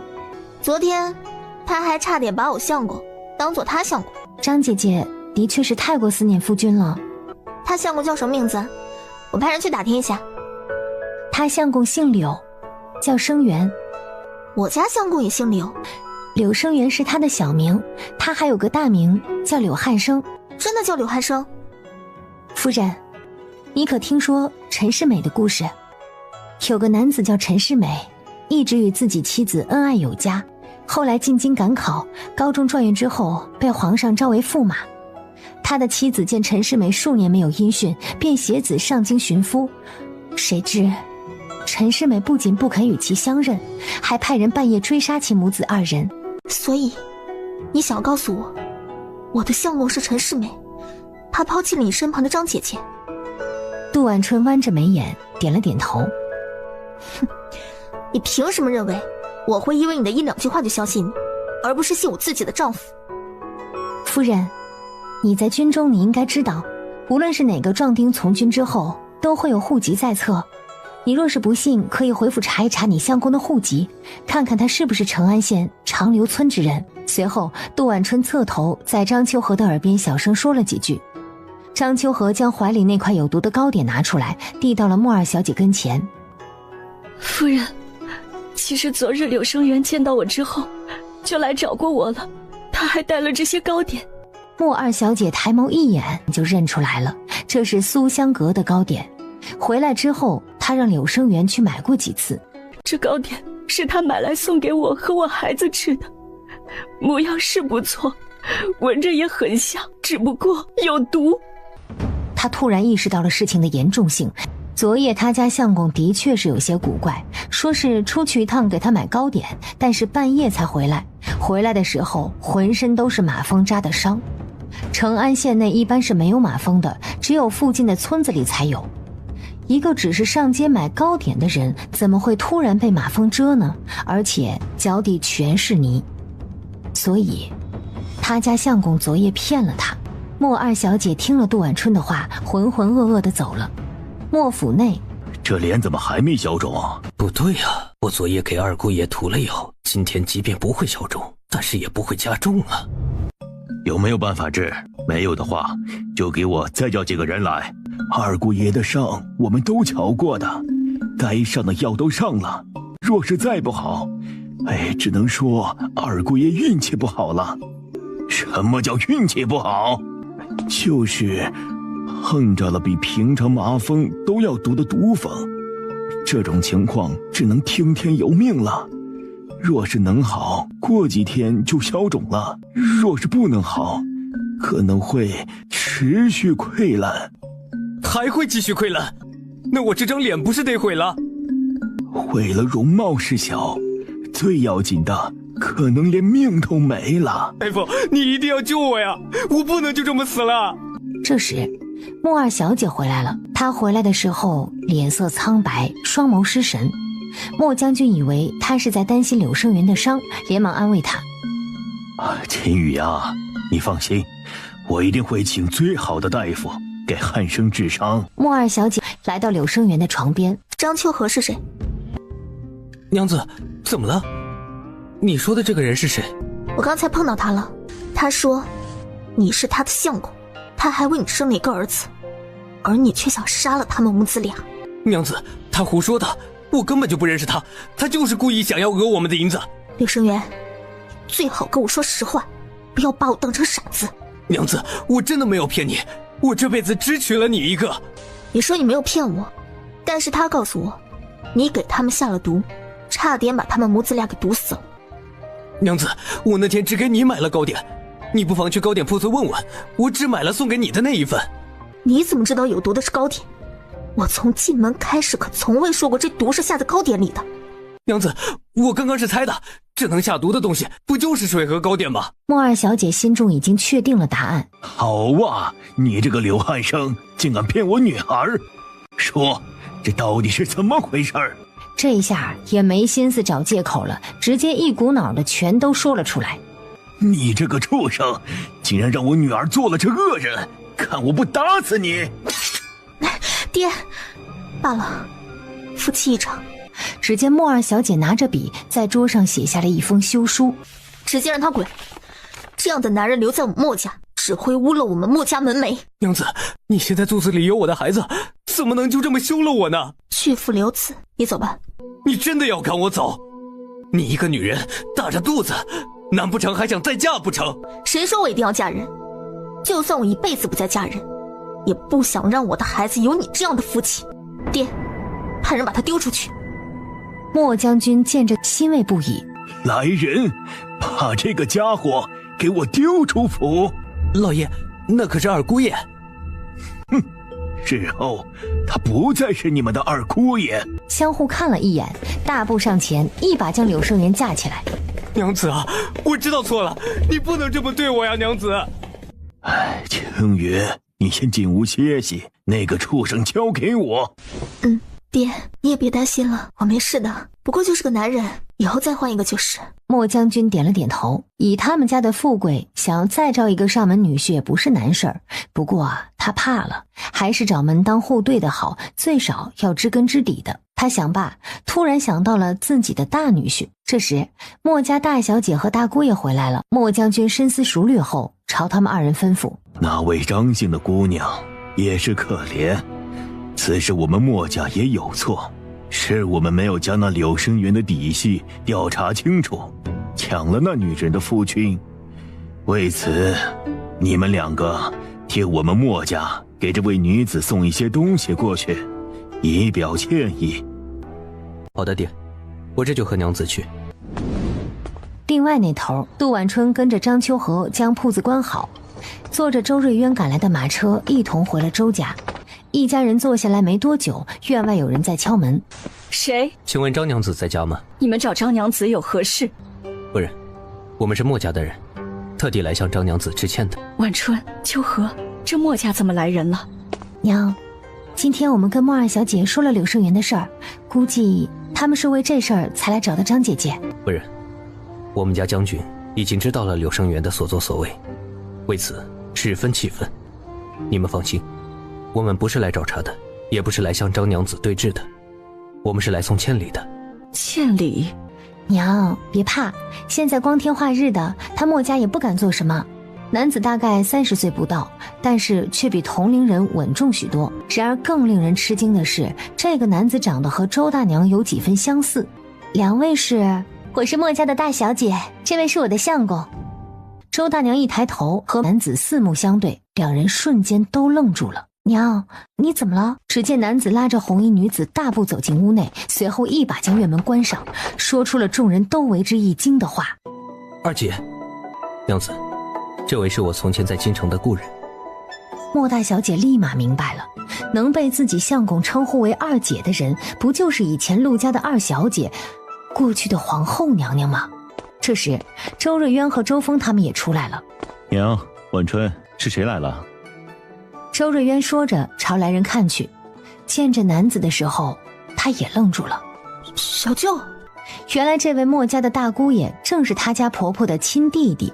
周大娘的这位弟弟原名叫陆岩，被韩大将军的亲信救出去以后，来到了边关改名换姓，并且得到了莫将军的庇护和照顾。后来他娶了莫家大小姐，生了一个女儿，女儿现在也才1岁多。周婶婶，晚春，今儿个你们家中有客，那我先带幺儿回家。好的，张姐姐，明日我们再带你去铺子里。多谢了，晚春。张娘子，我们带来了一些欠礼，正巧现在一并帮你送到家中去吧。罢了，不用了。对了，那个柳生元现在怎么样？被我二妹休了，赶出了家门。活该，谁让他抛妻弃子，心肠歹毒。莫大小姐见他如此，还是耐心地追了上来，朝车夫吩咐几句，跟着张秋和来到了家里。没过多久，3、4个小厮把马车的东西都搬了下来。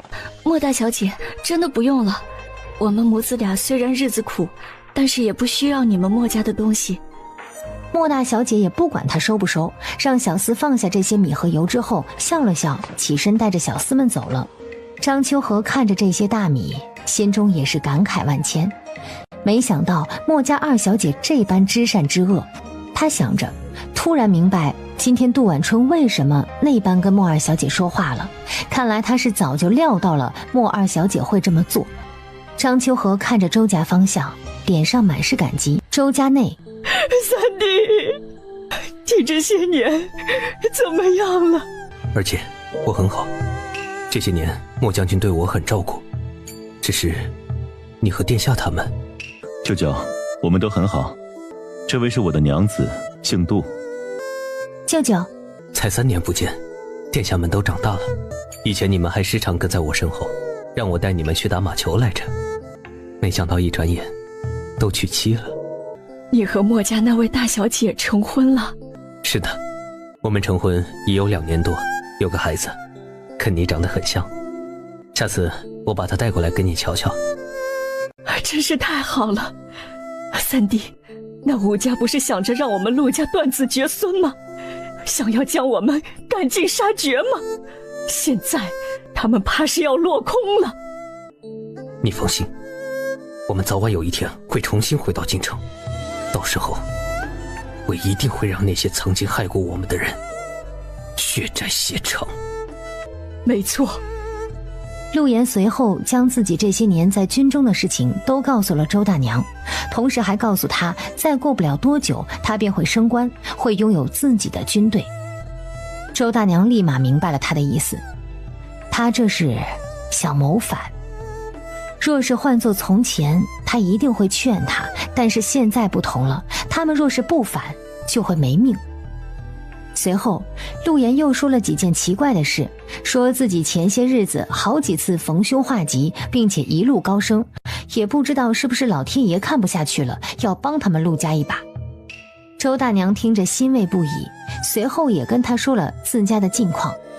我如今在军中担任要职，又有莫将军庇护，在这个成安县，若是有谁敢欺负你们，你们尽管跟我说，我都能帮你们解决。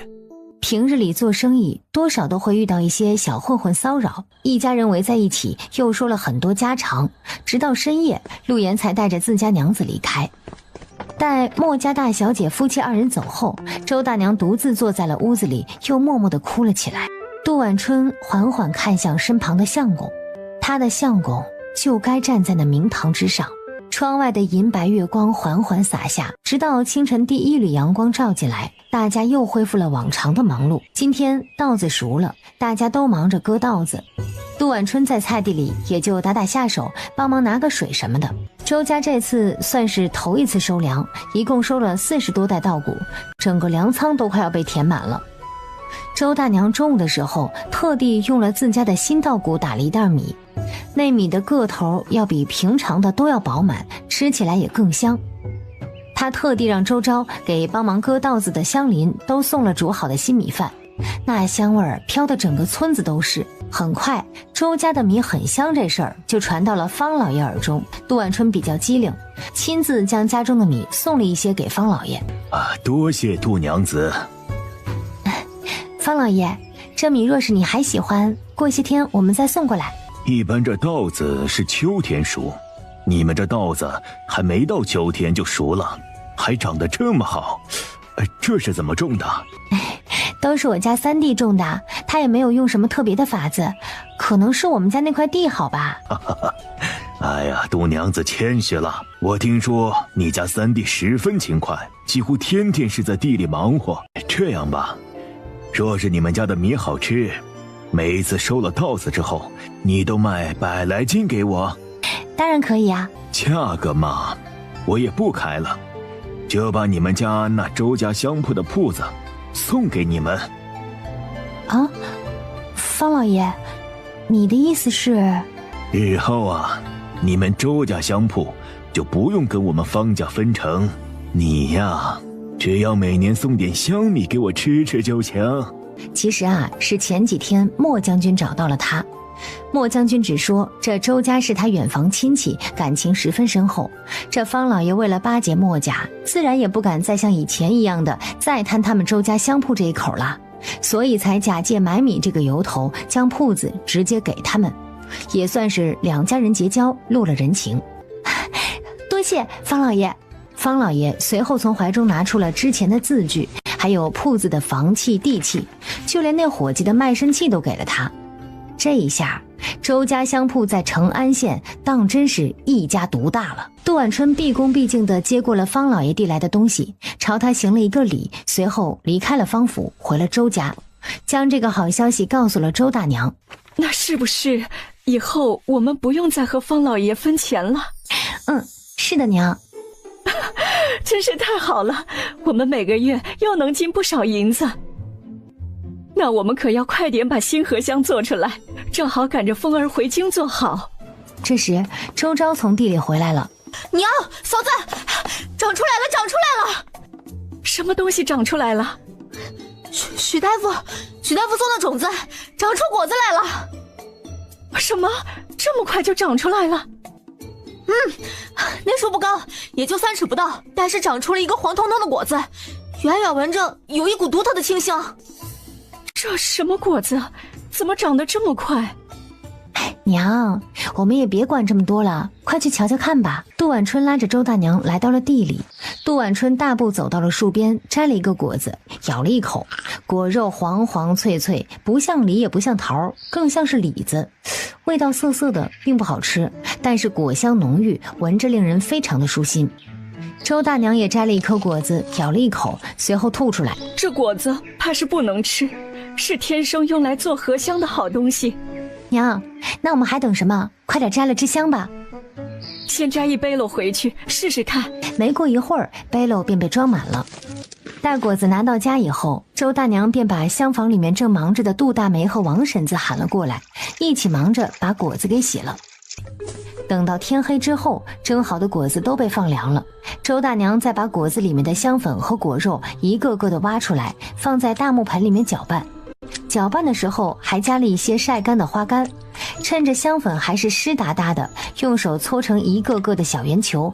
这干了的小球便是平日里铺子里卖的香丸了，一般称呼这个叫荷香丸。婉春，你快去休息吧，剩下的我和你大姑弄就行。对，婉春，你这怀着孩子别累着，快去休息。知道了，娘，大姑，我这就进屋了。他说完，慢慢转身朝自个儿的屋子走去。这前脚刚进到屋里，周瑞渊便端了一盆水过来。相公，怎么了？你今天也累了一天了，我帮你泡泡脚。相公你……还没等他说完呢，周瑞渊已经帮他脱掉了鞋袜。水的温度刚刚好，罢了，相公，还是我自己洗吧。别动，你若是再动，小心我就不是只给你洗脚了。周瑞渊绝对是个敢说敢做的人。自从有了肚子里的孩子之后，他可是一直都在克制中啊。我听许大夫说，有孕之人双脚都容易水肿，现在多泡泡脚，按按穴位，对以后都会有好处。相公，可以了，我们还是早些睡吧。婉春，你先歇歇，我去把水倒了。月光缓缓从窗外洒入，又是一个平凡而温馨的夜。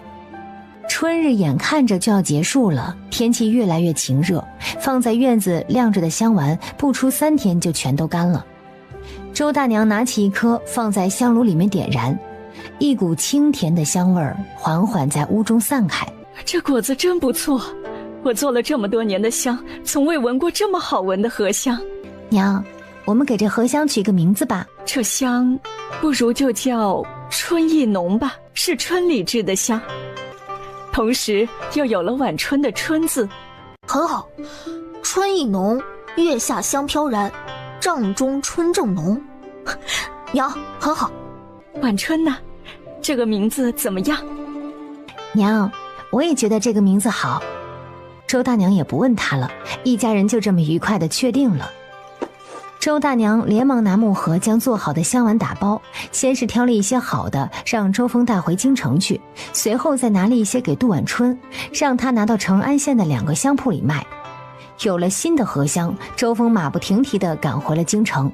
他只是离开了京城大半个月，这京城铺子就有了不小的变化。从前在京城独大的袁家再也制不出香来了，他们家好像是撞邪了一样，无论是用什么方法，只要做出来的香都是臭的。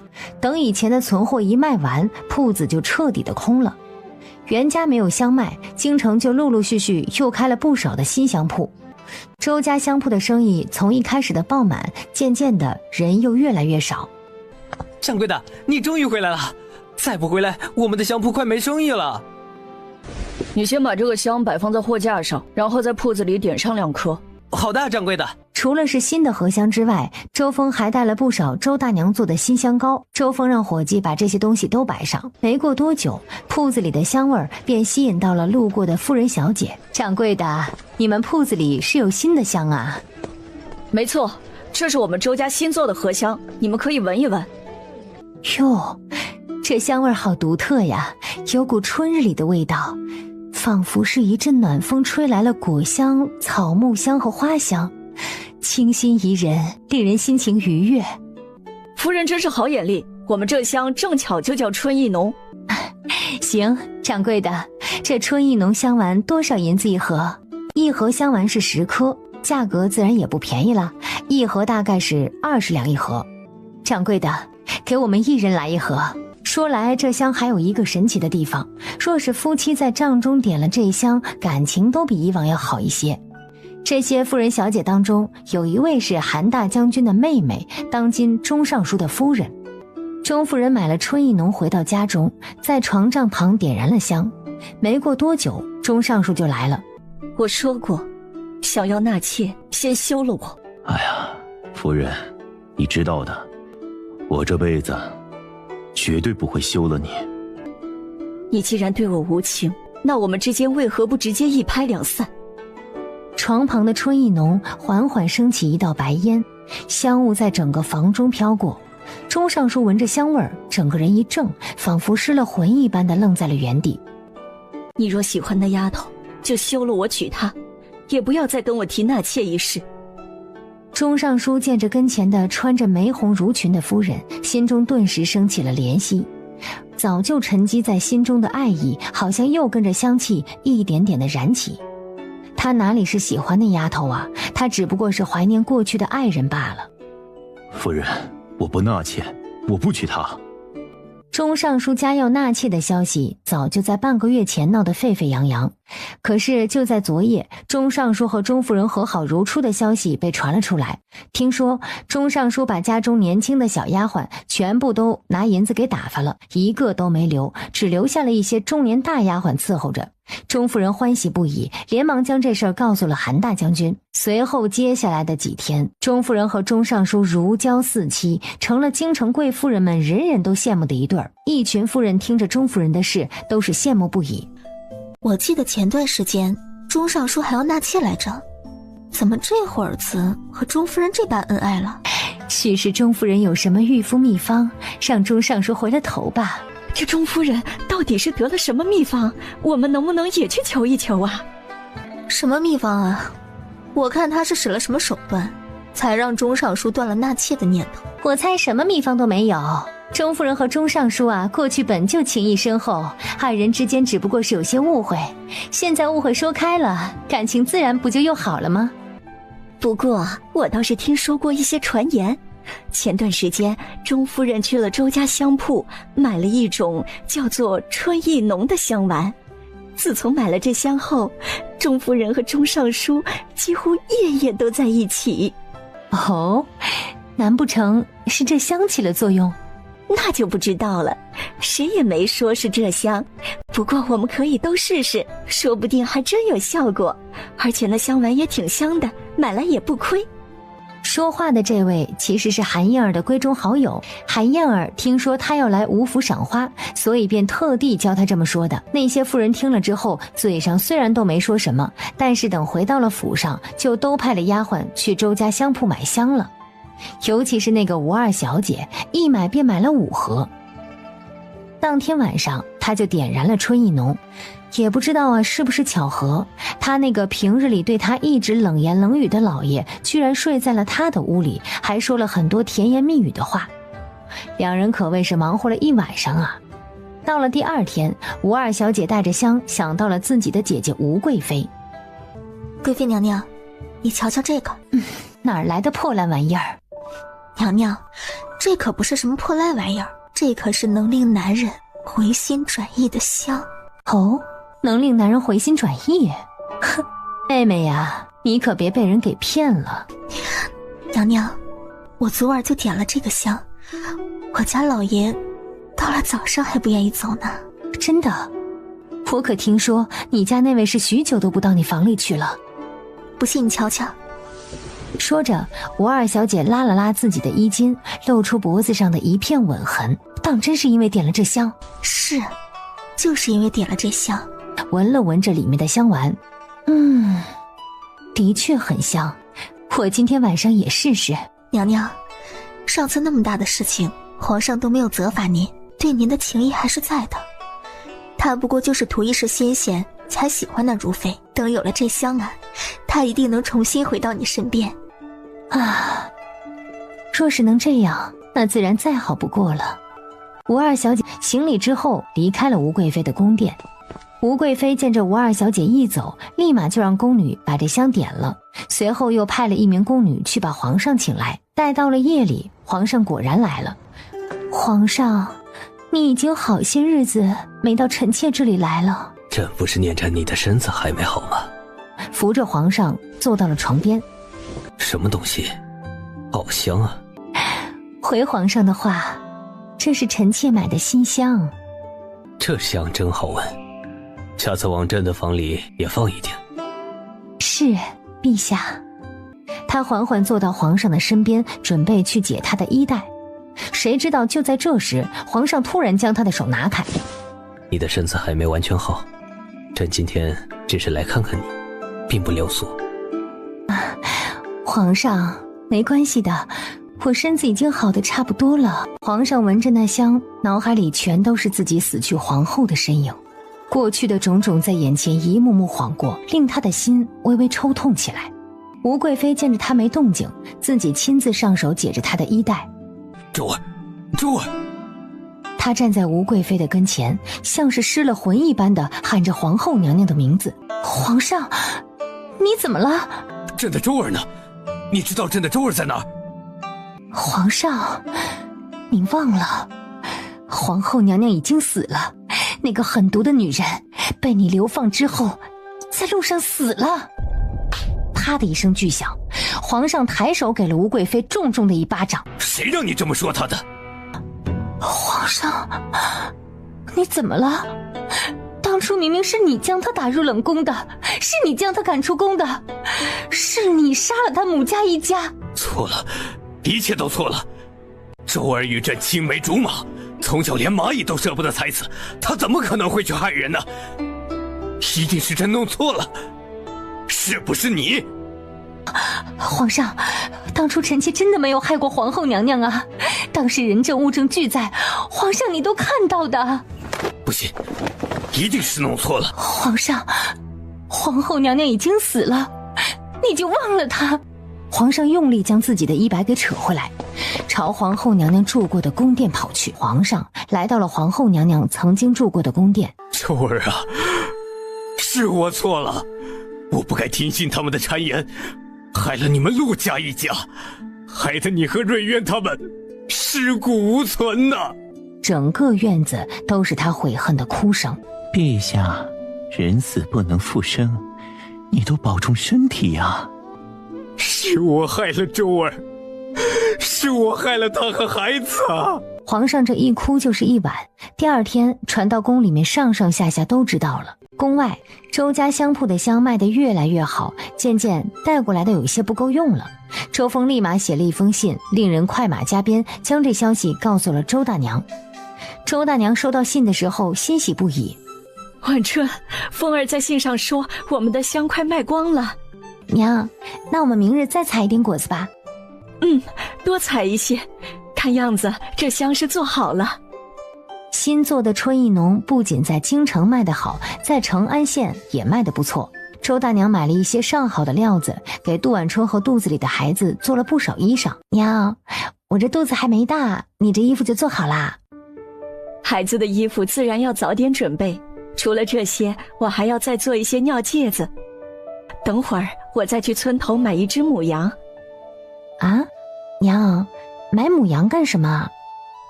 留着母羊产羊奶给孩子喝呀。一家人都在期盼这个小东西的出生，然而宫里那位哭得死去活来的皇帝还不知道自己快要有皇孙了。他坐在偌大的宫殿内，对着自己的弟弟诉苦：你说你怎当初就不拦着我点呢？皇兄，当时臣弟拦了，您还把臣弟的腿都差点打断了。皇兄，你若是没事，就不要找臣弟进宫。话落，直接离开了殿内，一路快步离开了皇宫，仿佛生怕晚了一步，他就会冲上去杀了他的皇兄。离开皇宫以后，三王爷正巧路过了周家的香铺。他不是第一次路过这里，但是每次走过的时候，都会闻到一股熟悉的香味儿。可惜仔细一闻又不是。今儿个也许是有些心烦吧，他第一次来到了铺子内。周峰一抬头，正巧见到他。客官需要买香吗？掌柜的，茶水倒好了。许是有些急，周峰去接的时候一下子没接稳，把桌子给弄湿了。他连忙拿着帕子去擦桌上的水。三王爷环顾了一下四周，正巧看到了周峰正在擦桌子的手，那手腕上有一串连着的3颗小痣。三王爷猛地一惊：你这个痣是从小有的吗？这位客官，你看错了，这不是痣，只不过是我今早吃早膳时不小心掉在手中的黑芝麻。不可能，我刚刚瞧着明明是痣。你当真是看错了。客官，你要买香吗？若是不买的话，那就请出去。失礼了，刚才应该是我看错了，这里的香露我都买了。都买了？三王爷轻轻点头，朝着手边的香丸指去。还有这些我要了。客官，这里一共是400两银子。三王爷想都没想，直接从怀里拿出了一张银票，替这位客官把香装好。三王爷站在门口看了周峰良久之后，离开了香铺。离开香铺之后，他疾步回到府上，马上派了心腹去打听周家香铺。不出3天，派出去的人就有了消息。王爷，周家香铺的掌柜的姓周，家住在青州府成安县。除了这些之外，还有其他的吗？比如说，他家中还有什么人？这家人出生在农家，一家人都住在小小的长留村里，所以能打听的消息并不多。不过他倒是和方老爷挺亲近，您要不要亲自去一趟成安县找一找方老爷？此事不能张扬，我们若是派人去长留村查，一定会引来吴贵妃和吴家人的注意。没错，那我明日进宫跟皇兄说一声，就说我去成安县去看望身体虚弱的方老爷，顺便给他带一些名贵的药材。好的，老爷。翌日一早，三王爷立马跟皇上请辞，带着心腹2人坐着马车朝成安县赶去。长留村周家厢房内，正热火朝天地蒸着新的荷香。相公，要不你先去歇息吧，这里的火我来看着。没事，这火候不好把控，我来就行。撤离社，别在这里久待。这下应该要蒸好了，我等一会儿再出去。晚春，来，这个你尝尝。说完，把手里的一个红果子给了杜晚春。嘿，娘，这个是？这是那树上长的，我瞧着和之前的果子不一样，所以尝了尝，没想到味道还不错。他咬了一口，果子脆脆，味道跟海棠果也有一些接近。怎么样，这果子味道不错吧？挺好吃的，从前都没有吃过呢。这个红果子不多，我就不用来做香了，都留着你吃。娘，这么多我吃不完啊。我刚才跟你王婶子又学了手艺，把这些果子洗干净之后，再切成片，随后放在汤水里煮。等煮的差不多的时候，再放到院子里晾晒，就是我们平时吃的蜜饯。哦，原来蜜饯是这般做的。你王婶子可真厉害，什么小食都会做。等日后啊，让王婶婶也开店，就开蜜饯铺子。这想法不错，下次我再跟她说说。此时的王婶子正带着自己的儿子王秋忙着在家里面种地呢。等到午时过后，第1笼香丸便制好了。杜晚春帮着在院子里面搓成丸子，放在铺好的纱布上晾干。刚搓到最后一颗的时候，听到院外有人在说话。这就是周家吧？哎呀，没错，这就是周家。走，我们快进去。只见是隔壁村的赵家，赵家是隔壁村有名的凶悍人家，他们家有个大女儿，大概是18、19岁，18、19岁还没成婚的都是老姑娘了。这位老姑娘模样长相并不差，就是性子太过傲气。前些时日，赵家大姑娘路过长留村的时候，不小心瞧见了周昭。赵家大姑娘见到之后，直接走不动路，回去就跟自家爹娘说了此事。赵家这两公婆也没办法了，只得听女儿的，找媒婆来周家说亲。周大娘一听是那赵家女子，想都没想就拒绝了。这娶妻娶贤，而且周昭年纪还小呢，对婚姻大事没有想法，也不喜欢那赵家女子，她可不想害了自己的儿子。赵家那边听说周家拒绝了，气得不行，所以今儿个直接找上了门。你娘呢？我娘在屋里，不知道你们来我们周家有何事。哼，你们周家这么欺负我们家翠儿，我们今儿个来讨个公道。赵大爷，赵大娘，你可看清楚了，我还怀着身孕呢，你们要是再敢动手动脚，就别怪我周家不客气了。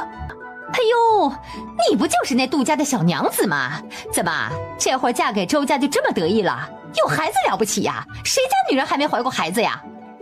哎呦，对，你家大姑就没怀过孩子。老赵家的，你的嘴可别太缺德。说到积德，应该是你们周家积德才对吧？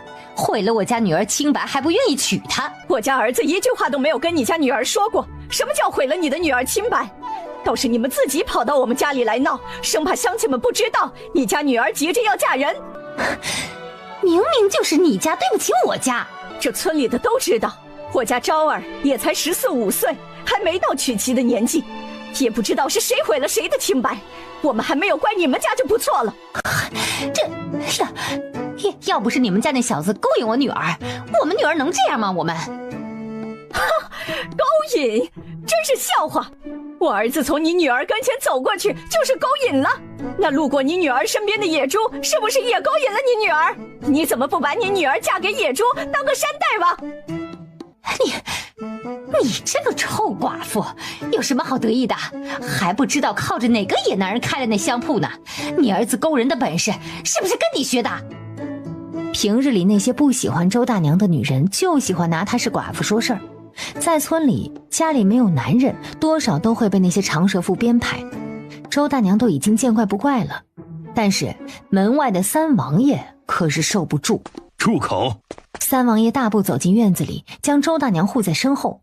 他坐着马车赶到了成安县，见到了方老爷，从方老爷口中打听到了周家之后，便立马骑着马来到了长留村。你说谁寡妇呢？周大娘愣愣地看着来人，惊在了原地。哟，这野男人来了呀！谁告诉你我是野男人？谁告诉你他相公死了？哈，你就是陈月娥在京城的男人。都说陈月娥在京城给一个马夫做了童养媳，三王爷今儿个怕太张扬了，所以穿着一件下人衣裳。没错，他就是我在京城的男人。村子里的人不是都说你家男人死了吗？我家男人给镖局赶马车，在路上的时候碰到山匪，不小心掉下山崖，我这不就以为他死了。说完还看了一眼一头雾水的三王爷，朝他使了个眼色。你这个臭没良心的，没死怎么不早点来找我们？我现在这不就来了吗？爹。哎。那赵大娘和赵大爷看着人家夫妻团聚，他们二人朝后退了2步，转身就要走。站住！日后谁敢再来周家闹，我砍了他的腿！赵大娘和赵大爷听着三王爷这一声呵斥，连忙夹着尾巴跑了。王爷，你怎么找来了这儿？是不是皇上已经发现了我们？你放心，皇上还不知道你们没有死，我是一个人找过来的。你是怎么知道我们在长留村？三王爷将事情的来龙去脉跟周大娘原原本本的说了一遍。凤儿手上那颗痣，也就你还记得？我当然记得，我从小就把风儿、昭儿还有瑞渊他们当作亲儿子看待。其实当年周大娘在认识皇上以前就已经认识了三王爷，三人也算是一同长大。但是周大娘是太后生前早就定好的儿媳妇儿，迟早是要进宫的，后来皇上对他表达爱意，三王爷却一直无动于衷，他只得接受皇上的喜爱，老实认命地准备进宫。不过后来周大娘在进宫之前托人给三王爷送过一封信，问如果他不愿意进宫会如何。其实这封信已经非常委婉了，可惜三王爷并没有给他任何答复，他没有收到任何回信，所以他只得进了宫，做了皇后。你这次来这里找我们是有何意？以后啊，就由我来照顾你们母子吧。王爷，且先不说我是你的嫂子，现在我们可还是逃犯。什么嫂子不嫂子的，当初他废了你的时候，你和他就已经不再是夫妻了。更何况你现在是周家娘子，我是周家男人，那你就是我娘子。你放心，皇上只以为我是来探亲，到时候我借口搪塞过去不就成了。倒是你和瑞渊以后有什么打算？是准备一辈子都待在这小村子里吗？现在呀，当然是想把日子过好，等日后有机会了再去为我们陆家翻案。周儿，既然瑞渊还活着，那他才是正统，早晚有一天他是要回去继承皇位的。就算是皇上他不同意，我也会想办法把他推上皇位。这些年我一直在查看你爹当年被诬陷的证据，如果没猜错的话，当初那个污蔑你爹的下人应该还活着。你放心，有我在，一定会让你爹沉冤昭雪。王爷，你不必为我们家做这么多事。周儿，我做这么多不是为了任何人，我只是不想让你受苦。王爷，你别害怕，我就是想照顾你，就是不想让你再被人欺负。王爷，不管从前如何，现在我们早已不似当年，你还是回京城去吧，就当做没有遇见过我们。周儿，我不奢求什么，我只希望你不要赶我走，让我留在这里，即便是帮你们挑粪砍柴都行。三王爷见到周瑞渊，殿下，三叔，你不用跟我们客气。瑞渊，你劝劝你娘，就让我留下。王爷，你还是回去吧，待在这里只会让你跟我们一样陷入危险。我不怕危险，你们放心，成安县内都是我的人，就连青州府的知府也是你外祖父的门生，有他们在，没有人会将我们的消息暴露出去。你是说青州府的郑知府？没错，当年他在京城的时候，你应该还见过他一面。没错，好像的确是见过。他当年就是为了替陆太傅求情，所以才被贬到了青州做知府。不过再过几个月他会被调回京城，任职二品官员。二品官员如此高升？现在朝中官员要大换血，不会再是吴家一家独大。他忍辱负重这么多年，就是为了这一刻。就让我留下来吧，待日后我再带你们一同回去。娘，既然王爷想留下来，就让他留下来吧。刚才赵大娘从这里回去，估计用不了多久，整个村子的人都会知道我们周家当家的还没死呢。若是王爷就这么回去了，反而会引起他人的怀疑。那行，王爷你就在这里住一段时间，这里正巧有一间客房。我这既然住下来了，你们也别王爷王爷的喊我，不是姓周吗？我就叫周老钱。周老钱？周妹子，听说你家男人回来了，是真的吗？没错，我回来了。好啊，这可是个大喜事儿。以前村里人都见你是寡妇瞧不起你，现在你男人回来了，瞧他们还敢不敢欺负你了。王婶婶，来喝茶。爹，喝茶。杜婉春连忙也拽了拽周瑞渊。爹，你一路上辛苦了。三王爷听了这一声爹，要不是王婶子在这儿啊，他差点都跪下了。原本喝在嘴里的茶直接呛在了喉咙里，大声咳嗽起来。周老弟，你这是怎么了？哎呀，我没事，就是太激动了。也对，你们一家人怕是有3年没在一起了，的确是激动。周妹子，你这也算是苦尽甘来了。那我就回去了，不打扰你们一家团聚。等王婶子走后，周瑞渊告诉他家中相扑之事。三王爷听着心酸不已。你娘从小就没有在家里干过重活，这会儿还得在这里挑水做饭、洗手、做汤羹。这时屋外周大娘正在准备烧火做饭，三王爷听到了，直接抢过他手中的菜刀。我来做，你这双手怎么能切菜呢？让我来做。我平时做的也不多，都是瑞渊在做。他堂堂一个太子，怎么能做这些事儿？都让我来做。王爷，还是我来切吧。三王爷却是越切越顺手。我虽然没做过饭，但是耍过刀，切萝卜小意思。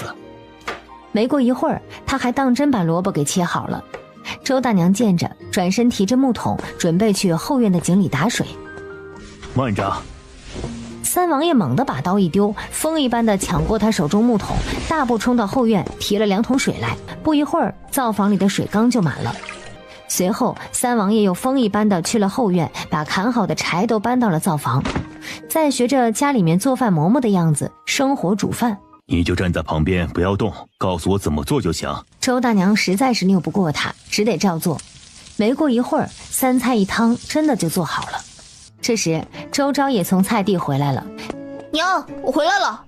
他在路上的时候就听说自己的爹回来了，为此他惊慌不已，一路小跑回来。呀，昭儿，你怎么能干这些活？来，把背篓给我。三叔。周瑞渊连忙走了过来，跟他说明了一切。周昭恍然大悟，啊，吓死我了！都说我爹来了，我还以为是京城那位呢。京城那位，我怕你进家门就脑袋掉地了。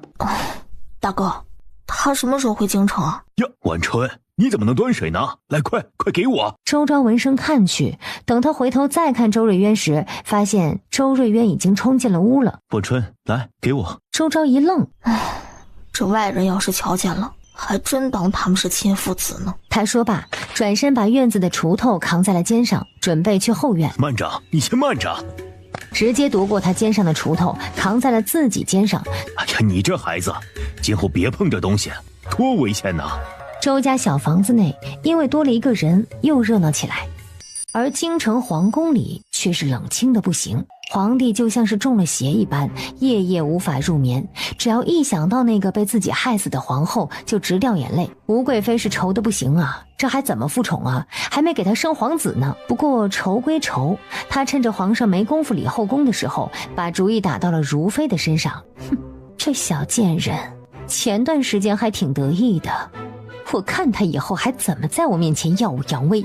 他把一盒掺了毒的胭脂偷偷派人放到了如妃的桌上，调包了如妃平时用的最多的胭脂。这位新受宠的如妃是三王爷安插在皇上身边的眼线。三王爷离开京城时，派人给他送了消息，让他随时盯着皇上和吴贵妃，只要一有消息就派人快马加鞭告诉他。今天他特地早早起来，准备梳妆打扮去见皇上。如妃桌上的胭脂水粉有很多，但是有一种是他经常用的，他想都没想便拿起了那盒胭脂准备涂。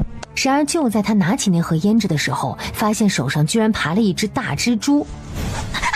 红色的胭脂盒在地上摔成了2半，里面粉红色的胭脂粉全都洒了出来。娘娘，怎么了？蜘蛛，刚刚有好大一只蜘蛛。娘娘，地上没有蜘蛛啊。不对啊，刚才我明明瞧见了。娘娘，真的没有瞧见蜘蛛啊？可能是你刚才来的时候已经跑了。娘娘，这胭脂怕是不能用了。这是我从宫外带来的，要是再买的话那就难了。他看着那摔碎的胭脂粉，眉头一皱。不对。什么不对啊？你瞧，这粉质明显比我之前用的胭脂要粗糙得多。宫女仔细地看着，闻了闻。娘娘，这胭脂有问题。如妃眉头一皱，拿杯子来倒了一点胭脂粉在水里面化开，随后拿出自己的银簪试了，银簪便一点点的变黑了。娘娘，这胭脂里有毒。夏儿，今天有谁到我宫里来过？没有啊，娘娘。如妃看向身旁不远处的窗户，她朝窗户走去，发现窗子里夹着一片屋外的叶子。看来是有人偷偷来了我的屋子。换了我的胭脂。娘娘，难道是胡贵妃？不是她，还会有谁？啊，娘娘，那我们该怎么办啊？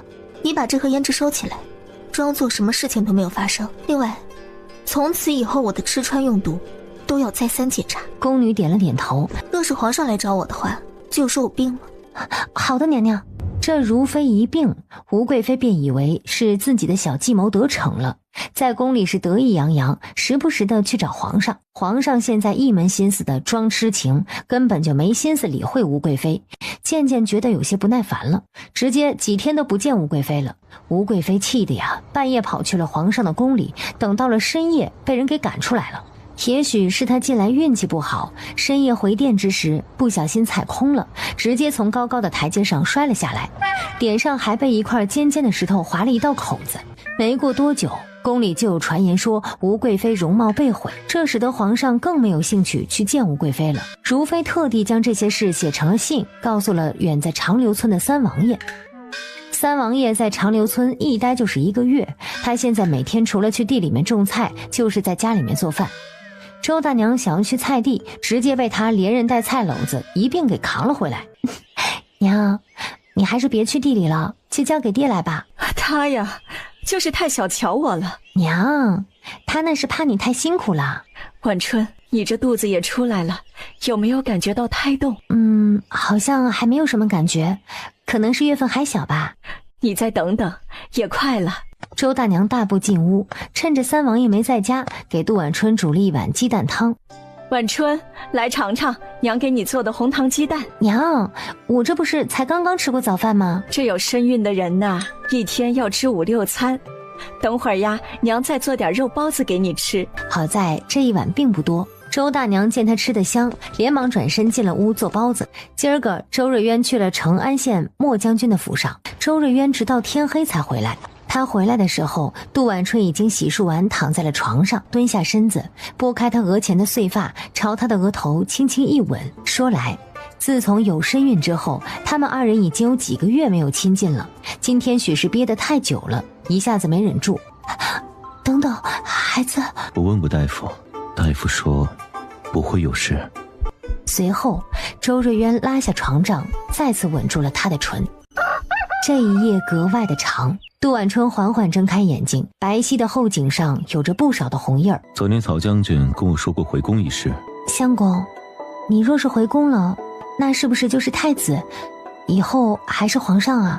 放心，今后我无论是什么身份，我的妻子只能是你。晚春，我这辈子只娶妻不纳妾，即便是回了宫中，那3宫6院也只有你一人。周瑞渊并不是一个经常承诺的人，但是只要他承诺了，那就一定能够做到。杜晚春突然感觉到自己的小腹有什么在跳动。相公，孩子好像动了。孩子动了？你把手放在上面试试。周瑞渊伸出颤巍巍的手，小心翼翼地附在他的肚子上。他肚子里的孩子好似感觉到了自己的父亲一般，踢了一下腿。周瑞渊立马感觉到手上那轻微的跳动感，这一刻，他突然觉得鼻头一酸，激动得说不出话来。他真的动了！你在娘的肚子里一定要听话，别踢到你娘了。你呀，别吓着孩子。谁都不能欺负你，就算是我孩子也不行。你别总说他，我看是你不要欺负我才对嘛。我怎么欺负你了？你说怎么欺负了？可是娘子还挺喜欢被我欺负。他连忙从廊口里逃了出来。杜晚春从房里出来之后，来到了前屋。三王爷端着早饭走了出来。晚春，来吃东西，我给你做了葱油大饼。王爷，你还会做饼啊？哈哈，是啊，以前幼时你娘喜欢吃饼，我便学着做。不过后来怎么了？后来他以为是我皇兄做的。王爷，你对我娘……我们从小便相识，若不是他进了宫，我想我应该会娶她进王府。王爷，既然你对我娘有这份心思，当初为什么不拦着她进宫啊？因为太后……我听娘说，太后当初也没有执意让她进宫，她他是可以选择的。是啊，他的确是有选择的，只不过当时他心里只有皇兄，怎么会愿意跟我走呢？王爷，我娘进宫之前给你写过一封信。什么信啊？信上是什么我不知道，娘只是跟我说她进宫之前给你写过一封信，然而你没有给她答复。我根本就没有收到过什么信。这时周大娘刚好回来，正巧听到了这句话。与此同时，宫内皇上从自己的床底下暗格中拿出了一封信，信上是周大娘的字迹，他当初派人连夜截回来的。信上的内容他也看过很多遍，到现在都没有烧掉。他每次闲的时候就都会拿出来看一看，不是为了思念某个人，而是想要再体会一下胜利的滋味，他抢走自己弟弟心爱女人的滋味。周大娘将信的事情告知了三王爷，三王爷又惊又懊悔，惆怅了好几天，一直都在想到底是谁扣了他的信。不过这事儿一说清楚，三王爷比平时更加积极了。他不仅把周家的地给弄得有条有理，还自己用竹筏做了一个运水器，运水器连着后院一口井，直接将水引到了灶房的水缸里。没想到王爷还有这样的本事。娘，王爷可真厉害，以后我们不用再去打水了。周大娘见着灶台上放着已经切好的菜，周大娘看着那些菜，心里微微有些感动，同时又有些感慨。明明是两兄弟，为什么会有这么大的区别呢？皇上心狠手辣，三王爷却为人和善。中午，三王爷几乎是跑回来的，为了赶着给他们做饭，三王爷走进灶房。哎呀，都说了我来做，你怎么能抢着干活呢？哪能让你一直做？快来吃饭吧。瑞渊呢？他还没过来。正巧这时周瑞渊回来了。瑞渊，你不是准备要参加科考吗？就别干活了，好好看书吧。不用，那些书我早就滚瓜烂熟。他将碗里的一块鱼夹起来放在周大娘的碗里。周儿，你多吃一些。杜婉春在一旁看着，难怪都说女人像花，这花得娇养才能香啊。待吃完午饭之后，三王爷又提出带着他们一家人去集市买东西。不用了，我们家里的东西都够用。哎呀，够用什么呀？都是一些破破烂烂。走，我带你们买些好的。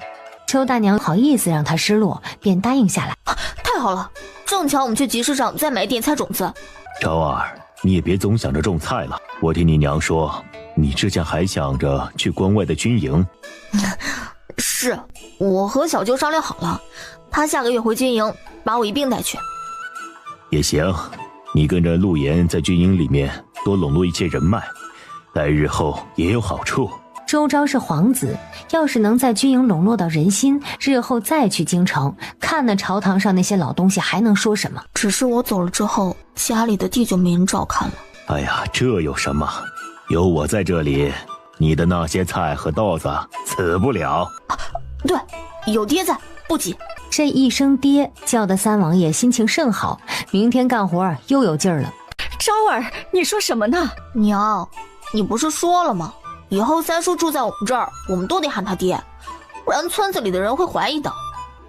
周大娘一时也不知道怎么反驳，但是总觉得这样不好。叫什么都一样，没关系。周大娘见他都不介意，也没有再说什么了。杜婉春和周瑞渊对视了一眼，两人都偷偷地笑着。一家人吃完午饭之后，坐上马车去了县里。三王爷他从马车上下来，直接走到一家胭脂店前，掏出银子，直接买了一堆的胭脂水粉。周儿，这个给你和婉春。买这么多，得花不少银子吧？花不了多少银子。你看看你喜不喜欢这小地方的胭脂，估计是比不上京城的。三王爷又他大步走到了一家糕点铺子前。桂花糕、板栗糕、荷花酥、茯苓糕、海棠糕都来一些。好嘞，客官，你先等等。另外还来一点花生酥。三王爷侧头看向他。婉春爱吃。三王爷一听，扭头看向伙计。当5斤花生酥。好嘞。那个茯苓糕也给我装5斤。周瑞渊侧头诧异地看着他。你娘爱吃。片刻后，伙计将打包好的糕点递给他们。周大娘和杜婉春见到他们买这么多糕点，周瑞渊将花生酥放在了杜婉春怀里。不多，你先吃着，不够再买。三王爷随后把手里的茯苓糕放在周大娘的手里。是啊，不多，这多什么？来，吃。马车继续前行着，三王爷还没等他们反应过来，又来到了一家首饰店。三王爷挑了一个最贵的白玉发簪，随后又挑了同款的白玉手镯，另外又挑了一对珍珠耳环。交给掌柜的打包好之后，又买了一对绿色翡翠蝴蝶发簪。这些都给我装起来。等首饰都打包好之后，三王爷将白玉那套递给了周大娘，再把翡翠那套递给了晚春。三王爷又买了不少的布料、团扇以及一些小玩意儿。随后一行人来到了自家铺子，他们刚到铺子门口，便听到铺子里在吵闹。是你对不对？是你勾引了我家老爷对不对？只见李县令的夫人正扭着张秋荷的耳朵大骂：夫人，你弄错了，李县令只是在我这里买过香。只买香？那买了一次又来买一次，一定是你使了什么法子勾引了他。夫人，你真的弄错了，李县令来这里买香，我跟他连话都没有说过几句。李夫人抬起手准备朝张秋荷的脸上甩去。住手！又是你们几个呀？你说你们一个女人不好好的在家里面相夫教子的，出来做什么生意呀？是家里没男人了吗？哼！还是说你们故意要女人出来做生意，好勾引男人来买你们家的香啊？杜晚春正准备动手呢，三王爷却突然冲了进来，他拿着一旁的椅子朝着地上重重一摔。你是谁啊？你在我家的铺子里闹事，还问我是谁？胡说！这铺子不是周家这寡妇的吗？跟你有什么关系啊？你又是从哪里跑来的野男人？什么野男人？我是他孩子的爹，这里是周家铺子，我姓周。你说你是不是在我周家铺子闹事儿？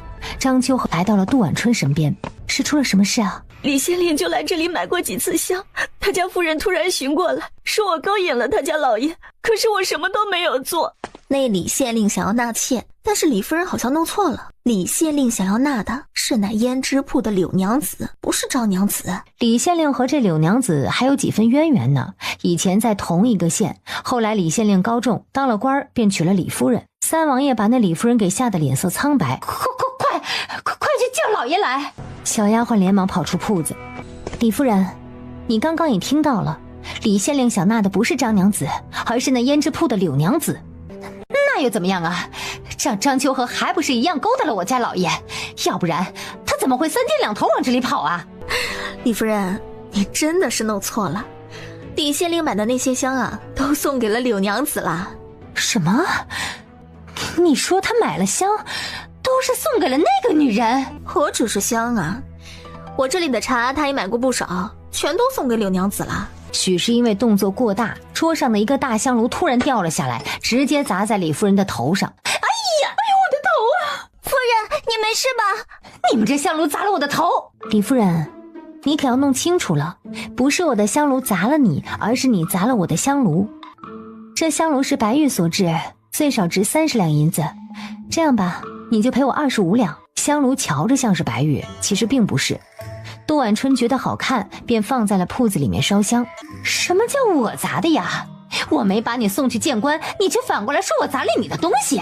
大家刚刚可都看清楚了，是李夫人撞了我的桌子，把香炉给撞下来了。没错，我们都瞧见了，就是李夫人撞的。是啊，我们都看清楚了。李夫人，你把人家的香炉砸坏了，得赔钱。你不能仗着你是县令夫人就欺负我们呀。李夫人，赔银子吧。快赔银子！颤抖着手拿出了20多两银子，放在桌上，大步走出去，准备去找那胭脂铺的柳娘子。哎，李夫人，柳娘子那边呀，你就别去了。李夫人，你害得柳娘子还不够啊？人家和李县令两小无猜，青梅竹马，两家人早就定了亲了。而你看中那新上任的县令，就逼着他娶你。难怪那李县令天天往胭脂铺跑，原来还有这样的事。你这个贱人，你胡说八道什么？临县的人都知道，当年你逼着李县令娶你，找人在柳家娘子家里闹，把柳家娘子的爹娘给活活害死了。你还找了一群男人欺负柳娘子，再把她给卖进了青楼。你胡说，不是她自己跟人跑了吗？不巧了，当年那个欺负柳娘子的男人又来了，还把这事儿都告诉你家老爷。不然你以为他怎么这段时间常来呢？什么？告诉了老爷？快，我们快回府去！李夫人低着头上了马车，立马离开了这儿。张姐姐，这下次你要再见了这种，别忍着，该动手就动手，别怕。柳娘子不会有事吧？放心吧，不会有事儿的。李县令会护着他。若是我今天不说的话，那李夫人一闹，别人还以为是柳娘子做错了。其实啊，他们不知道，这李夫人才是罪魁祸首。听你方才说，是李夫人做了恶事。是啊，是那李夫人做了恶。我以前和柳娘子是同乡，她家是当地有名的乡绅，和李县令也算是门当户对。两家人一早就定好了亲事，只等着李县令上任之后啊来下聘。然而那李夫人却看中了李县令，不过李县令倒是正直，死活都不同意娶她，一心只有柳娘子。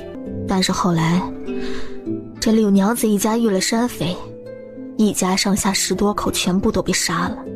柳娘子和自己的姐姐失踪，李县令为此还消沉了好久，以为李娘子死了。李夫人就趁这个机会啊，一直待在她身边，本以为等上2、3年她就能娶她，谁知道李县令想要辞官去寻柳娘子，李夫人一气之下就往她酒里下了点东西。这等着一夜过后，她肚子里就有了李大公子了。李县令为了对她肚子里的孩子负责，没办法，只能娶了她。柳娘子也是个可怜人。谁说不是呢？柳娘子其实当年也并不是失踪，她被那群山匪给欺负之后，跟着她姐姐就被卖到了青楼。后来她姐姐被京城吴家人买走了，等再过了一段时间，她姐姐就帮她赎了身，给了她一大笔银子，在这里开了胭脂铺。柳娘子在这里也做了1、2年生意了，每次都躲着李县令，不想跟他有什么瓜葛。可是就在最近几日，他遇到了一个人，就是当年杀了他一家人的山匪。那人告诉他，其实当年李夫人拿了一大笔银子给了那几个山匪，让他们将柳家人全部杀害，还一同欺负了柳娘子，再将他和他姐姐卖到青楼，为的就是想要拆散他和李县令，好自己上位。真是歹毒啊！没想到李夫人是如此蛇蝎心肠。幸好啊，幸好你当初是嫁到了我们周家，如果是嫁到他们李家，还不知道会是什么样的日子。你说这位柳娘子的姐姐被京城的吴家赎走了，是哪个吴家？京城哪还有什么吴家，不就是吴贵妃的母家吗？我听说吴家在京城可是有名的大家，怎么会千里迢迢在青楼里赎回一个女子回去？柳娘子的姐姐呀，那可是长得美艳过人，许是赎回去在家里当妾。不过这妾估计也不好当。听柳娘子说，她姐姐已经3年没有跟她联系了，也不知道现在怎么样了。柳娘子幸好有这个姐姐，不然现在估计还在那青楼。没错，这几天呀，她怕李夫人找来，所以把门都关了。我等会儿还要去她家中看看她。那李夫人这么歹毒，估计还会故技重施。师娘，你们若是有什么事，可以来长留村找我们。行，放心，我茶楼里呀有几个身手好的伙计，应该是不会有事的。你这肚子里的小娃娃最近乖不乖呀？很乖，基本上不闹人的。那就好，等你肚子里的孩子出生了，我教他泡茶。前些时日，柳娘子还说要教他做胭脂呢。何止是做胭脂，我瞧那卖糕点的张老头啊，还想教他做糕点呢。将来呀，你家这小娃娃估计是个全才，啥都会。我们家这制香的手艺也要教给他，也不知道他能不能学过来。你得看他愿不愿意学。要是跟晚春一样聪明，不用学，就跟在我旁边看几回就会了。几人坐在一起闲聊了几句之后，各自又重新把各自的铺子给张罗起来。没有了李夫人在这闹事，铺子里的生意又重新做了起来。杜晚春和周大娘放下心来，跟着三王爷和周瑞渊带着一马车的东西回了家。周儿，你有没有见过那位柳娘子？当然见过。她是不是和你身边以前一位宫女长得很像？好像没有。那你可记得吴贵妃的宫里有没有和她长得相像的人？没有。柳娘子长得娇媚，吴贵妃宫里的宫女一个个都长得素净得很。王爷，你是在怀疑柳娘子那位姐姐在宫里当差吗？没错，一切都太巧了。柳娘子的姐姐是被吴家赎走的，正巧又是3年前突然失去了联系，说不定她和3年前你娘被人冤枉一事有关。当时吴贵妃有了身孕，不小心滑胎小产，便诬陷是周大娘的香有问题。当年举证周大娘的人当中，的确是有几位小宫女，但是后来这些小宫女全部都消失不见。与此同时，皇宫之内，吴贵妃朝身旁的宫女问道：“那个柳香香找到没有？”回娘娘的话，还没有。给我继续找，找到之后直接把她的头带来就行。是娘娘。当年父亲让她进宫，是为了教我怎么伺候皇上，没想到她居然为了皇后想要去告发我，看我不打断她的腿，缝了她的嘴。三王爷对那柳家姐妹起了疑心，连忙派自己的心腹去调查这柳家姐妹。周大娘也为此而上了心，平日见着杜婉春去铺子里，就让她带着鸡蛋鸭蛋给柳娘子和徐娘送去。这一来二去的，杜婉春便和柳娘子熟络起来。那日李夫人从周家香铺离开以后，找到了李县令对峙，没曾想李县令得知是他害得柳家一家人惨死之后，李县令给了他一封休书。到了第二天，李县令休妻的事情在整个成安县传得沸沸扬扬，很快就闹到了李夫人的娘家耳朵里。家里正巧也是做胭脂生意的，没过几天，李夫人娘家大哥带着大嫂来到李府。杜婉春这几日都在铺子里，便见着一群人涌进了对面柳娘子的胭脂铺，里面的胭脂水粉全部都被丢到了街上。没过多久，里面便传来柳娘子的哭声：“哼，一个小贱人而已，竟然敢跟我们孙家过不去，你也不打听打听我孙家在京城的地位？那贵妃娘娘用的胭脂都是我们家的。”婉春，我们快过去看看吧，不然要闹出人命了。二人连忙朝着柳娘子的胭脂铺走去。光天化日的，你们怎么能这么欺负人呢？那是她活该，勾搭别人家的丈夫就是该死。那该死的也不是她，是你的好妹妹。当初人家小两口都已经定了亲了，是板上钉钉的夫妻。要不是你们孙家害得她家破人亡，现在还轮不到你妹妹来做县令夫人呢。没错，再怎么样也不能砸店打人。徐娘趁这个机会，带着一众掌柜将他们的人给赶了出去。这一赶，双方竟然动起手来。这孙家胆子可真大，压着李县令不说，还敢当着这么多人的面打人，还不是因为有吴贵妃撑腰。孙家不过是个做胭脂的商贩，怎么会和吴贵妃扯上了关系啊？婉春，你不知道，早些年我听同村的人说过，那孙家大哥和吴贵妃是有些情分的。情分？什么情分啊？具体是什么我就不知道。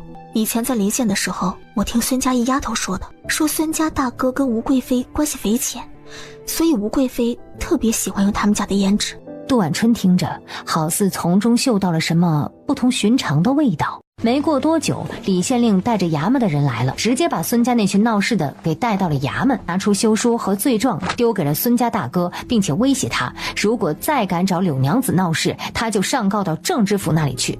孙家人一听，果然老实下来。不过李夫人并没有死心，又找了自家哥哥嫂嫂，准备对柳娘子动手。夜里，大哥大嫂，出事了，铺子出事了。铺子出什么事了？就在刚才，我们柳娘子那胭脂铺着火了，现在火势越来越大，眼看就要烧到我们铺子里面来了。有人去灭火没有？有，不过柳家铺子附近有几辆马车故意挡着，都进不去。我现在去看看。相公，我随你们一同去。那里危险，你就留在家里等我。没事，我就远远的在一旁看着。大哥，耽误不得了，我们快去吧。走吧，相公。等他们到了铺子前时，柳家铺子已经被大火烧光了。天空突然闪过一道惊雷，磅礴大雨倾盆而下。刚才月亮还正圆，这一眨眼雨就落下来了。这是好事啊，下雨了火也能灭了。由于雨越下越大，柳家那边火势没有多久便全被灭了，只剩下黑漆漆的一片。柳娘子还在铺子里。徐娘说着便往柳家铺子里冲。这时原本挡在路口的马车也走了。一定是李夫人，是她派人来放的火，是她派人在路上停止马车。这李夫人还真是狠毒呀。没过多久，李县令也赶来了，随后直接跪在地上哭了起来。哭什么哭啊？哭了他还能回来吗？都是因为你这个懦夫，你既没有办法保护他，你为什么还要来招惹他？都是因为你！李县令连滚带爬的朝着那堆废墟爬去。快把李县令拦下！将打算自裁的李县令给拦了下来。周瑞渊连忙上前驱散了大家，随后带着杜婉春回到了自己的铺子里。那刘掌柜就这么死了吗？实在是太可惜了。没死，刘掌柜没死。里屋内突然走出一名女子。嫂嫂，这不是刘掌柜吗？他怎么在我们铺子里啊？是这样的，我担心那个李夫人又来报复刘掌柜，所以特地让她这几天夜里在我们铺子里睡。哦，原来是这样，那真是太好了。这次真是多谢婉春，如果没有婉春，我今天晚上估计已经命丧火海了。柳娘子不用客气，我这也不过是碰巧了而已。只是柳娘子打算接下来怎么办呢？现在他们都以为我死了也好，等过几日我便离开这里，去京城寻我姐姐。哦，柳娘子和姐姐感情很好吗？没错。你姐姐在京城里的什么府里当差啊？我可以让我二弟替你去打听打听。我也不知道她在什么地方当差，但是我知道她是被吴大人买走的，说不定现在还在吴家。我家二弟认识吴家的人，不过好像没有听说吴家有姓柳的丫鬟和妾室啊。不对，我姐姐之前在信上有说过，她要是不待在吴家了，就会来寻我。难不成她是出了什么事？不然为什么没有来寻你啊？婉春，你说你二弟在京城，对不对？杜婉春点头。我姐在3年前写过一封信给我，说是如果有一天她出了什么事，就将这东西送给京城的韩大将军。我这一弱女子，千里迢迢也一时赶不到京城。婉春，你可否让你二弟帮我将这信送给韩大将军？好的，我过些时日跟二弟说一声。柳娘子今后有何打算啊？铺子被毁，这成安县我也不想再继续待了。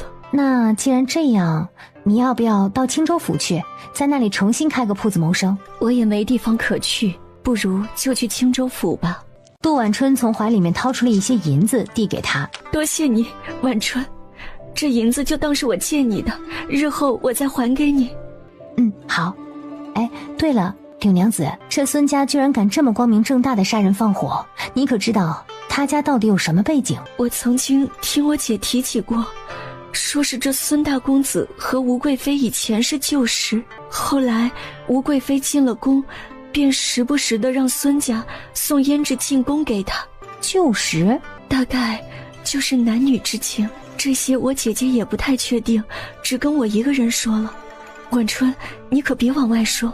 哦，放心吧，我不会往外说的。孙家送胭脂一直送得十分有规律，大概每3个月送一次，每次都是孙大公子亲自去。我记得姐姐曾经在信里提过，3年前这孙家才送来胭脂没多久，吴贵妃就有了身孕，还说这孙家大少爷莫不是来送子的。这话千万不能被别人听了去，不然我们都会没命。无事，这屋子里都是我们自己人。待安抚好柳娘子之后，杜婉春和周瑞渊一同将那封信打开来看。只见信上交代了吴贵妃是如何冤枉皇后娘娘下毒一事。从铺子里回来后，相公，这封信我们要不要直接给皇上送去？当年参与陷害我娘的人，现在都已不见踪迹，只是一封信，怕是不能将吴贵妃彻底从那个位置上拉下来。那相公有何打算？若是柳娘子的姐姐还活着，那一切就能迎刃而解。相公，说不定她真的还活着。为何？相公，你想想啊，柳娘子和柳香香是亲姐妹，柳香香知道吴贵妃的秘密，那柳香香死了，柳娘子还能活吗？我想那吴贵妃应该是特地留着柳娘子，好用她引出柳香香。你说的有道理。那孙家大少爷和吴贵妃关系匪浅，孙家大哥又常住在青州府，看来他们是留在这里当眼，好盯着柳娘子。极有可能。我们只要在他们之前找到柳香香，再加这封信，到时候皇上想包庇他吴贵妃也包庇不了。相公，那位孙家大哥和大嫂我们得多留意，免得他们将我们的消息传给京城的人。杀人放火，他们孙家迟早要亡。成安县内大火出了人命，李县令直接将李夫人还有孙家大哥大嫂告到了郑知府的跟前。孙家大哥仗着自己早些年和吴贵妃的情分，只当自己是皇亲国戚，在郑知府跟前都趾高气扬。谁说是我放的火？你们哪只眼睛瞧见了？不是你还会有谁？就是你们害死了柳娘子。李大人，凡事要讲究证据，你不能说我和柳娘子有仇，你就认为是我放火烧了她。你可要清楚，这天干物燥，走水也是常事。那马车呢？挡在路口的马车。哼，那些马车与我又有什么关系？李大人，你好歹也是县令，怎么能凭着一张嘴来定我的罪？是啊，老爷，你不能因为想要休我，就来诬陷我哥哥呀。孙英，这事都是因你而起，你还有脸在这里说话？老爷，真不是我干的。我虽然不喜欢那姓柳的贱人，但是我真没有让我大哥去放火烧他呀，老爷。我这辈子就是被你给毁了。你我夫妻缘尽，你早先签了离开我李府。老爷，你真的对我这般绝情吗？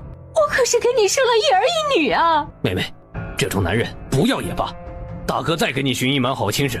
李大人，成安县铺子着火一事，本官会亲自派人去查，但你家中之事，还请你回家处理。是，程知府。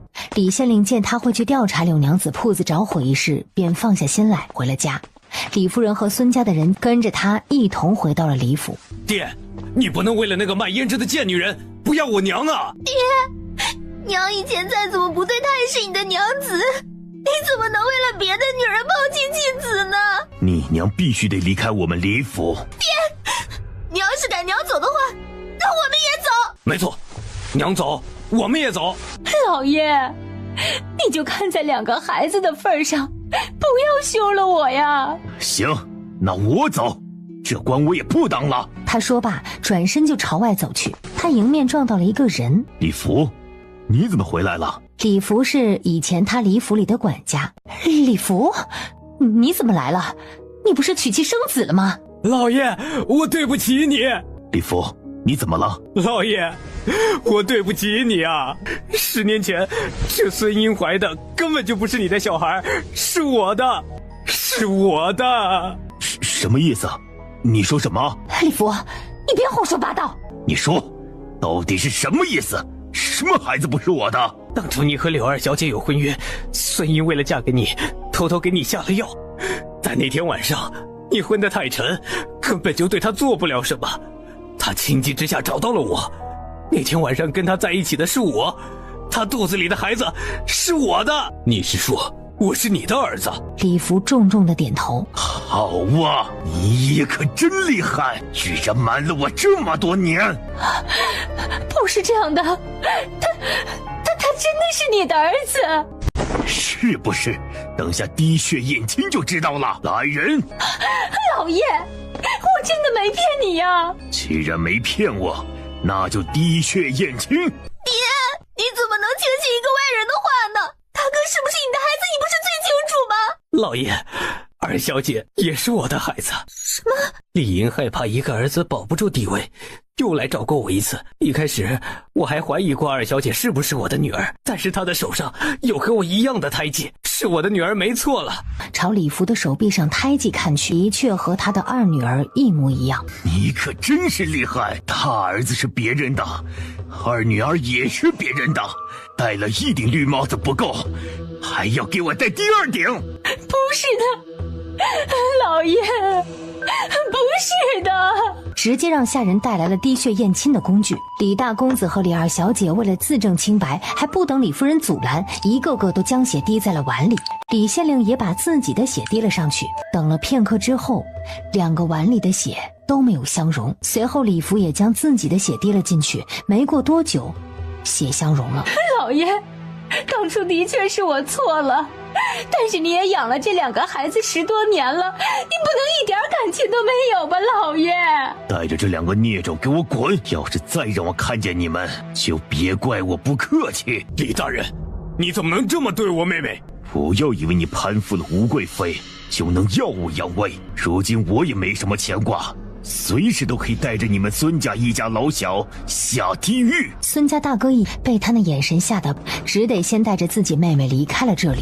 很快，李县令被李夫人戴了2顶绿帽子的事儿传得大街小巷都是。难怪那李大公子长得像一头猪，没想到他居然不是李县令的种。这样看来，李县令还真是可怜。是啊，原本有个青梅竹马的娘子，现在却是一场空，什么都没有。不过说到底啊，还是他太懦弱了。既然这样，李县令为何不和柳娘子重归旧好，也算是有情人终成眷属？这得看柳娘子自己了。晚春，张娘子，我不去青州了，我就待在这里。只是现在大家都以为你死了，我改名换姓便是。那好，也行。正巧我娘还缺一个表妹呢，不知道柳娘子愿不愿意啊？柳娘子点了点头。周家表妹，哎，把柳娘子留在身边，不怕那柳香香不找过来。现在孙家才叫麻烦，孙家人在京城待过，留在了成安县，只会让周家人的身份更容易暴露。他们这家人可是出了名的恶霸，单就说他们做的胭脂吧，有一款得用女子的鲜血注入，他们便养了一群年轻女子，名义上说是在孙家做胭脂，实际上是天天采血，直到血尽为止。这掺了血的胭脂听说有驻颜的效果，吴贵妃平日里用的最多的就是这种胭脂，不然她也不会放任孙家的人还活着。但是孙家人的好日子要到头了。这些日子，政知府来到了成安县，特地调查柳家胭脂铺被烧一事。杜婉春和周瑞渊为了不惹麻烦，便没有到铺子里去。婉春，来，这是娘刚刚做好的香米糕，你尝尝看。杜婉春咬了一口，娘，你做的米糕真好吃。好吃就好，我也是头一次做，也不知道你喜不喜欢。好吃。娘，来，你也吃一些啊。喜欢吃就多吃一些，下次娘还给你做。你先吃着，我去把灶房收拾一下，不然你们三叔回来后见到又要生气了。娘，你放心吧，三叔就算回来了也不敢跟你生气。周大娘脸上都是笑，转身进了灶房。再过1个多月，周瑞渊就要去青州府赶考了。相公，娘做的米糕，你尝尝。娘特地做给你吃的，你留着慢慢吃。杜婉春朝着他写的字看去，哇，相公，你这字写的可真好看啊。你就知道夸我，这字实在是拿不出手，不过也没关系，香食用应该够了。这小家伙闹不闹？闹是闹了一些，但是正巧说明他的身子骨好。周瑞渊拿出笔在桌上写下了2个字，一个义字，还有一个玉字。相公，这个是……如果孩子是男孩，那就叫周义；如果是女孩，就叫周玉。你这是在给我们孩子取名字啊？给我们孩子取的名字。现在会不会太早了一些啊？不早了，再过几个月他就要出生了。初为人母的他们一直都盼着孩子能够早点出生。相公，这次乡试若是过了，是不是你就要回京城了？还早，这次乡试过了，要等明年3月才是会试。放心，我无论去哪里都会带上你和孩子，因为有你和孩子的地方才是家。快吃吧，不然等会儿就凉了。他肚子里的孩子好像也感觉到了亲娘的欢喜，小胳膊小腿踢了一下。哎呀，别踢你娘，等你出来了，小心我打你屁股。他的话一出，肚子里的孩子还真的老实了下来。这孩子这么听话，一定是女孩。既然相公给孩子取了大名，那我给孩子取个乳名吧。娘子觉得叫什么好呢？就叫绵绵吧。绵绵？你瞧啊，我叫晚春，有春日之意；你叫瑞渊，有深雨之意，再加上一个绵绵，春雨绵绵。绵绵，好啊，春雨绵绵，情意绵绵，我和你长长久久，永不分离。没错。入夜，三王爷帮着周大娘做了一大桌子的菜。周昭提着3条大鲫鱼回到了家中。娘，咱们家池塘那鱼啊越来越多了，要不明天捞出来一些，晒干了做鱼干。行，对了，到时候给你王婶婶还有杜家大姑也送去。好嘞，娘。这时屋外有人唤道：周掌柜在家吗？只见是那孙家大哥。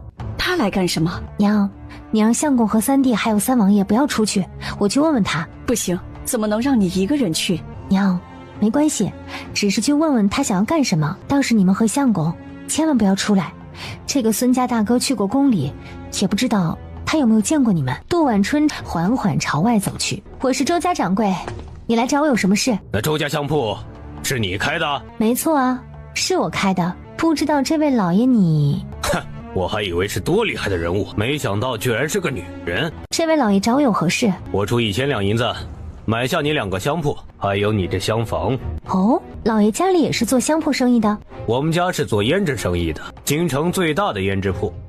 不过我听说你们这香铺生意也不错，所以也想试试。老爷，我们香铺不卖。什么？1000两银子都不卖？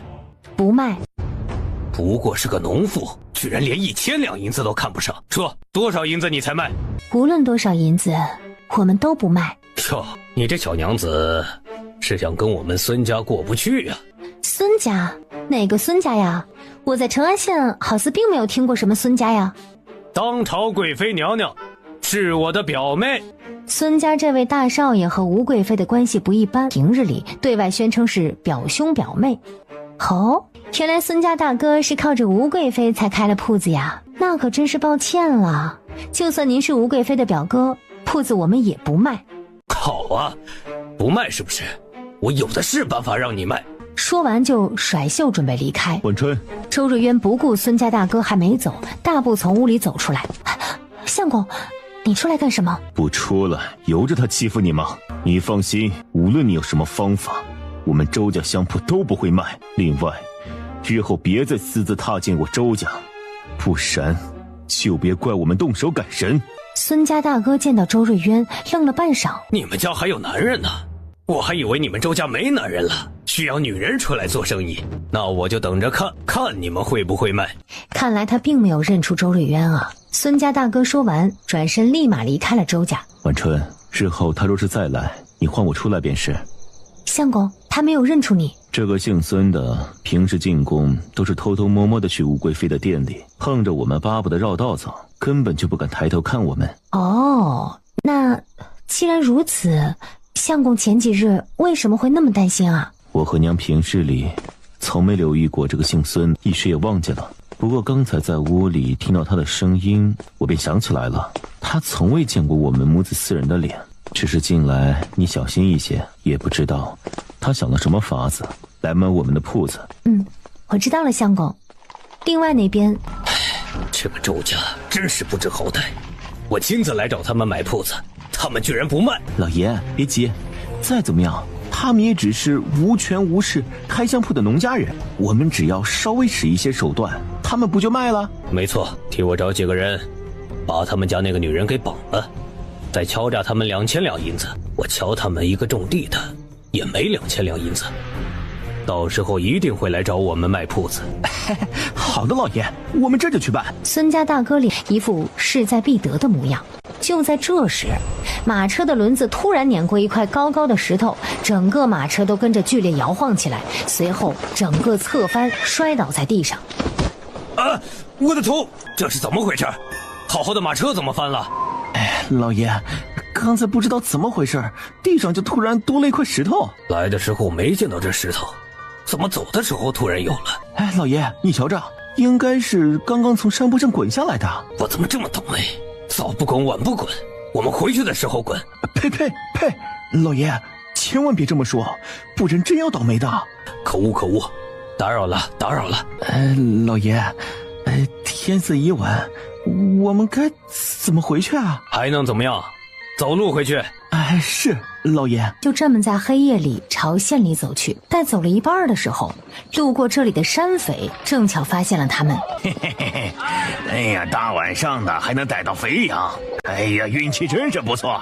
你们身上的银子都拿出来。大爷，你们要银子对不对？我给你们，都给你们。孙家大哥把所有银子都拿出来以后，大爷，我就只有这些银子了。把衣服都给我脱了，这些衣服应该也能卖一些银子。大爷，这衣服都脱了，我们怎么回去啊？我管你们怎么回去，快把衣服给我。他说着拿出一把弯刀指着孙家大哥。孙家大哥不敢再多说一个字，连忙将自己衣服脱了。最后山匪走的时候，他们主仆3人一个裤衩子都没有，只能在一旁草地里找了几片叶子挡着，朝县里赶去。等他们走到成安县街道上的时候，天已经蒙蒙亮了。路上，一位正准备去赶集的夫人正巧瞧见了他们。流氓！一声尖叫惊动了镇子里还在熟睡中的人们。哎呦，这哪来的臭流氓啊！一群人捡起地上的石头就朝着孙家主仆3人砸去。孙家主仆是连滚带爬回到自己府上。我的娘啊！我这是倒了什么大霉啊！孙家大哥他让仆人找了上次放火的那群人去周家绑人。周家内，我听说那孙家大哥是个十分狠毒的人，也不知道他到底打的什么主意。娘，你放心好了，不会有事的。周妹子，这家里的果子快用光了，我们再去摘一些来吧。呀，是要摘果子了，我们快些去吧，趁着现在天色还早，应该还能摘一些。行，我们现在就去。娘，来，你把这个带上。他从怀里拿出了一枚金簪。金簪？晚春，你这是从哪里来的？这是瑞渊买的，一共买了2个，你一根我一根。你和瑞渊有心了，我只不过是上山摘果子，用不着戴金簪吧？娘，你就戴着吧，好看。周大娘听着杜晚春的夸，心里高兴，也没有执意将金簪拿下来，跟王婶子一起出了门。与此同时，孙家大嫂孙夫人从隔壁县回来，正巧路过了长留村。在路上的时候，孙夫人不小心被雨水淋湿了，所以换了一件农妇的衣裳，远远看着还真像是个农家女子。周大娘跟着王婶子上了山。哎，周妹子，你看那半山腰好多茉莉花呀！呀，这么多花，够做不少香膏了。周大娘连忙拿着篮子来采着。昨儿个我才跟晚春说，家里用来做香膏的茉莉花快要用完了，没想到今儿个就寻到了这么大一片。是啊，真是太及时了。祝娘子，你们家晚春啊，真是大福星。自从她来了咱们村子之后呀，干啥啥都行。晚春何止是我们家的福星呐，那是我们家的心头肉。哎呀，说起来呀，幸好晚春啊，倒是没有嫁给李县令家。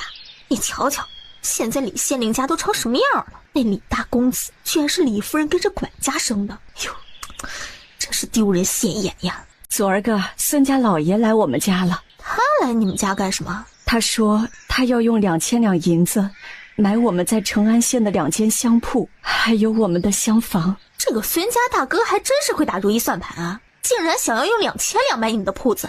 现在你们铺子生意那么好，以后还担心赚不到2000两吗？没错，我们说不卖，但是他好像不想就这么算了。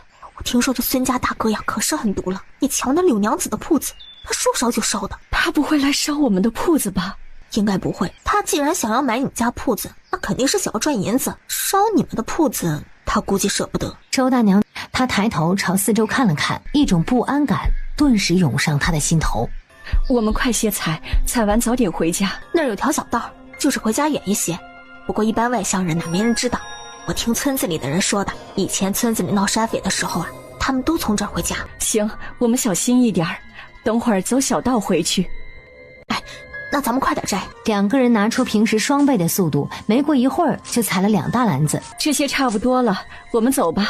行，现在时间还早，我们回去了还能把这些花瓣给洗了。他们刚准备走，3、4个拿着刀蒙着面的男人偷偷来到了邻县通往长留村的小道上。大哥，是这里吗？没错，就是这里。我都打听清楚了，周家那婆娘平时去山上采花都会走这条道回来。好的，大哥。大哥，你知道那个周家婆娘长什么样吗？听说是个长得标致的农家女子。你们呢，就在这里瞧，手里拿着花，长得好看的农妇，那就是她了。大哥，你瞧那个是不是？抬头一看，见着周大娘头顶上金灿灿的金簪。是什么事？你们哪里见过有农妇戴金簪？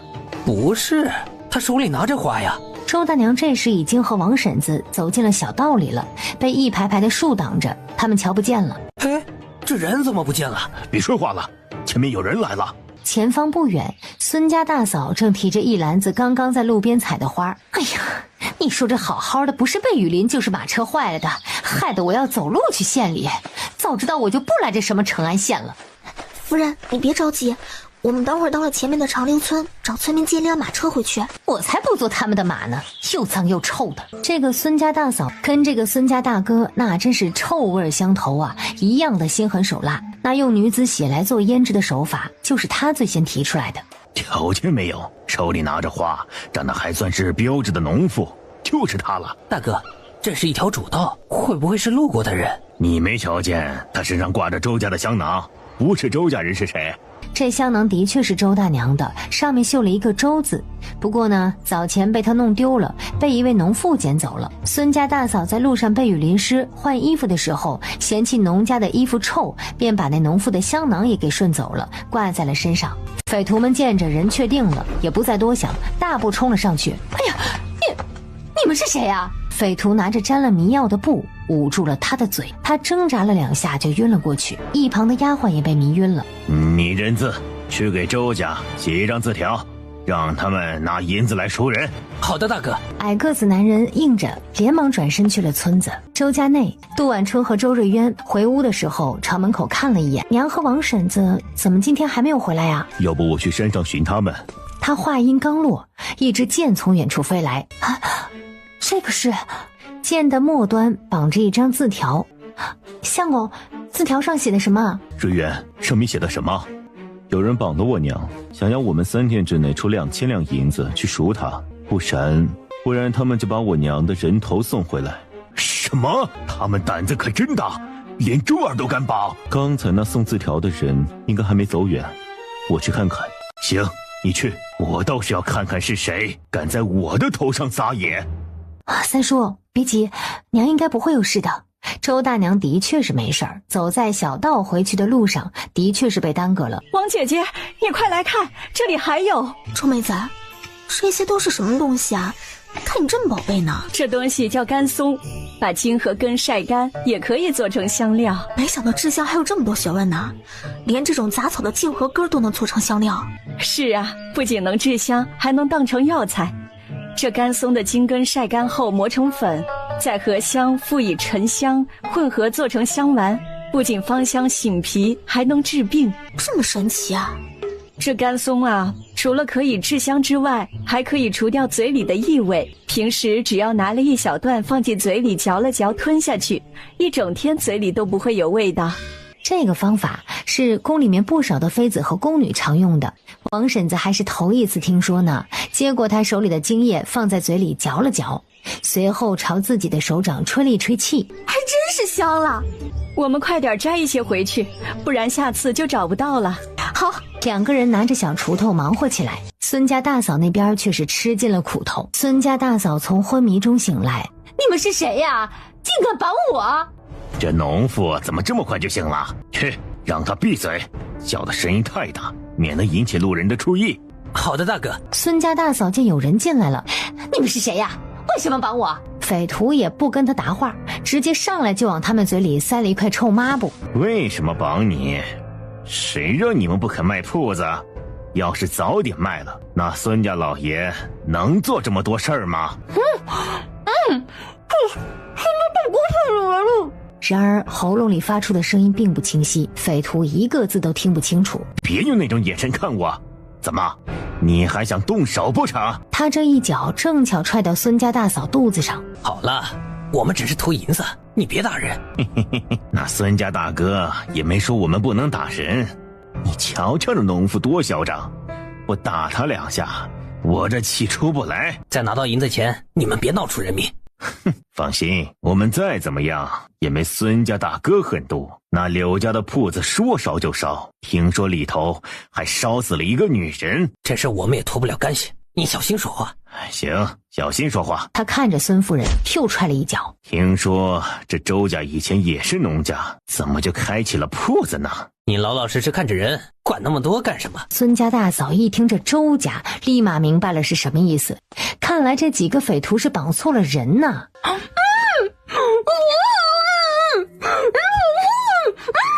你这个女人还真是不老实，看我不抽死你！朝着他又是几脚踹去。最后孙家大嫂被打得一句话也说不出来，倒在地上痛苦的挣扎。另外孙府里，孙家大哥正在满脸笑容高兴地说，太好了，把人看紧了，一定要逼得他们拿出2000两银子。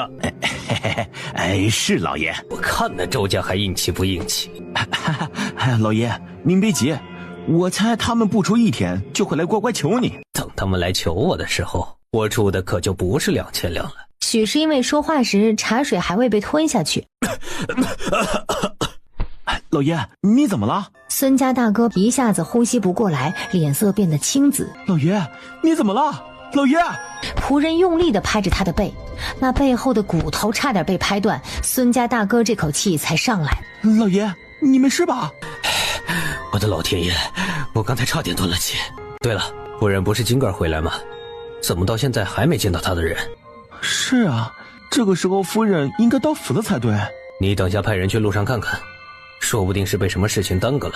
是，老爷。周家那边得到周大娘被绑的消息之后，周瑞渊在长留村外截住了那个送字条的匪徒。匪徒胆子小，见着周瑞渊手里拿着剑，直接把事儿给交代了。三王爷听着也管不了那么多了，他转身进了屋，拿出自己的剑朝外冲去。三叔，你这是？当然是去要人。现在直接去孙府，他估计不会认的。他不认，我有的是办法让他认，不就是卖胭脂的吗？看我怎么让他倾家荡产。瑞渊，你随我去见一个人。见谁？郑知府。好，我陪你去。三王爷立马带着周瑞渊上了马车，朝县里赶去。他们刚走，周大娘便带着王婶子回来了。娘，你不是被人绑走了吗？我不过是去采了一些花和干松，怎么就被人绑走了？还是杜婉春冷静，她把孙家大哥派人绑架她的事一五一十地说出来。看来他们是绑错人了。娘，别急，相公和三叔去找郑知府了，有郑知府在，一定能够拿捏住那孙家大哥。也好，瑞渊快参加乡考了，也得需要郑知府的帮忙。周瑞渊和三王爷一路快马加鞭赶到李县令的府上。王爷，一旁的李县令也惊住了，尤其是看到三王爷身边的周瑞渊。你在查香铺失火一事？是，王爷。不用查了，是孙家人干的。王爷，我们知道是孙家人干的，但是没有证据。我这里有人证。是谁？柳娘子。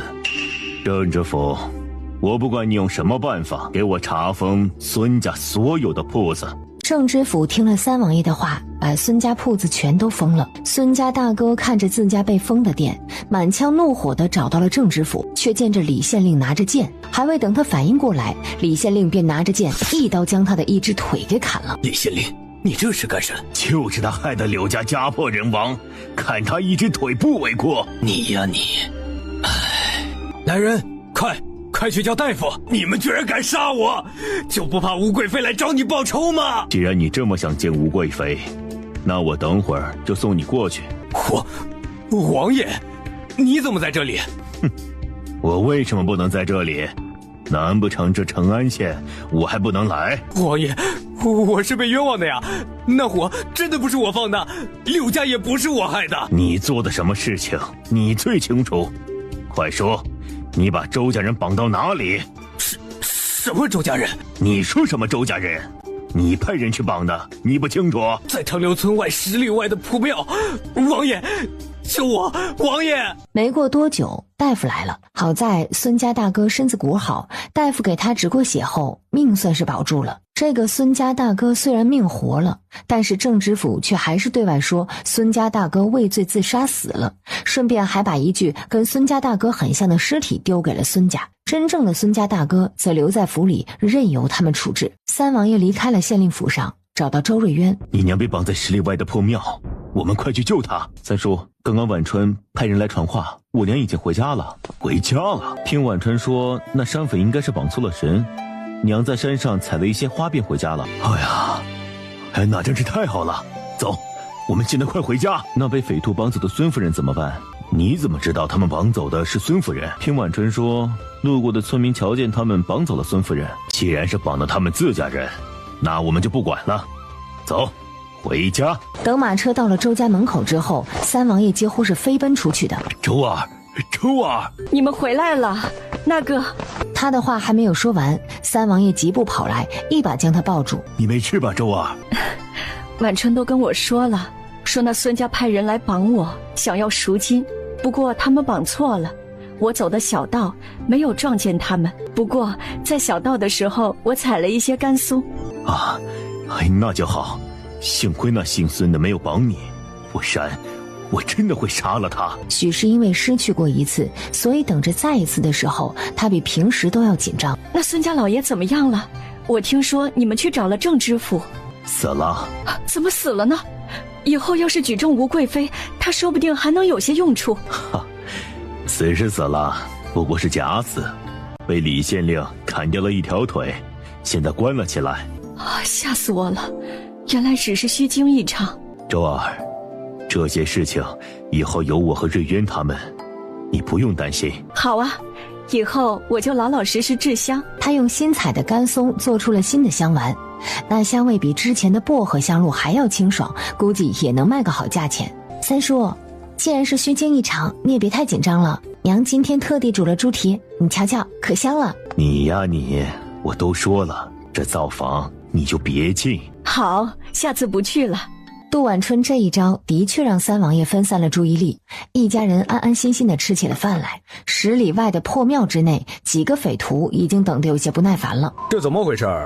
周家怎么还没拿银子来？是啊，那孙坚大哥不是说过了今天，那周家一定会拿银子过来吗？难不成是这其中出了什么岔子？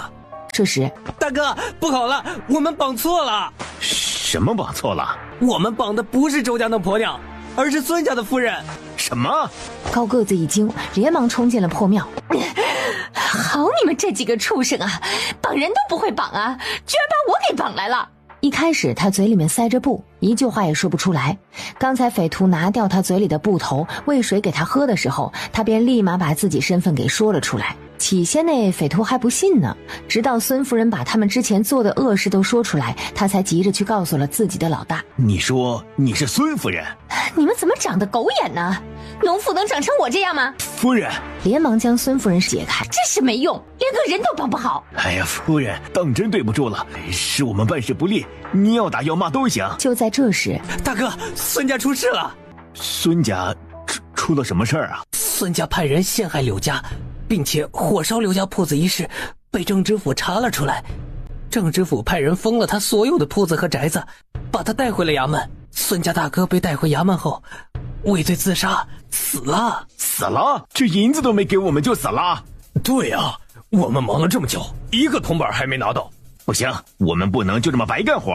没错，我们家孙大哥真的死了。没错，听说尸体都送回孙家了。你家老爷死了，那银子得你给我们。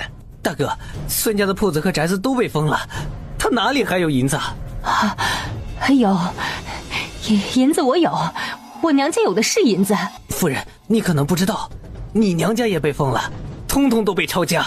郑知府一不做二不休，直接把孙夫人娘家也给查了，反正都不是什么好货色。孙夫人听罢，直接晕了过去。大哥，这人该怎么办？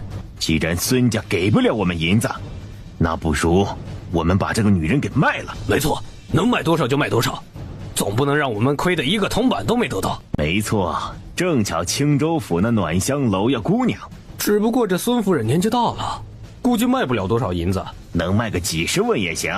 这些匪徒一拍即合，将孙夫人抬起来，带上马车，准备去青州府。跟着孙夫人一起的那个小丫头，匪徒觉得年纪太小了，太作孽，就没卖，寻了一个无人的小道丢了下去，也算是让她保住了一条命。等着孙夫人再次醒来的时候，自己已经在了暖香楼，而孙夫人就在醒来之后没多久，便被抬上了桌。随着孙家胭脂铺的关门，吴贵妃那边也得知孙家出事的消息。什么？孙家老爷死了？胭脂，我的胭脂快没了！娘娘，胭脂没了就没了，这是好事啊！孙家那人一死，不是就没人用你的把柄了吗？可是没有胭脂，我这张脸就完了。娘娘，这胭脂其实并没有你想象中的那么好用，都是您自己想出来的罢了。不行，你现在快些出宫，去看看哪里还有孙家的胭脂买。是，娘娘。皇上最近怎么样？皇上这几天还是住在皇后娘娘的宫里，他居然宁愿守着一个死人，也不到我这里来。许是因为发怒，她的脸色极为难看。小宫女看着有种错觉，她觉得吴贵妃比平时丑了许多。与此同时，皇帝找到了一位民间的算命先生，想要给死去的皇后算一算，看看她有没有投胎。谁知那算命先生却告诉他，皇上，从此人的生辰八字来看，他的阳寿还未尽。什么意思？皇上，皇后娘娘还活着。皇帝猛地一惊，随后又把周瑞渊的生辰八字给了算命先生。这位的阳寿也未尽，而且小的还算出，他不久之后会有一子一女。你是说瑞渊也还活着？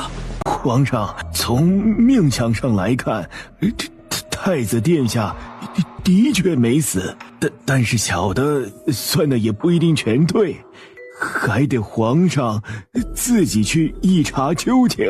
你的意思是，你说的也不一定全对，也就是说，皇后和太子也不一定还活着，对吗？算命先生点了点头，说了这么多都是废话，你呀你，让朕空欢喜一场。皇上，这位先生说的也不是毫无用处。之前我们都以为皇后娘娘和太子殿下都死了，但是从刚才先生的话来看，他们极有可能还活着，这有可能就是有希望。皇上，不如我们去查一查，再下决定。陪朕去查，从皇后失踪的地方开始查起，快去！是，皇上。你等等，此事你得派人偷偷去，不要让任何人知道，尤其是吴贵妃。若是找到了皇后和太子，一定要务必保护他们的安全。是，皇上。皇帝让算命先生退下。大概过了半个时辰，皇上，贵妃娘娘求见。让她进来。皇上，你已经很久没有来我的宫里了。吴贵妃扭着身子，风情万种地来到了皇上跟前。皇帝平时吃惯了素肉，现在看着跟前娇柔妩媚的吴贵妃，心里又痒痒了。朕这些时间太忙了，今晚就到你宫里，好好宠幸你。皇上，可否让臣妾在这里陪你啊？在吴贵妃的柔情攻势下，皇帝头脑一热，搂着她便倒在了榻上。空旷的宫殿内渐渐传来吴贵妃的嬉笑声。然而就在笑声最欢快的时候，戛然而止了。皇上，你怎么了？什么味道这么臭？哪里臭啊？陛下，什么味道都没有啊。皇帝凑到他的身边，闻着他的手臂，闻着他的脖子，再闻着他的脸。随着鼻子抽动，他猛地将吴贵妃推开。你的脸好臭，一股腐烂的血腥味，你涂了什么？陛下，臣妾的脸不臭啊。吴贵妃，你回去吧。陛下，臣妾身上真的不臭，你再闻闻啊。滚，给朕滚！皇上，真的不是臣妾身上的臭味啊。皇帝实在是受不住这个味道，大步朝外跑去。跑了没几步路，趴在路边就呕吐起来。皇上，皇上！来人，把朕给贵妃娘娘请回去。是，陛下。然而他们才刚走进去，便被一股极其难闻的恶臭味给熏退了。太监们纷纷捂着鼻子，急匆匆跑出来。你们一个个这是在干什么？陛下，里面实在是太臭了。皇上朝着里面的吴贵妃凶道：你还不快给朕滚！听着外面皇上的骂声，羞愤不已，连忙起身，一边跑着一边离开了这儿。一路上只要是靠近他的人都会捂着鼻子。你闻闻我身上有没有臭味？然而就在下一秒，他立马捂着鼻子转身干呕起来。你这个丫头在干什么？娘娘，真的不怪奴婢啊！娘娘，您身上的味道实在是太臭了。臭？哪里臭？去，快去给我准备洗澡水，我要洗澡。是，娘娘。吴贵妃一共洗了3、4次澡，用了7、8桶水，但是臭味依旧散不去，整个屋子都是她身上的臭味。实在是没办法了，只得请了太医过来看，但是太医诊脉过后却说什么病都没有，无奈只得施了一下针，然而臭味却依旧除不去。皇上得知此事之后，派人将吴贵妃禁足，让她别出去乱跑，免得把皇宫给熏臭了。怎么用了这么多东西还是臭的？她崩溃的在殿内发疯似的乱吼。3日后，皇上派出去的人终于查到了一点消息。皇上，属下们查到了。查到什么了？回皇上的话，我们查到当初皇后娘娘和太子殿下在流放的路上并没有死。没死？真的没死？是的，皇上，没死。哈哈哈，真是太好了，没死，他们没死。他们现在在哪儿？回皇上的话，属下并未查到皇后娘娘和太子殿下在哪里。没查到？没查到你跑过来告诉朕干什么？还不快给朕滚！给朕去找。陛下，您别急，也不是一点消息都没有。说，什么消息？皇上，属下们查到有一户农妇和皇后娘娘有些相像。农妇？没错，那个农妇一个人带着3个孩子，和皇后娘娘有些像。她现在哪里？回皇上的话，好像在青州府的一个小村子。去，立刻带朕去。皇上，现在就去吗？不是现在，是立刻，马上。皇上，您慢着，要不要等属下们先确定了，您再去啊？不用，朕要亲自去。侍卫实在是拗不过他，带着皇上前往了青州府。为了不让吴贵妃和吴家人发现，皇上特地换了一身装扮，只带了几个贴身的侍卫就动身了。青州府长留村内，周大娘做的干松香丸只用了10天不到的时间就卖了大价钱。晚春，你说我们现在银子越来越多了，要不再买一些地？娘，当然可以了，我们可以自己种香料。没错，多种一些香料，把我们香铺再开大一些，顺便再建一座新的宅子。等你肚子里的孩子出生了，现在这宅子估计会小了。不小的，等孩子出生了就跟我们睡一间房。说是有2个孩子呢，那不还得要1间房？没错，多2间房呀没坏处。而且晚川肚子瞧着这么大，说不定里面有2个娃呢。要不让许大夫过来瞧瞧？啊，对，让许大夫来瞧瞧。得，我现在就去把许大夫叫过来。那就多谢王姐姐了。没过多久，许大夫便被他请了过来。许大夫，辛苦你跑这一趟。辛苦什么？应该的。来，我给你诊诊脉。许大夫给他把了脉。晚春，这胎是双胎呀。双胎？是啊，双胎。说不定还是龙凤胎，真是太好了！老周家的，这你可得大摆宴席呀！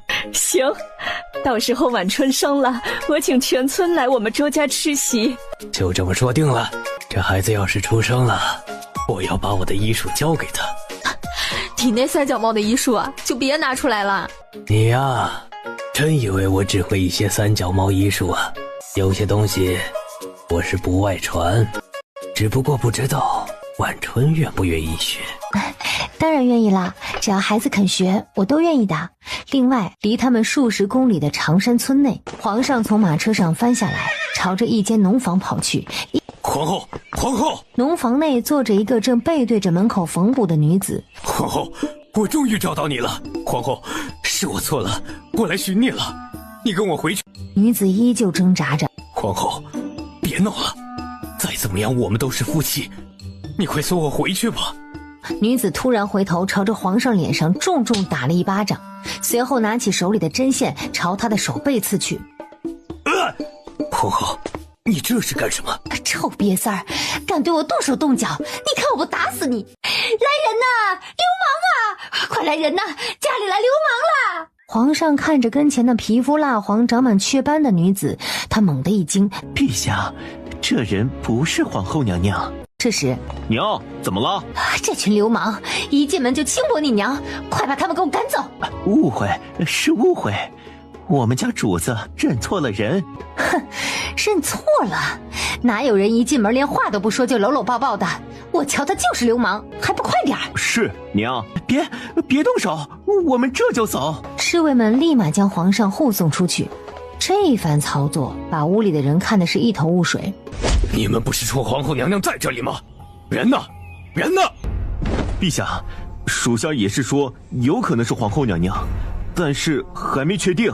给朕继续查，朕给你们3个月的时间。要是3个月的时候还没有找到皇后娘娘，就都给朕提着头来见。是，皇上。皇上原本是满心欢喜来的，想不到不仅没有寻到人，还挨了一针。最后让侍卫将他送去了青州府正知府的府上。正知府那边得知皇上突然来到的消息，连忙找了心腹，派人跟莫大将军家传了消息。莫大将军这边，小舅陆延立马亲自到了周家。我们走吧，离开青州府。王爷，先别急，那个皇上现在还不知道我姐在哪里，无需躲起来。他人都来到青州府，若是遇见了我们怎么办？青州府这么大，我们只要不出去乱走，应该遇不到。相反，若是我们现在突然走了，定会引起其他人的注意。毕竟我们还有2个香铺在成安县。那我们现在该怎么办？我现在召儿去关外，而且你带着瑞渊待在村子里，不要出去。另外，我再派几个人在村门口守着，一有消息，你们就立马动身去湘潭村。好，就听三弟的。只是现在把昭儿带去关外，好吗？昭儿毕竟是皇子，将来我们的军队有他带着，也是出师有名，名正言顺。日后若是吴家的人逼急了，他们难免不会做出带兵造反之事。以前他还觉得造反大逆不道，现在他明白，若是他不反，他的孩子们就都会没命。行，就让昭儿跟你去关外。什么时候动身？就在今天晚上。太好了，小舅，我早就想去了。这关外常年有战事，可不比你在这城留村日子安稳。小舅，我知道，你放心吧，我能吃苦。行，那你现在就去收拾东西，我先带你去一趟莫府。好的，小舅。瑞渊，乡试那边你也别急，我听郑知府的意思，皇上过2天就会回去，你耐心等上几天。周家小舅见着安排好了，也不再耽搁，便带着周昭离开了周家。他们谁也没有想到，这个小伙子走的时候还是一个懵懂少年，等再回来的时候，竟是能够统领数万大军的领帅。周大娘一边偷偷抹眼泪，娘，用不了多久，三弟就回来了。周儿，你放心，我一定会派人好好保护昭儿，在关外没有人能够欺负她。我们回去吧。好的，娘。回到家后，三王爷特意煮了银耳莲子汤。周儿，来吃一些。王爷，你不用这么客气。现在昭儿不在家，我更要好好照顾你们。周大娘听着心头一暖。待天色渐渐暗下以后，三王爷赶着去后院把鸡鸭给喂了。翌日天还没亮，三王爷便早早地拿着锄头去了地里。原本在京城逍遥自在的金贵王爷，才短短数月不到的时间，竟然变成了农家壮汉。周大娘一夜未睡，听到动静，连忙起身来到门口，看着那昏暗灯光中的背，渐渐出神。这些日子，三王爷虽然一直都未跟他明说，但是他渐渐的也明白了他的心意，只是他不想再牵连他，他这样一直跟在自己身边也不是办法。周大娘大步走到他身边，我随你一起去。你怎么起来了？你能起来，我为什么不能起来？周儿，现在时辰还早，你快去休息。不早了，现在天气热，早上不把地里的活儿弄完，中午就干不了了。这地里的活儿不是你能干的。不是我干的，就是你能干的吗？王爷，你没来之前，我就是这么养活瑞渊他们的。在这小村子里，种地种菜不丢人，总比挨饿好。我们刚来这长留村的时候，连块像样的地都没有，当时做梦都是想要一块像这样一样长满稻子和菜的地，这样不至于每天都想着要怎么填饱肚子。这块地对于我们来说不是累赘，是福报。你不用觉得我们去地里干活是受苦。三王爷最终选择默默跟在他的身后。随着太阳渐渐升起，杜晚春从睡梦中醒来。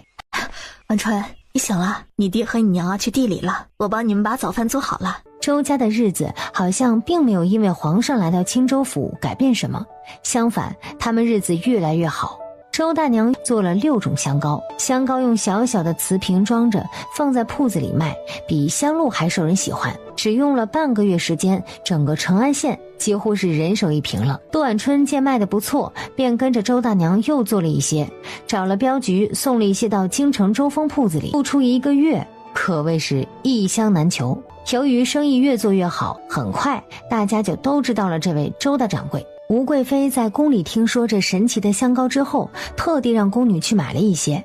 然而这香膏别人是越涂越香，她却是越涂越臭，最后气得把这些香膏全部都丢了。宫女们觉得这香膏还不错，便偷偷捡着拿回去用。后来宫里的娘娘们闻着都不错，就都让自己宫中的宫女去周家香铺买。很快全京城的贵夫人都知道周家香膏是个好东西。杜晚春见着家中账面上的银子越来越多，娘，这些银子够我们重新盖上好几栋大宅子了。这只是我们成安县铺子的账本，还不包括二弟京城铺子的银子。晚春，我们把银子分作2份，一份给小舅用来招兵买马，另外一份留给凤儿继续做生意，把香铺的生意做大。好的，娘。他话落，立马提笔给周峰回信，让他在京城再开一家香铺。这边周家日子过得是越来越红火，皇上却是伤了神。他在青州府一连待了1个月，都没有找到关于皇后的消息。皇上，我们还是回京吧，不然吴贵妃会有所怀疑。朕总觉得皇后就在这里，但是怎么就是找不到呢？皇上，那算命先生不是说太子殿下会一子一女双胎吗？要不我们再等等，等再过几个月再来这里查一查，看看谁家生了双胎。我们玄月国生双胎的不多，这样查起来的确是容易许多。皇上自从听了老太监的话，天天派人盯着看青州府谁家生了双胎。杜婉春低头看着自己越发大的肚子，婶婶，我这肚子里真的是有2个娃吗？婉春，你别急，这还早呢，到时候生下来就知道了。婉春你别怕，到时候有娘在，还有婶婶也在。周大娘连忙把鸡蛋递给他，来，快些吃，凉了就不好吃了。周大娘的厨艺越来越好了，她一连吃了2大碗。周大娘看着她肚子上鼓起的一个小包，瞧，我这2个乖孙孙喜欢我做的菜。这俩孩子这么好动啊，以后一定不简单。我呀，不求这2个孩子能有多大本事，只求婉春能顺顺利利生产。说起来，怀2个孩子可比1个孩子累得多。娘，你放心吧，我不会有事的。但是周大娘还是不放心，等到了夜里的时候，单独找到了3王爷。王爷，再过几个月婉春就要生产了，她肚子里怀着双胎，我有些不放心。这的确是件大事，不如这样，我派人去京城接太医来。现在皇上正在寻我们，这样只会自投罗网。你可还记得以前替你接生的嬷嬷？记得，不过她不是还在宫里吗？自从你出事之后，我便把她带到了王府，等再过了1年，就让她回乡养老了。她现在在哪儿？我记得她的老家是在荣县的一个小村子里。我记起来了，的确是在荣县，不过荣县离着我们成安县数百公里，想要去寻她也不一定能寻到。不急，我派人去查一查，再过几日我要回一趟京城，孙家那位腿好的差不多了，是该带回去了。周大娘愣了一下，现在听说她真要走了，心里倒是有些不舍。那好，路上你小心一些。我知道。另外你和瑞渊也要多保重啊，有事去找郑知府。放心，现在成安县没人敢再欺负我们周家。现在不仅有郑知府关照他们，就连李县令也视他们为救命恩人。3王爷还是不放心，他临走之前留下了3、4个侍卫，偷偷守在长留村附近，用来保证周家人的安全。3日后，3王爷刚走，周瑞渊便跟着郑知府来了青州府参加乡试。周大娘和杜婉春特地一同坐了马车，亲自送了周瑞渊进了考场。乡试共分为3场，大概一共需要10天。待周瑞渊进了考场之后，杜婉春和周大娘闲来无事，便去了集市。周大娘在一家铺子前看中了2个虎头帽。婉春，这个好不好看？这孩子出生的时候正巧是冬日，这个虎头帽戴着刚刚好。的确好看。周大娘便挑了2个虎头帽，拿到掌柜的跟前付银子。娘，再加1个。婉春，怎么买3个呢？多买一些备着也好嘛。也对，多买一些备着，免得脏了湿了也有替换。随后又去了好几个铺子，买了娃娃的小鞋，还有拨浪鼓等各种小玩意儿。等到了午时，两婆媳来到了青州府最大的酒楼。来，婉春，娘带你吃好吃的。早前就听说这酒楼的红烧狮子头味道不错。婉春，我们今天难得出来一趟，你想吃什么就吃什么。2位客官，你们想要吃什么？把你们酒楼的拿手好菜都上来。2位客官，我们酒楼的拿手好菜可都不便宜。你尽管上，银子我们出得起。好的，客官，你稍等，菜这就上来。果然是有银子就好办事。娘，今日这餐饭怕是要花上不少银子。只要你想吃，多少银子都花得值。多谢娘。没过多久，店小二便把菜端了上来。杜婉春跟着周大娘逛了一上午，的确是有些饿了。慢些吃，不急。等会儿你还想吃什么，跟娘说。等着杜晚春快要吃完时，隔壁雅间突然传来吵闹声。你怎么来了？快给我滚滚！好啊，你这个没良心的，拿着我的银子吃香喝辣，就把我丢在街上不管了。周大娘听着声音有些耳熟。晚春，你先吃着，我去看看。娘，你去吧。周大娘起身朝隔壁雅间门口走去，她还是一眼就认出来是谁。庄嬷嬷，你怎么会在这里？周大娘朝四周看了看，见着跟前雅间的门紧闭着，连忙将她拉到自己的雅间。娘，这位是？这位是以前替我接生的庄嬷嬷。娘娘，真的是您吗？还是老奴在做梦啊？是我没死。娘娘，你还活着真是太好了。老奴知道你出事之后，差点就跟着你一道去了。殿下们呢？他们有没有事？放心，瑞渊和风儿、昭儿他们都没事。娘娘，你和殿下们是真苦啊！明明是身份尊贵的，却被那贱人害成这副模样。这位小娘子是？这位是瑞渊的媳妇儿。原来是太子妃殿下。嬷嬷快起来，您是长辈，怎么能归我呢？什么长辈晚辈？您是主子，我是奴才，自然要跪您。嬷嬷，现在不是在皇宫，我已经不是皇后，你更不是奴才，不必在我们面前多礼。嬷嬷，我听王爷说你老家是在荣县，你怎么在这成安县？庄嬷嬷脸色微微有些发黄，一看就知道日子不好过。杜晚春将桌上的鸡递给她，她估计是饿得不行了，犹豫片刻之后，立马拿在手中大口吃起来。慢些吃，小心噎着。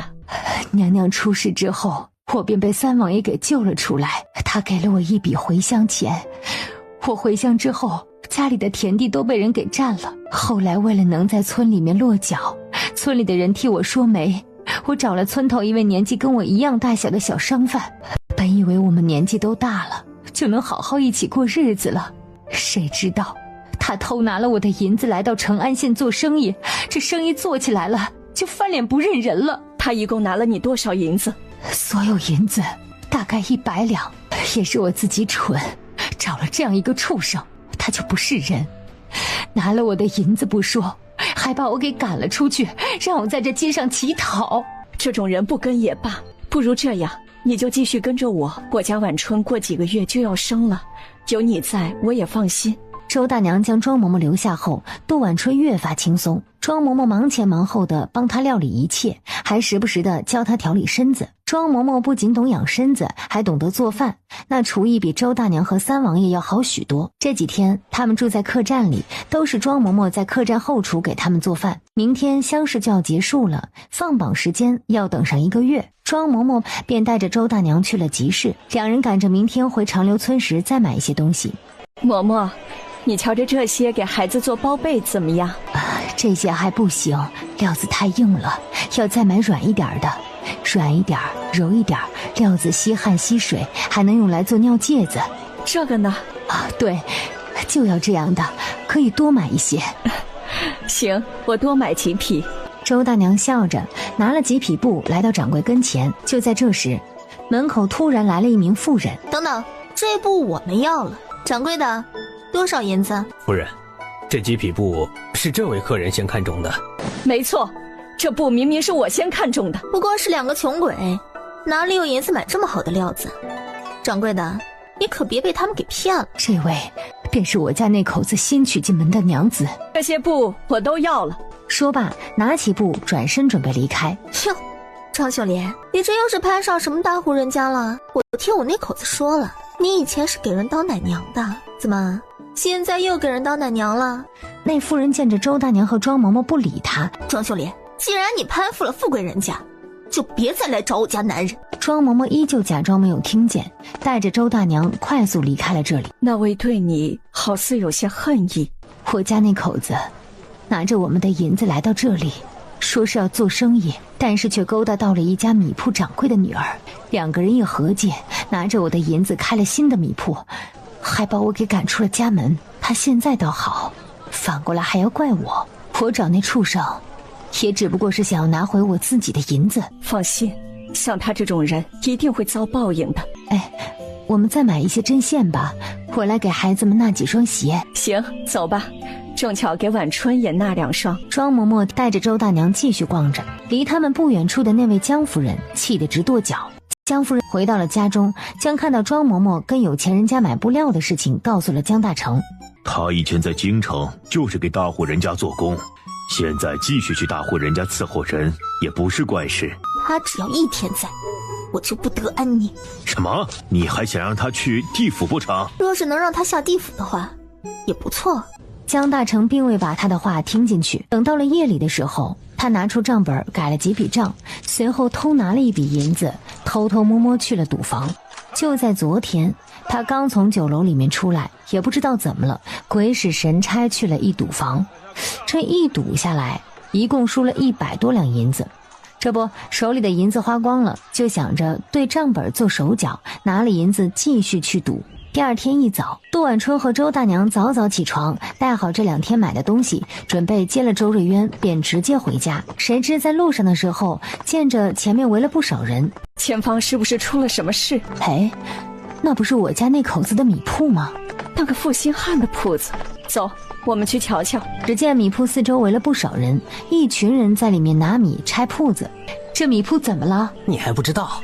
这家米铺的掌柜昨夜去集市那间赌坊赌钱，1晚上的时间就输了1万两银子。1万两银子，这么多呀？是啊，他一个小小米铺哪里有这么多的银子？后来就直接把这间米铺给押了出去。你们放开我，不就是小银子吗？我给你们啊！只见一群男子正拖着一个妇人往马车上拉。那不是昨日在布庄骂嬷嬷的夫人吗？真是那女人。这江掌柜还真不是人，把自己娘子也送去抵债了。这些赌坊的人一个个凶神恶煞，也不知道会把他卖到哪里去。这一晚上就把所有身家都输了？那可不，何止是全部身家，估计再过2天就要少胳膊少腿了。那江掌柜也是罪有应得。罢了，我们快回去吧。我那银子他还没还我呢。这种人早点离开就是好事，不然说不定下一个被卖的人就是你。也别惦记那些银子了，你跟着我回去做香料，说不定1、2个月就赚回来了。一行人坐着马车离开江家米铺之后，来到了青州府衙门的门口。没过多久，周瑞渊便从里面出来了。殿下长高了，也长俊俏了。周大娘连忙将前因后果解释了一遍。周瑞渊长松一口气，也好，正巧再过几个月晚春就要生了。相公，你这次考得如何？若是不出意外，应该是首榜。哇，那真是太好了。瑞渊，你就放心吧，这状元都非你莫属。晚春这肚子里怕不止一个孩子呀？大夫瞧过了，说是双胎。双胎？不对。他话落，伸手沿着杜晚春的肚形摸了摸，也不像是双胎。不是，晚春这肚子瞧着像是3胎，我摸着感觉有3个头。什么3胎？娘娘殿下，你们也先别急，也不一定是3胎，许是月份小，我弄错了，等月份大了再瞧瞧。娘，相公先别急，现在还早呢。生1个就挺难的，现在还要生3个。殿下也不用太担心，就算是3胎也没事儿，以我接生的手艺不会有任何问题。更何况晚春现在身子骨好，胎位也正。周瑞渊听着放松了许多。那边三王爷带着孙家大哥也赶到了京城，便听说吴贵妃被皇上禁足了，心中大喜。他没有直接将孙家大哥带到吴贵妃面前，而是先派人在京城里散播谣言。你们听说了没有啊？吴贵妃3年前小产的那个孩子居然不是皇上的。真的吗？这皇室血脉怎么可能会弄错啊？一定是谣言。哎呀，不是真的，听说那人还是开胭脂铺的，吴贵妃经常用他家的胭脂，还跟皇上说那是他的表哥呢。如果那小产的孩子不是皇上的，那皇后娘娘会不会是冤枉的？是啊，如果是这样，说不定是吴贵妃早就知道自己这孩子留不了，所以才诬陷皇后娘娘下毒。哎呀，皇后娘娘也真是可怜呐，墨家刚刚被灭门，就被人诬陷谋害皇嗣。如果皇后娘娘真的是被冤枉的，你们说，那陆家会不会也是被冤枉的？那可就说不定了。当初状告陆家的人，正是吴贵妃的母家。吴贵妃胆子可真大，居然敢在皇嗣上动手脚。前段时间她不就又小产了一胎吗？我瞧她本就身子不适合有孕。没错，说不定就是如此。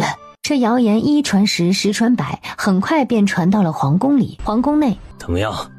陈侍卫那里有消息没有？回皇上的话，陈侍卫那边还未有消息。没用的东西，都这么久了，一点消息都没有。陛下，这天下之大，想要找一个人是谈何容易？朕不管这么多，你们必须要帮我找到人。朕给你们1个月的时间，若是再没一点消息，就给我提头来见。陛下，奴才听说三王爷回来的，不如让他帮着一起去寻。让老三帮着去寻？你不是不知道，过去皇后进宫之前，他就一直惦记着她。皇上，三王爷在青州府有不少的属下，而且就跟您说的一样，他对皇后娘娘情意较深，这样一来也一定不会将皇后娘娘没死的消息传出去。皇上听着觉得有些道理。行，你立刻去找三王爷进宫。是，皇上。等着老太监刚走，一位小太监疾步走了进来。皇上，怎么了？出了什么事？皇上，奴才近来在宫中听说过一些谣言。谣言？什么谣言？奴才听说贵妃娘娘和孙家老爷关系匪浅。这些朕早就听说过了，不过是那些人瞧着他们2人走得近，传的一些污秽之言。朕去问过吴贵妃，他们不过是个表兄弟，而且孙家大哥瞧着比吴贵妃大了不少，2人怎么可能会不清不楚？皇上，奴才听说吴贵妃和孙家大哥在一起是为了借龙胎。借龙胎？什么意思？就是借着孙家大哥来怀孕。混账！这是谁传出来的？奴才也不知道是谁传出来的，只知道他们都说吴贵妃小产的2个孩子都不是陛下你的，而且还说什么？说皇后娘娘当初是被诬陷的，说是贵妃娘娘害怕肚子里的孩子身份被发现，故意演了一场戏，让陛下以为是皇后娘娘害得她小产。你说什么？你刚才说什么？说当年是贵妃娘娘故意陷害皇后娘娘，害她小产。不对，那孩子一定是真的，朕没有弄错，吴贵妃也没有陷害皇后，是皇后因为嫉妒，所以才害得吴贵妃小产，一切都是这样。快给朕滚出去！是，陛下。皇上一个人脑子里一直回荡着小太监方才的话。当年的事情，皇上不是没有怀疑过皇后是被冤枉的，但是他太心急了，他太心急想要新欢了，尤其是陆家被灭，他更加高兴，终于有机会可以将皇后彻底赶出皇宫了，这样他就能心安理得地抱着自己的新欢，过着风流快活的日子。如今却有人告诉他，皇后娘娘是被他冤枉的。早前得知皇后没死时，他还打算拿着自己大圣人的模样原谅她所有过错，让她重新回到自己身边。然而如果方才小太监的话是真的，那他就是世人唾骂的负心汉，是被美色迷惑的昏君。他不想做昏君，更不想让皇后恨他。来人，来人！皇上，去，给朕把这些传谣言的都给杀了，都杀了！这时门口有人唤。皇兄，你要杀谁呢？皇兄刚刚为了什么事情这么生气？不过是一些不中听的谣言。哈哈，是不是有关吴贵妃的事？三弟，你也知道了？这谣言传得满京城都是，我想不知道也不行啊。也不知道是谁传出来的，简直是胡说八道。皇兄，你难道就真的相信当年是周儿害的吴贵妃小产的吗？她与我们从小一起长大，她是什么样的人，你难道不知道吗？如今周儿已死，说再多也都无用了。但是若当年当真是吴贵妃陷害的她，那我是不是可以要吴贵妃给她偿命？三弟，吴贵妃可是你的皇嫂，不得无礼。不过是个妾室，算不得什么皇嫂。今日来找朕，就是说这些。皇兄，你忘了是你唤我来的。皇上这才想起来是自己唤了三王爷来，想要让他帮着一起寻皇后。但是他听到三王爷刚才的话，一时不敢将皇后没死的消息告诉他。没什么，就是想要看看你。听说你前段时间去了青州府。去青州府看了一下故人。近来宫中也没什么事儿，你若是想要出去游玩，便出去。他想把三王爷支走，让他不要参与吴贵妃一事。皇兄，我这次去青州府见着一个人。什么人？我这就唤他进来。没过多久，门口的侍卫将孙家大哥押了过来。这人是？皇兄，你怎么连他都不认识？他便是吴贵妃那表哥呀。你把他带来干什么？皇兄，我这次在路上遇见他的时候，他仗着自己是吴贵妃表哥，为非作歹，害了不少人命。我特地将他带来，交给你处置。这种事情，你交给青州府的知府去办不就好了？还何必带回来？是啊，若只是杀人的事情，当然可以在青州府办。但是，他还跟我说了一件天大的秘密。什么秘密？我在审问他时，他告诉我，他和吴贵妃情谊深厚，关系匪浅。皇兄，这关系匪浅，你能否明白？三弟，我知道你想要给皇后洗刷冤屈，但是你也不能随便找个人来，去诬陷人家吴贵妃。皇兄若是不信的话，就听孙家大哥怎么说。说，你和吴贵妃到底是什么关系？吴贵妃与我是远房表亲，早前我去吴府送过胭脂，后来吴贵妃喜欢我家的胭脂，后来吴贵妃听说我家中有几个儿子，所以想要借我来怀上龙嗣。混账！你知不知道，你这是欺君！皇上，小的没骗你，小的说的都是真的，是吴贵妃逼的小的，还说小的不照做的话，就会杀了小的全家。一派胡言！三弟啊，三弟，真没想到你居然这么狠毒，连一个女子都不放过。皇兄，你当初可是连自己的妻儿孩子都不放过。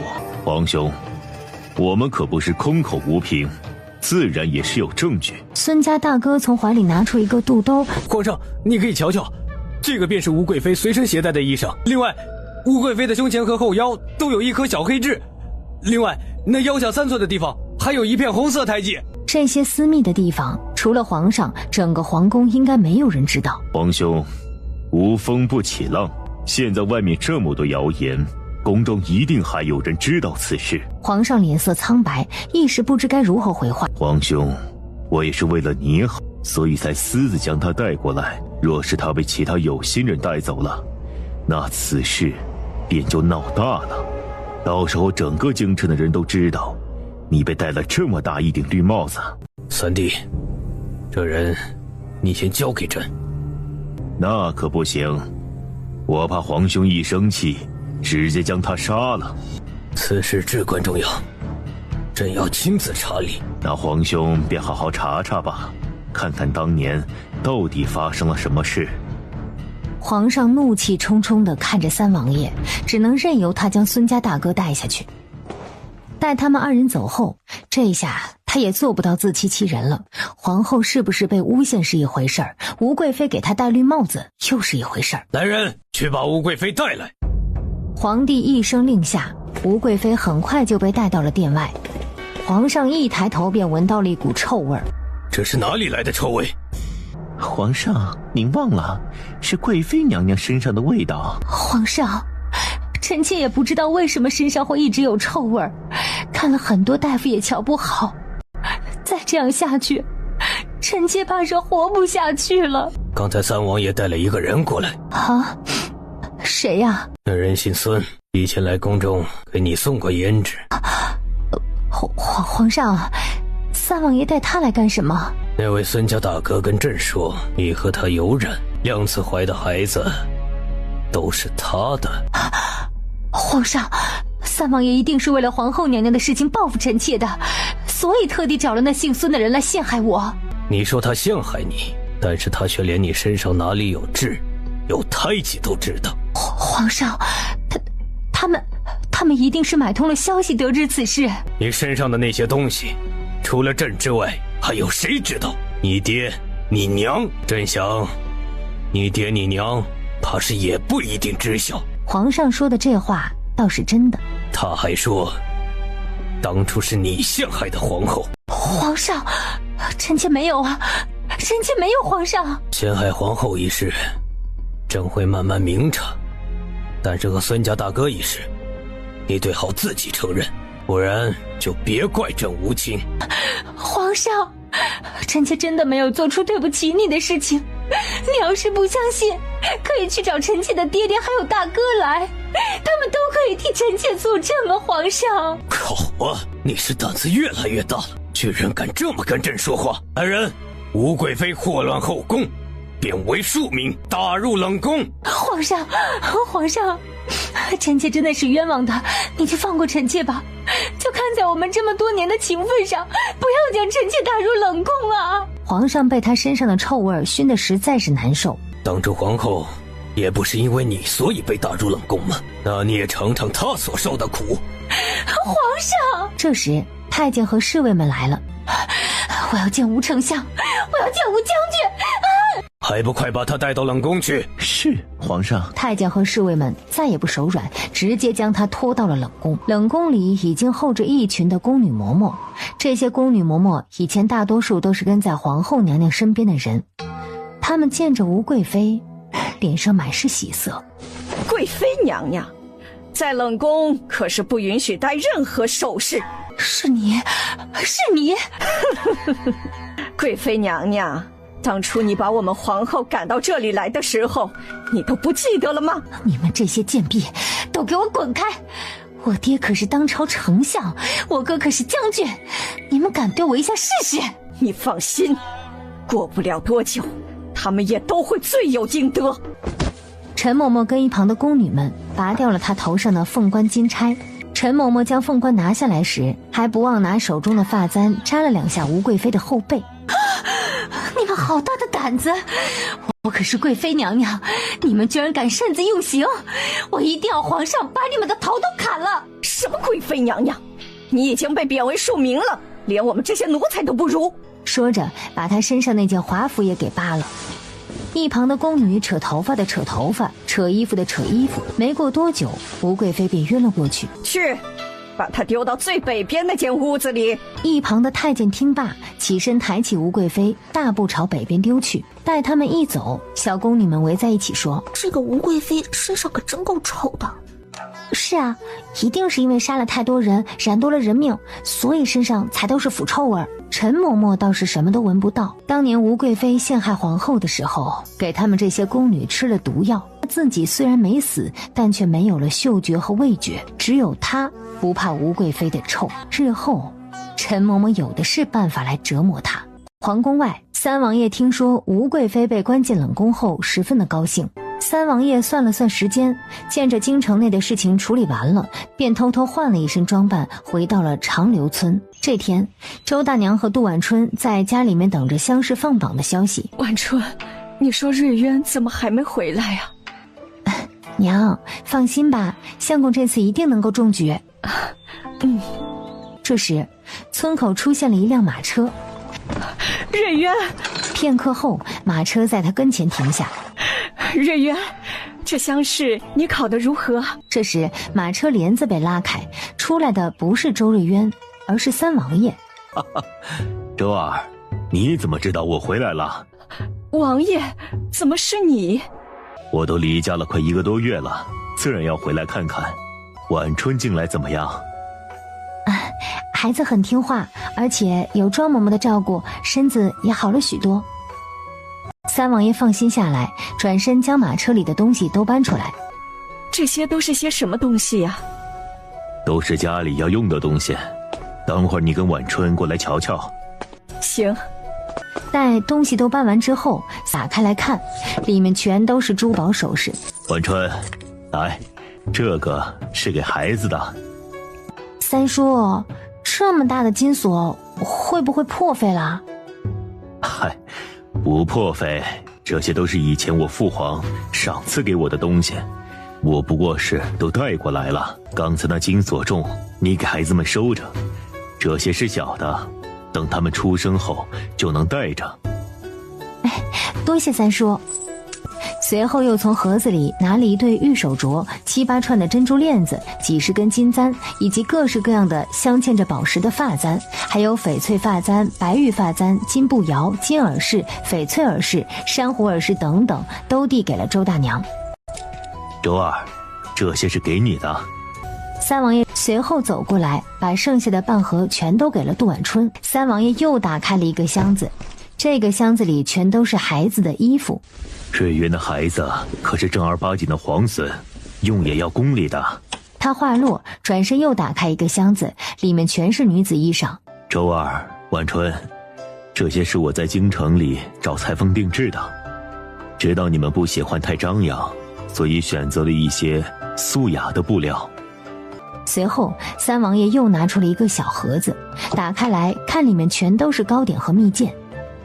这些是京城有名的糕点铺子里的糕点。